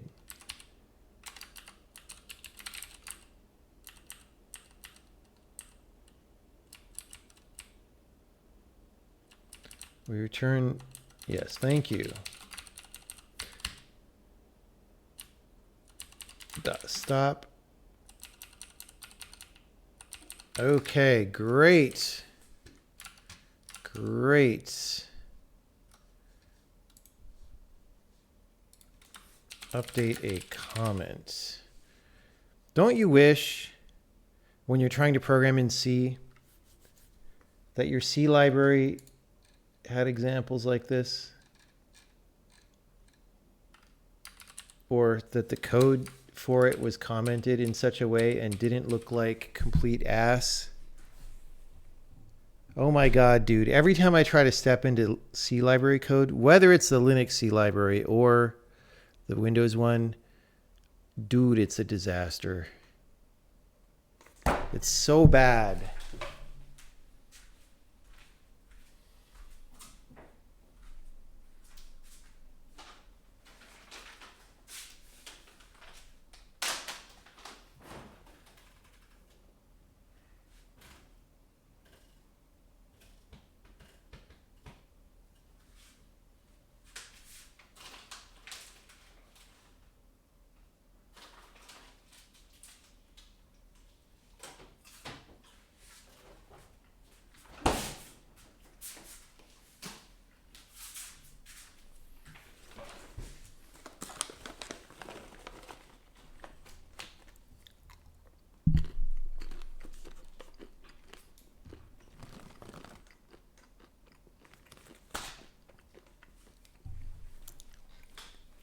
This is a Herman Miller embodied chair, and I was about to make a joke that this is my elite gaming chair, but then I remembered that Herman Miller did recently actually make an embodied gaming chair that was branded for someone. It's so embarrassing.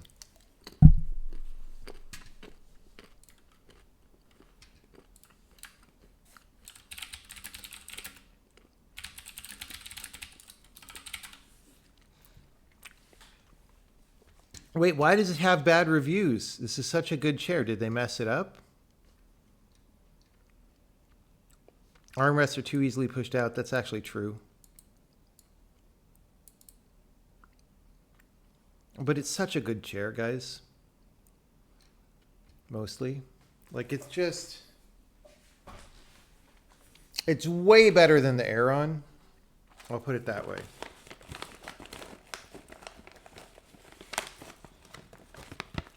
Only 3 reviews. That's true. Maybe nobody bought it.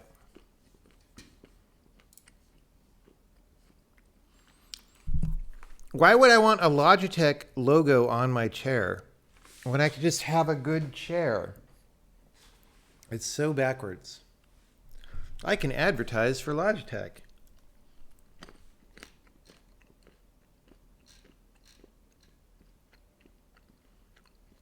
Yeah. Yeah, it's literally, this is just a skinned version of the chair that I have right here.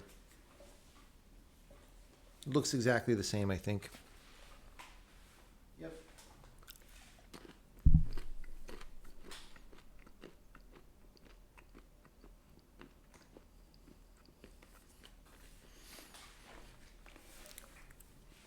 Better than the HM Mira. I do not know what the HM Mira is. Herman Miller Mira.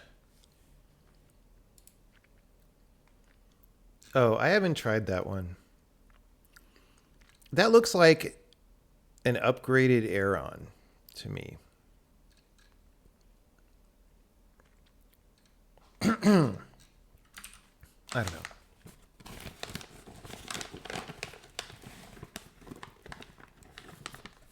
It's kind of hard to wheel around on because it's so heavy. I don't have that problem. Maybe you got to oil your wheels.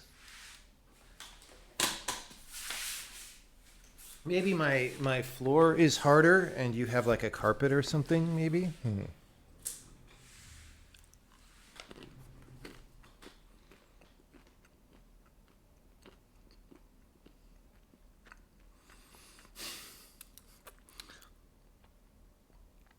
Yes, I would totally love to get a Razer chair so that I have to create an account in order to sit down. Oh my God.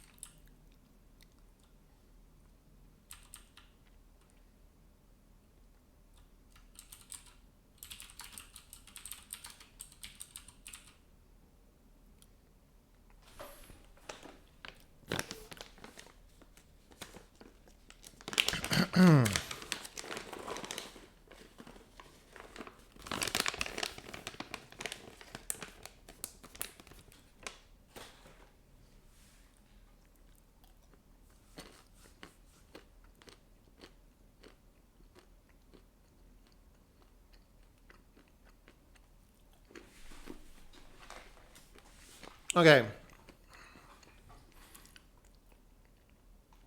We're going to have an interesting thread safety problem.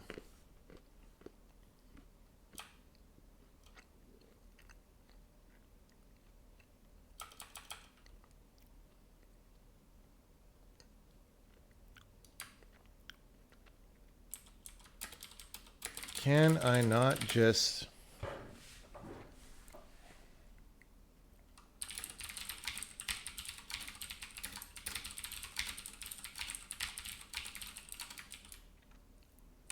Anyway, we're going to do this little shim thing.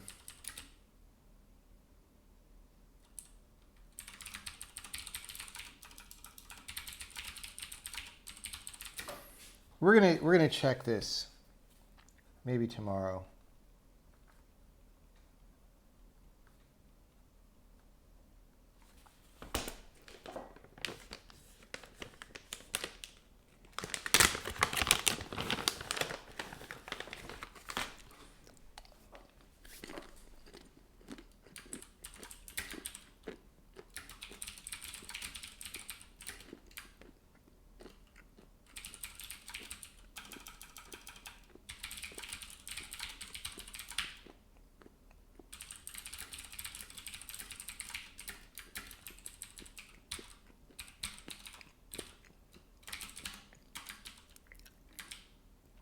So I'm just trying to move this here.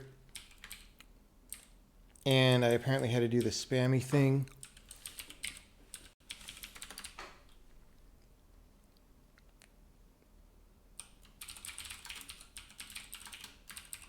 So we've got our logger. Not that we drink, but you know. Okay, we're just going to make sure this still runs and all this stuff.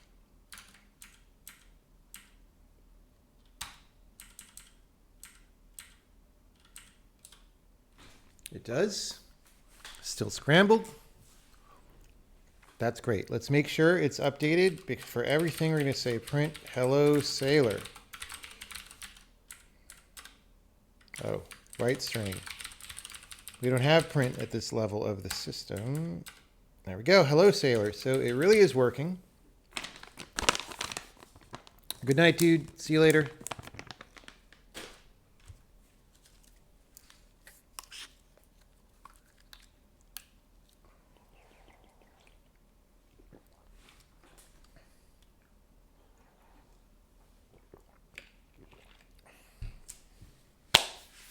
Okay.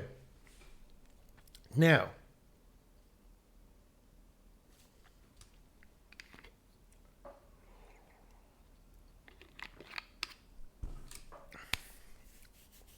the reason we want to do this is because we want to have a mutex around this. Now, the question is, can I use compare and swap to initialize a critical section? I don't want a spin lock because that's terrible. Yeah, day 9 came in yesterday and today. It's cool. He's cool.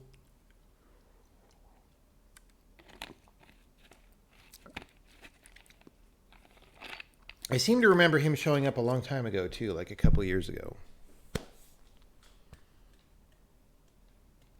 Day Nine's a big streamer. He's like one of the OG big streamers. He's like, he was a popular Twitch streamer like back before Twitch was even that big. Oh, yeah, StarCraft as well. Yeah.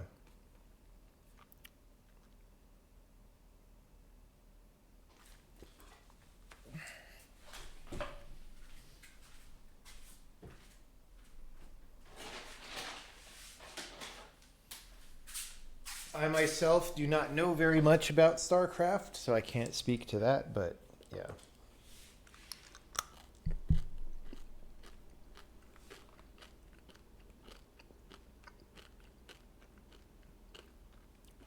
Twitch was Justin.tv. Yeah. I believe the idea behind Justin TV was it was just this one dude who was live streaming everything during his day. Isn't that what it was? And then they were like, oh, let's have other people stream. How's that for an idea?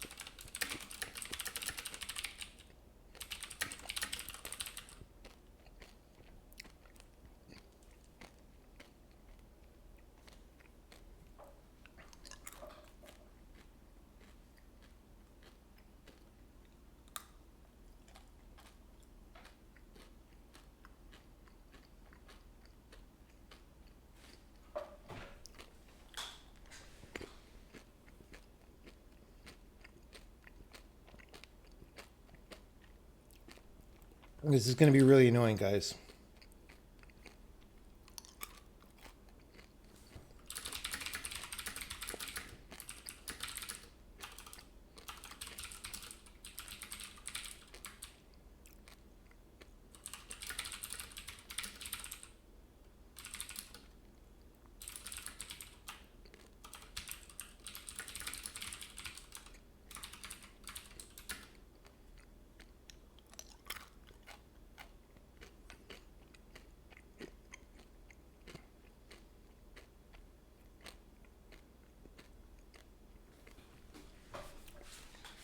Honestly,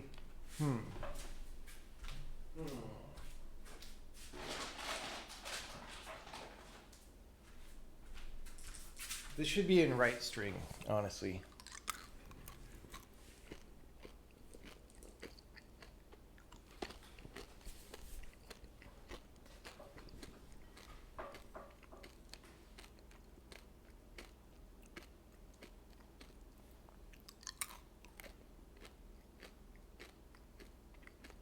Let's just initialize the mutex, yeah.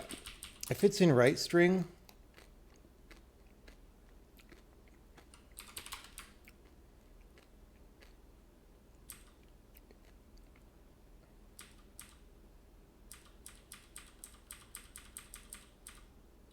this is fine. Lol.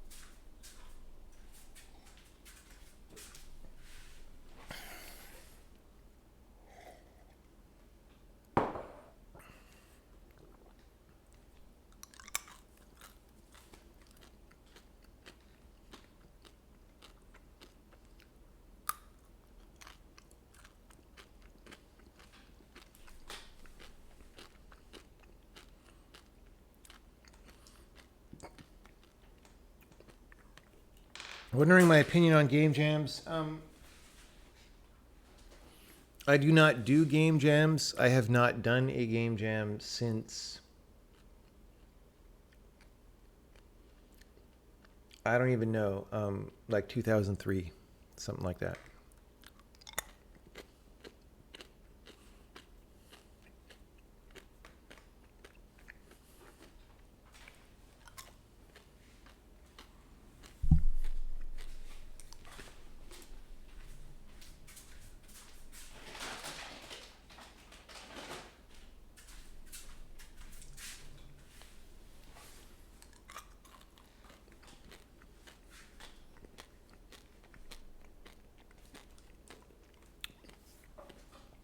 Was I in the very first game jam ever? Not really. No. I was there. I didn't do a game though because I was busy doing something else.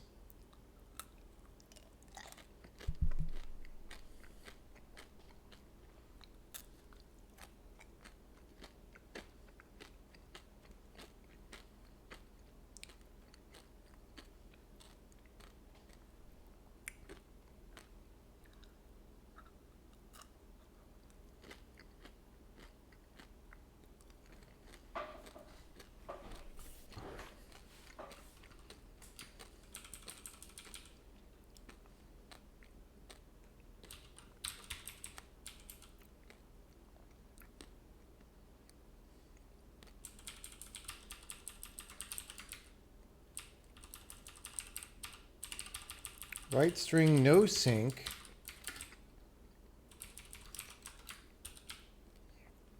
Right string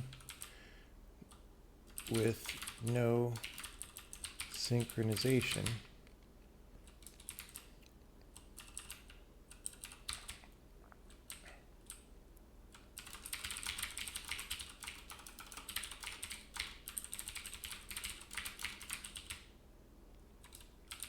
Okay.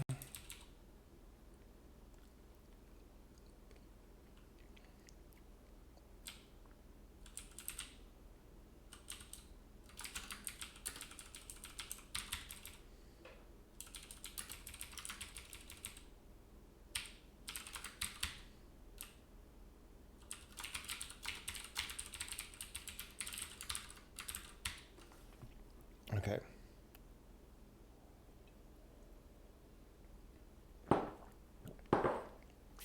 How about instead of without or with no?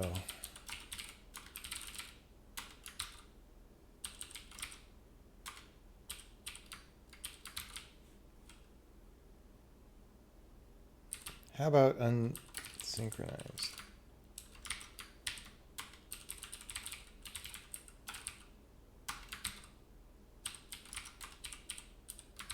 That's shorter.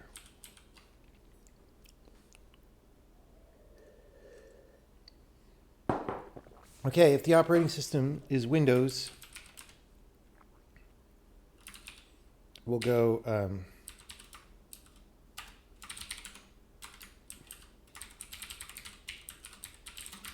we need to take a Caesarean section.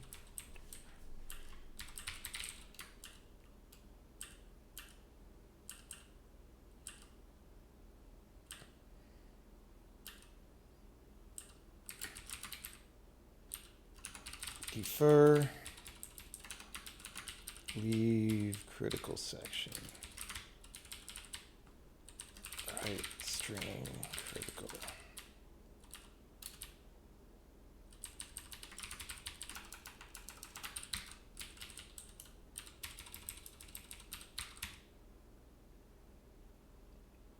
Else, we're going to need this.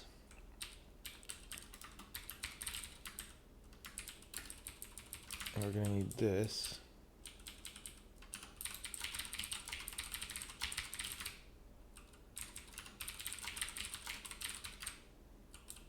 Frickin' pthread mutex t. That's going to be a disaster. All right.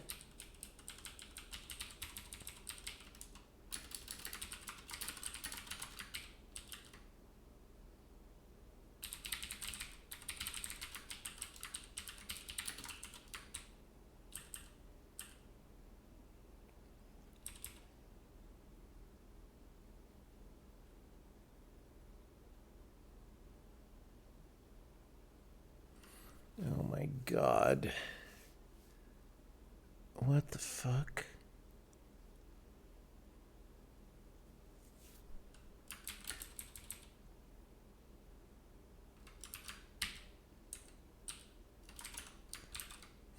So these are the bits we're going to need to declare.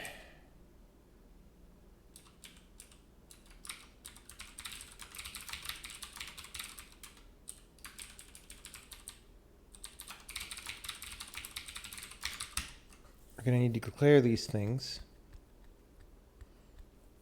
Okay.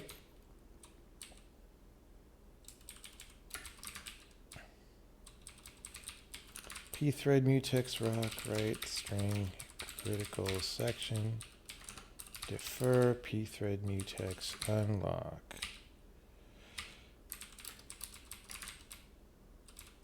Okay, great. No, not write string critical section.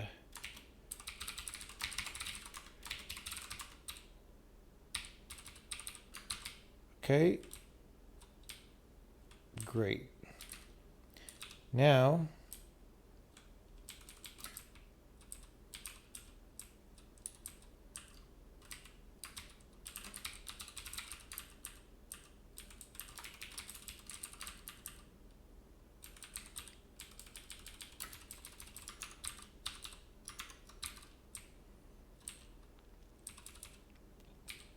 if we're in Windows,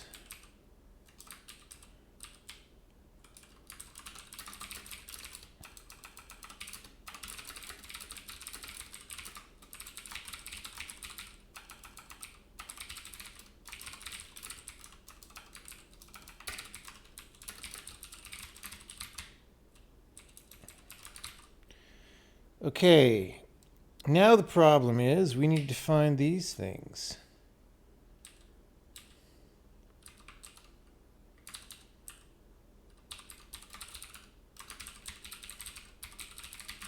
Is that coming from Windows?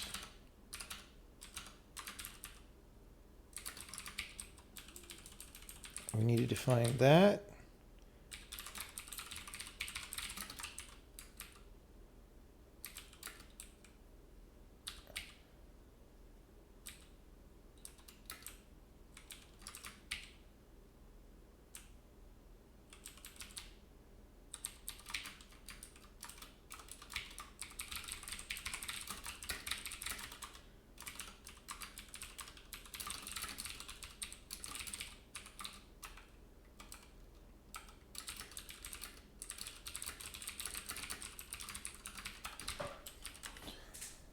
What is size of critical section? 32.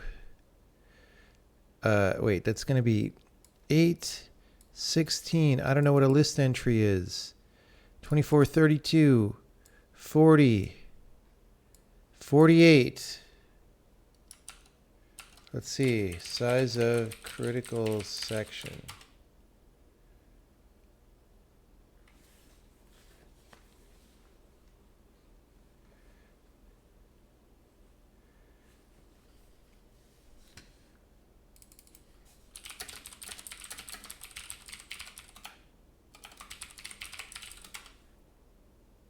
$40 bytes. Why is it 40? Is it packed?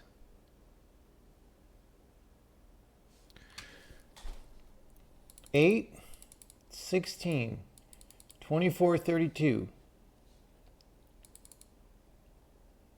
40, 48. Oh wait, this is critical section debug. 8, 16, 24, 32, 40. Yes, okay.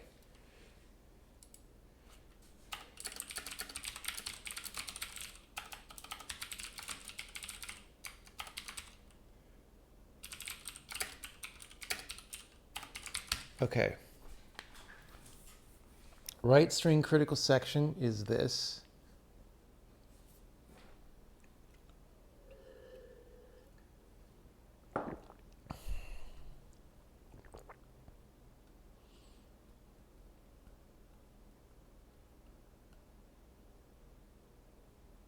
Okay.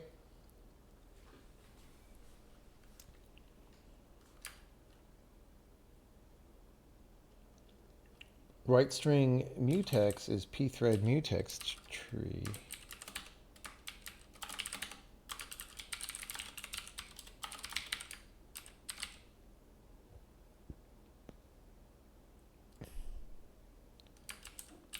Pthread mutex is also 40. What? Weird.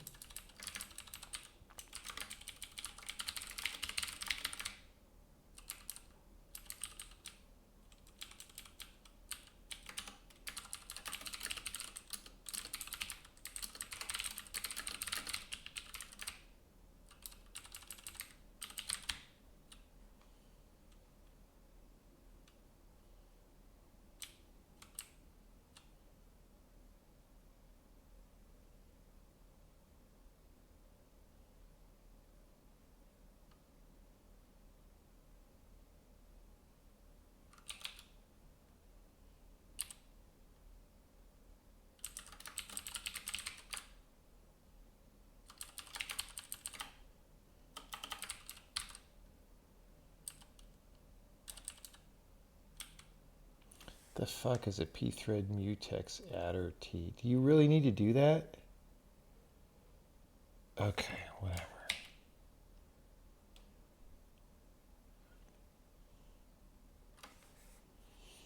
Okay.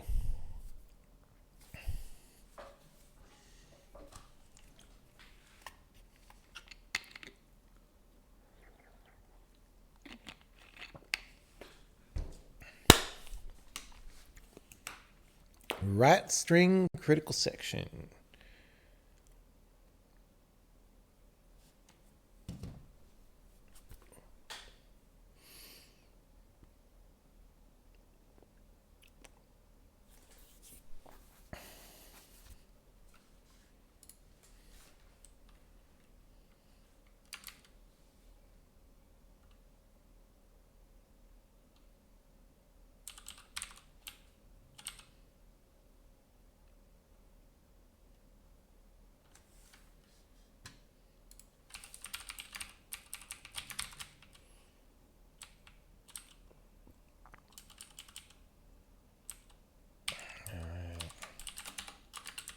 Pthread mutex adder T.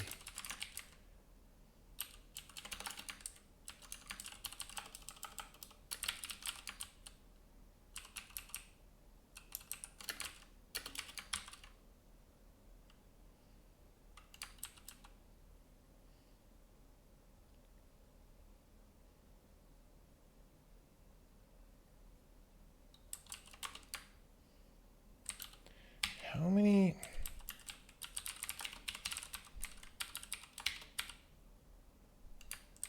Oh wait, this is Mac versus, oh god.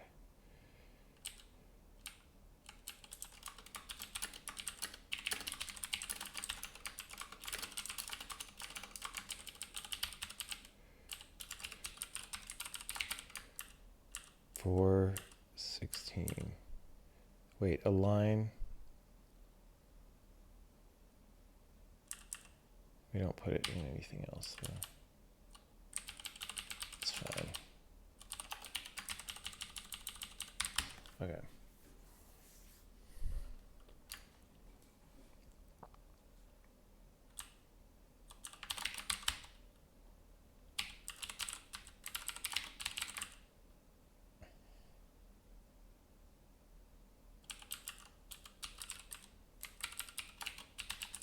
Who does this?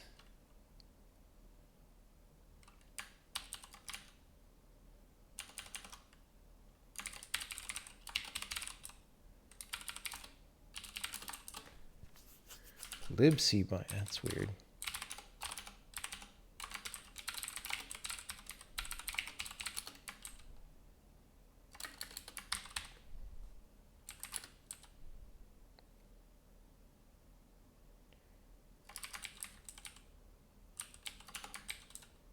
Set type. Recursive. Why is it? Oh god. Recursive NP.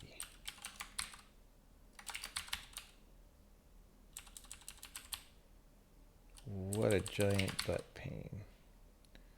Okay.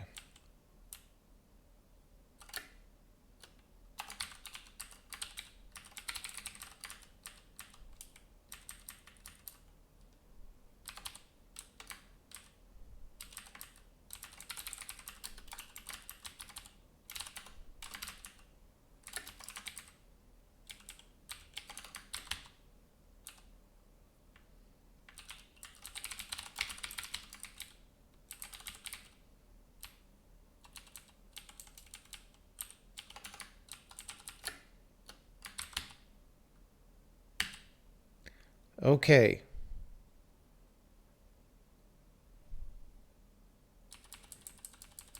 pthread mutex adder init.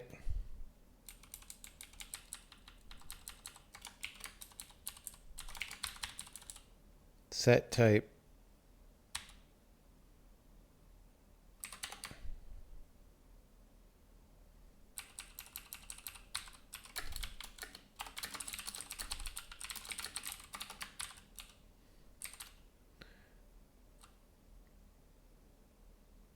Okay, we didn't get mutex in it.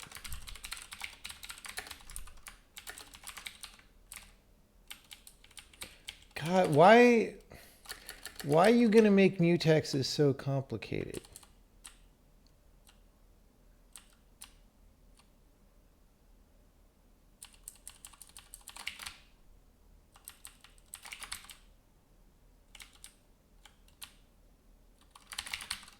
All right, probably got that wrong. It's fine.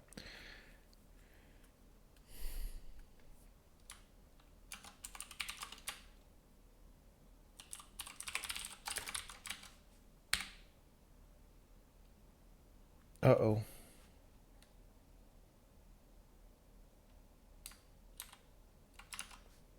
Are we not?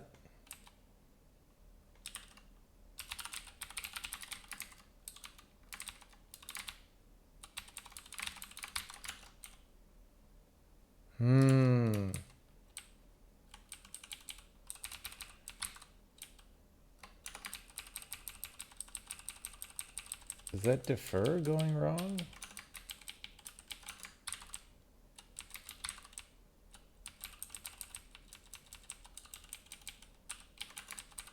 I mean, we might as well just not be super fancy.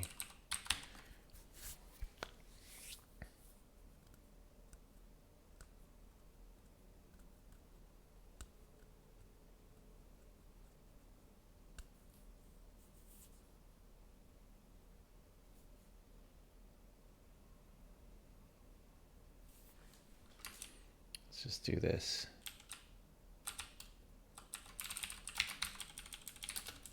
Because, like, calling an extra system call sometime is maybe not great.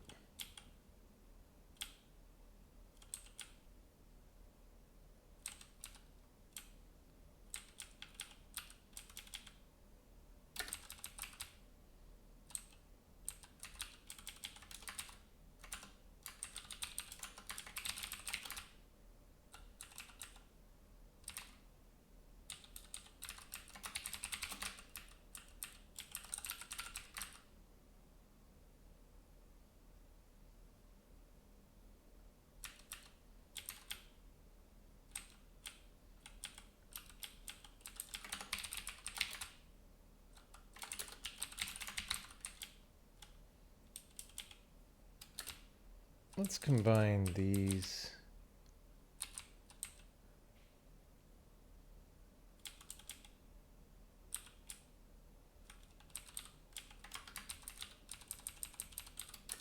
That's better.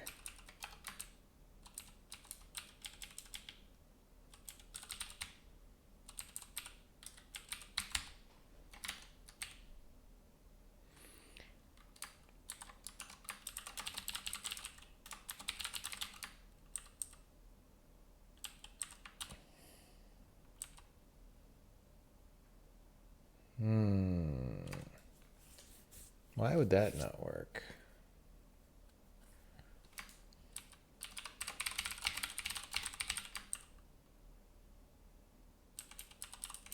Let's just give it some extra memory. Didn't matter.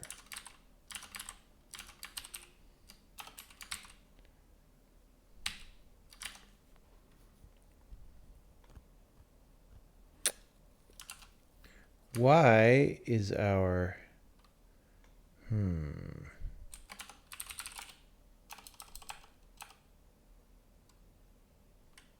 does initialize critical section not have a return value? Yeah? Yeah. So we initialize a critical section.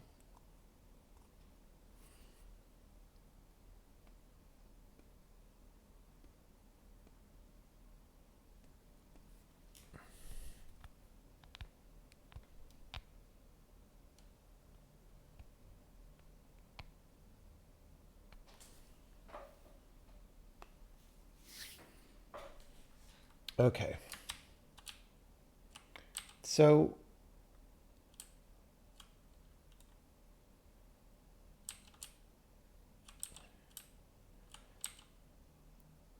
I mean, this is pretty straightforward. Whoops. Shush. Okay, that didn't help. So it is this one.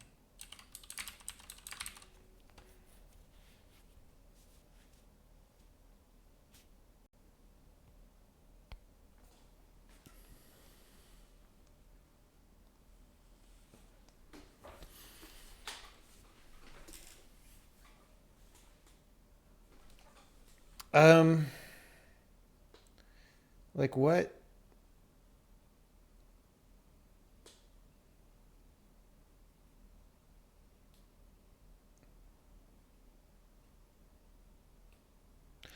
Oh, guys. Oh. Here's the problem.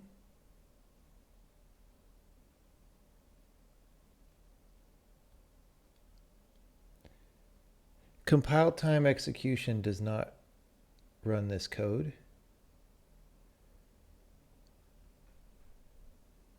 So it does not initialize this critical section.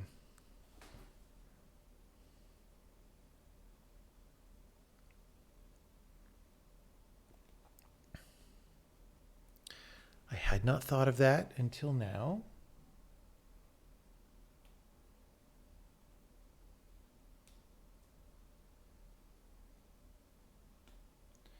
I'm not sure what is the best way around this. So this is an invalid critical section when the compile time execution starts. For something like this example, which does not do compile time execution, it might work. Undeclared identifier, enter critical section.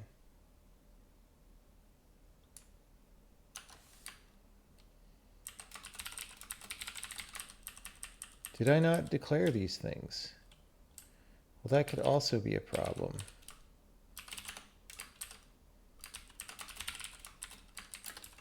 Enter critical section. Leave critical section.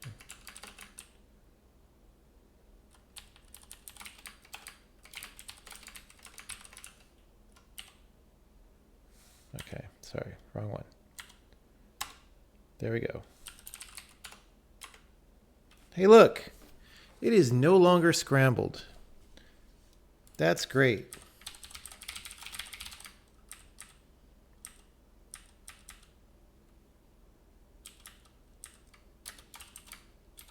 But if we go back here and take this out and recompile,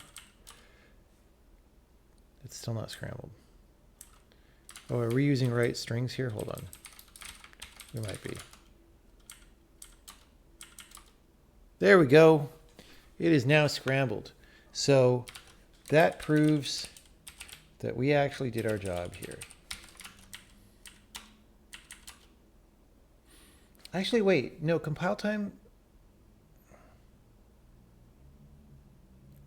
No, compile time execution does not do that function. Why not?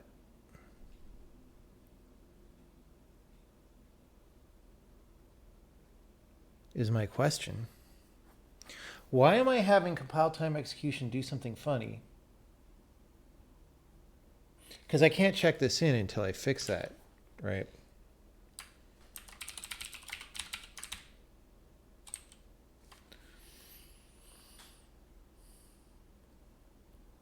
Like, we actually have code that sets up temporary storage.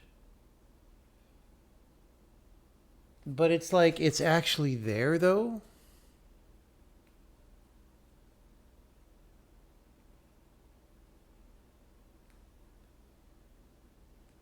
I think.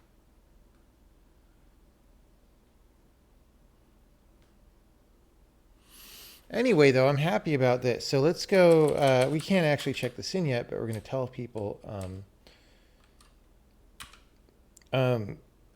write string in modules runtime support now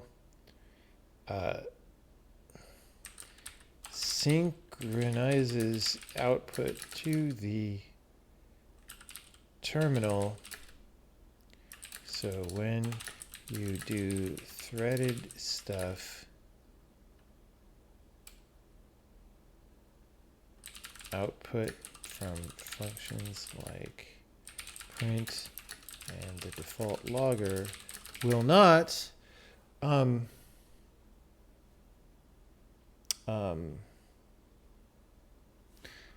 interleave and become garbled. That's good.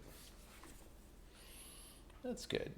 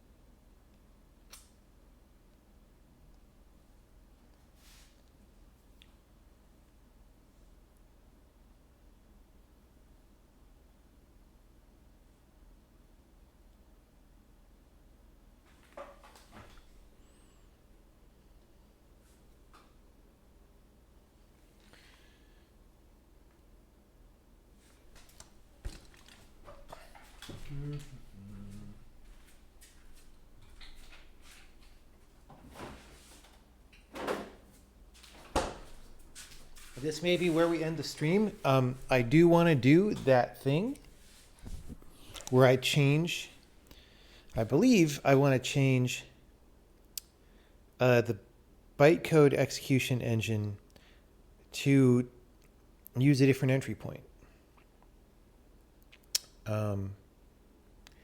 That seems like the right thing to do to me. However, I want to do it with a fresh mind tomorrow.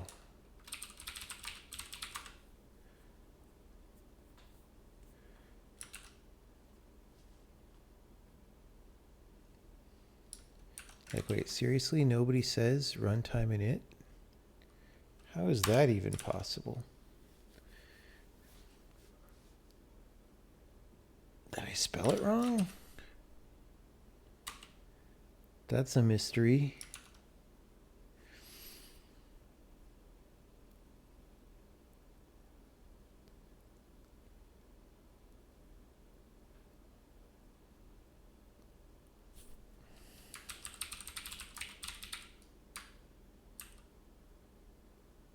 Oh, system entry point. That's what we do.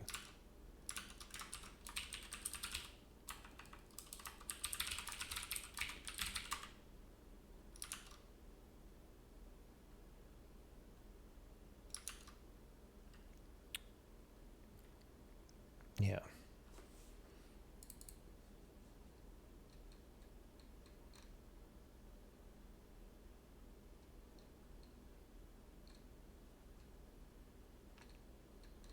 So we'll change that later. But I feel good. We did good things today. I'm happy.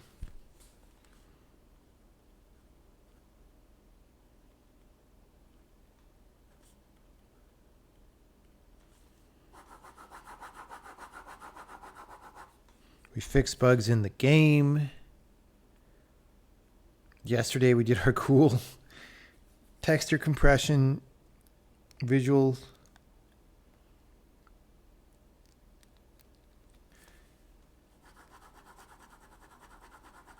It's good times, everybody.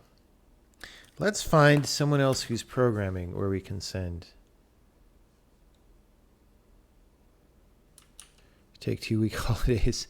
Yeah, I mean, I want to try to write more things. So, for example, the documentation for this programming language, I'm going to try to release at some point, right?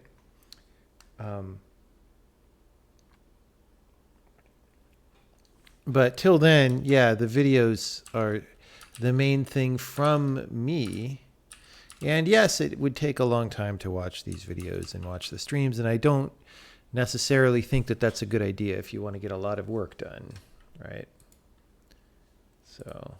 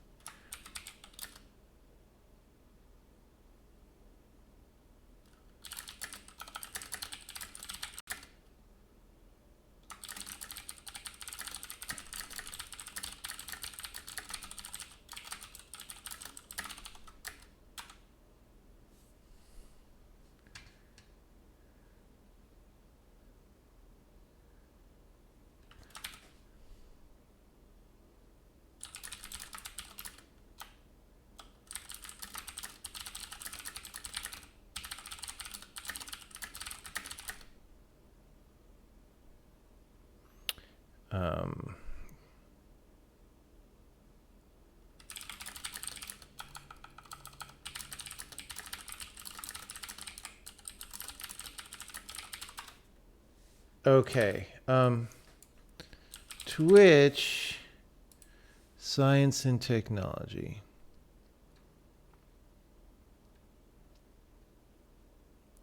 UDP server. Why? Look, I mean, so first of all, it's cool. Like he's going to make a UDP server, but when you put your text editor in your stream title, I don't know why you think that's important. Like, if you think that's important, that tells me your code maybe is of importance relative to that. You know what I mean? Like, why? Gamozo. Who is Gamozo? Implanting a printer. I don't know what that means.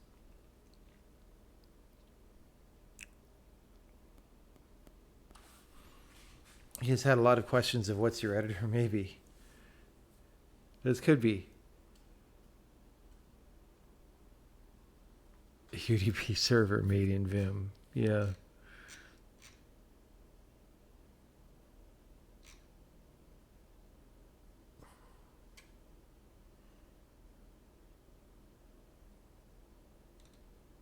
Oh, we're already down to one viewer.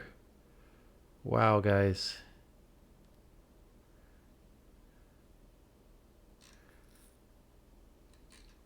Genesis Science. How's this?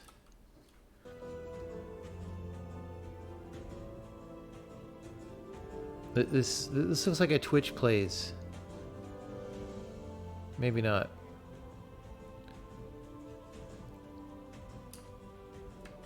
Idle World.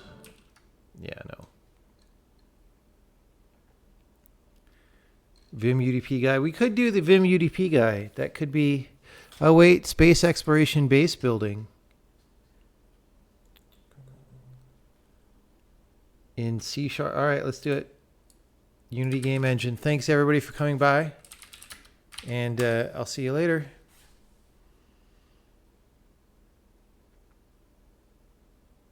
You might really like the editor. See everyone.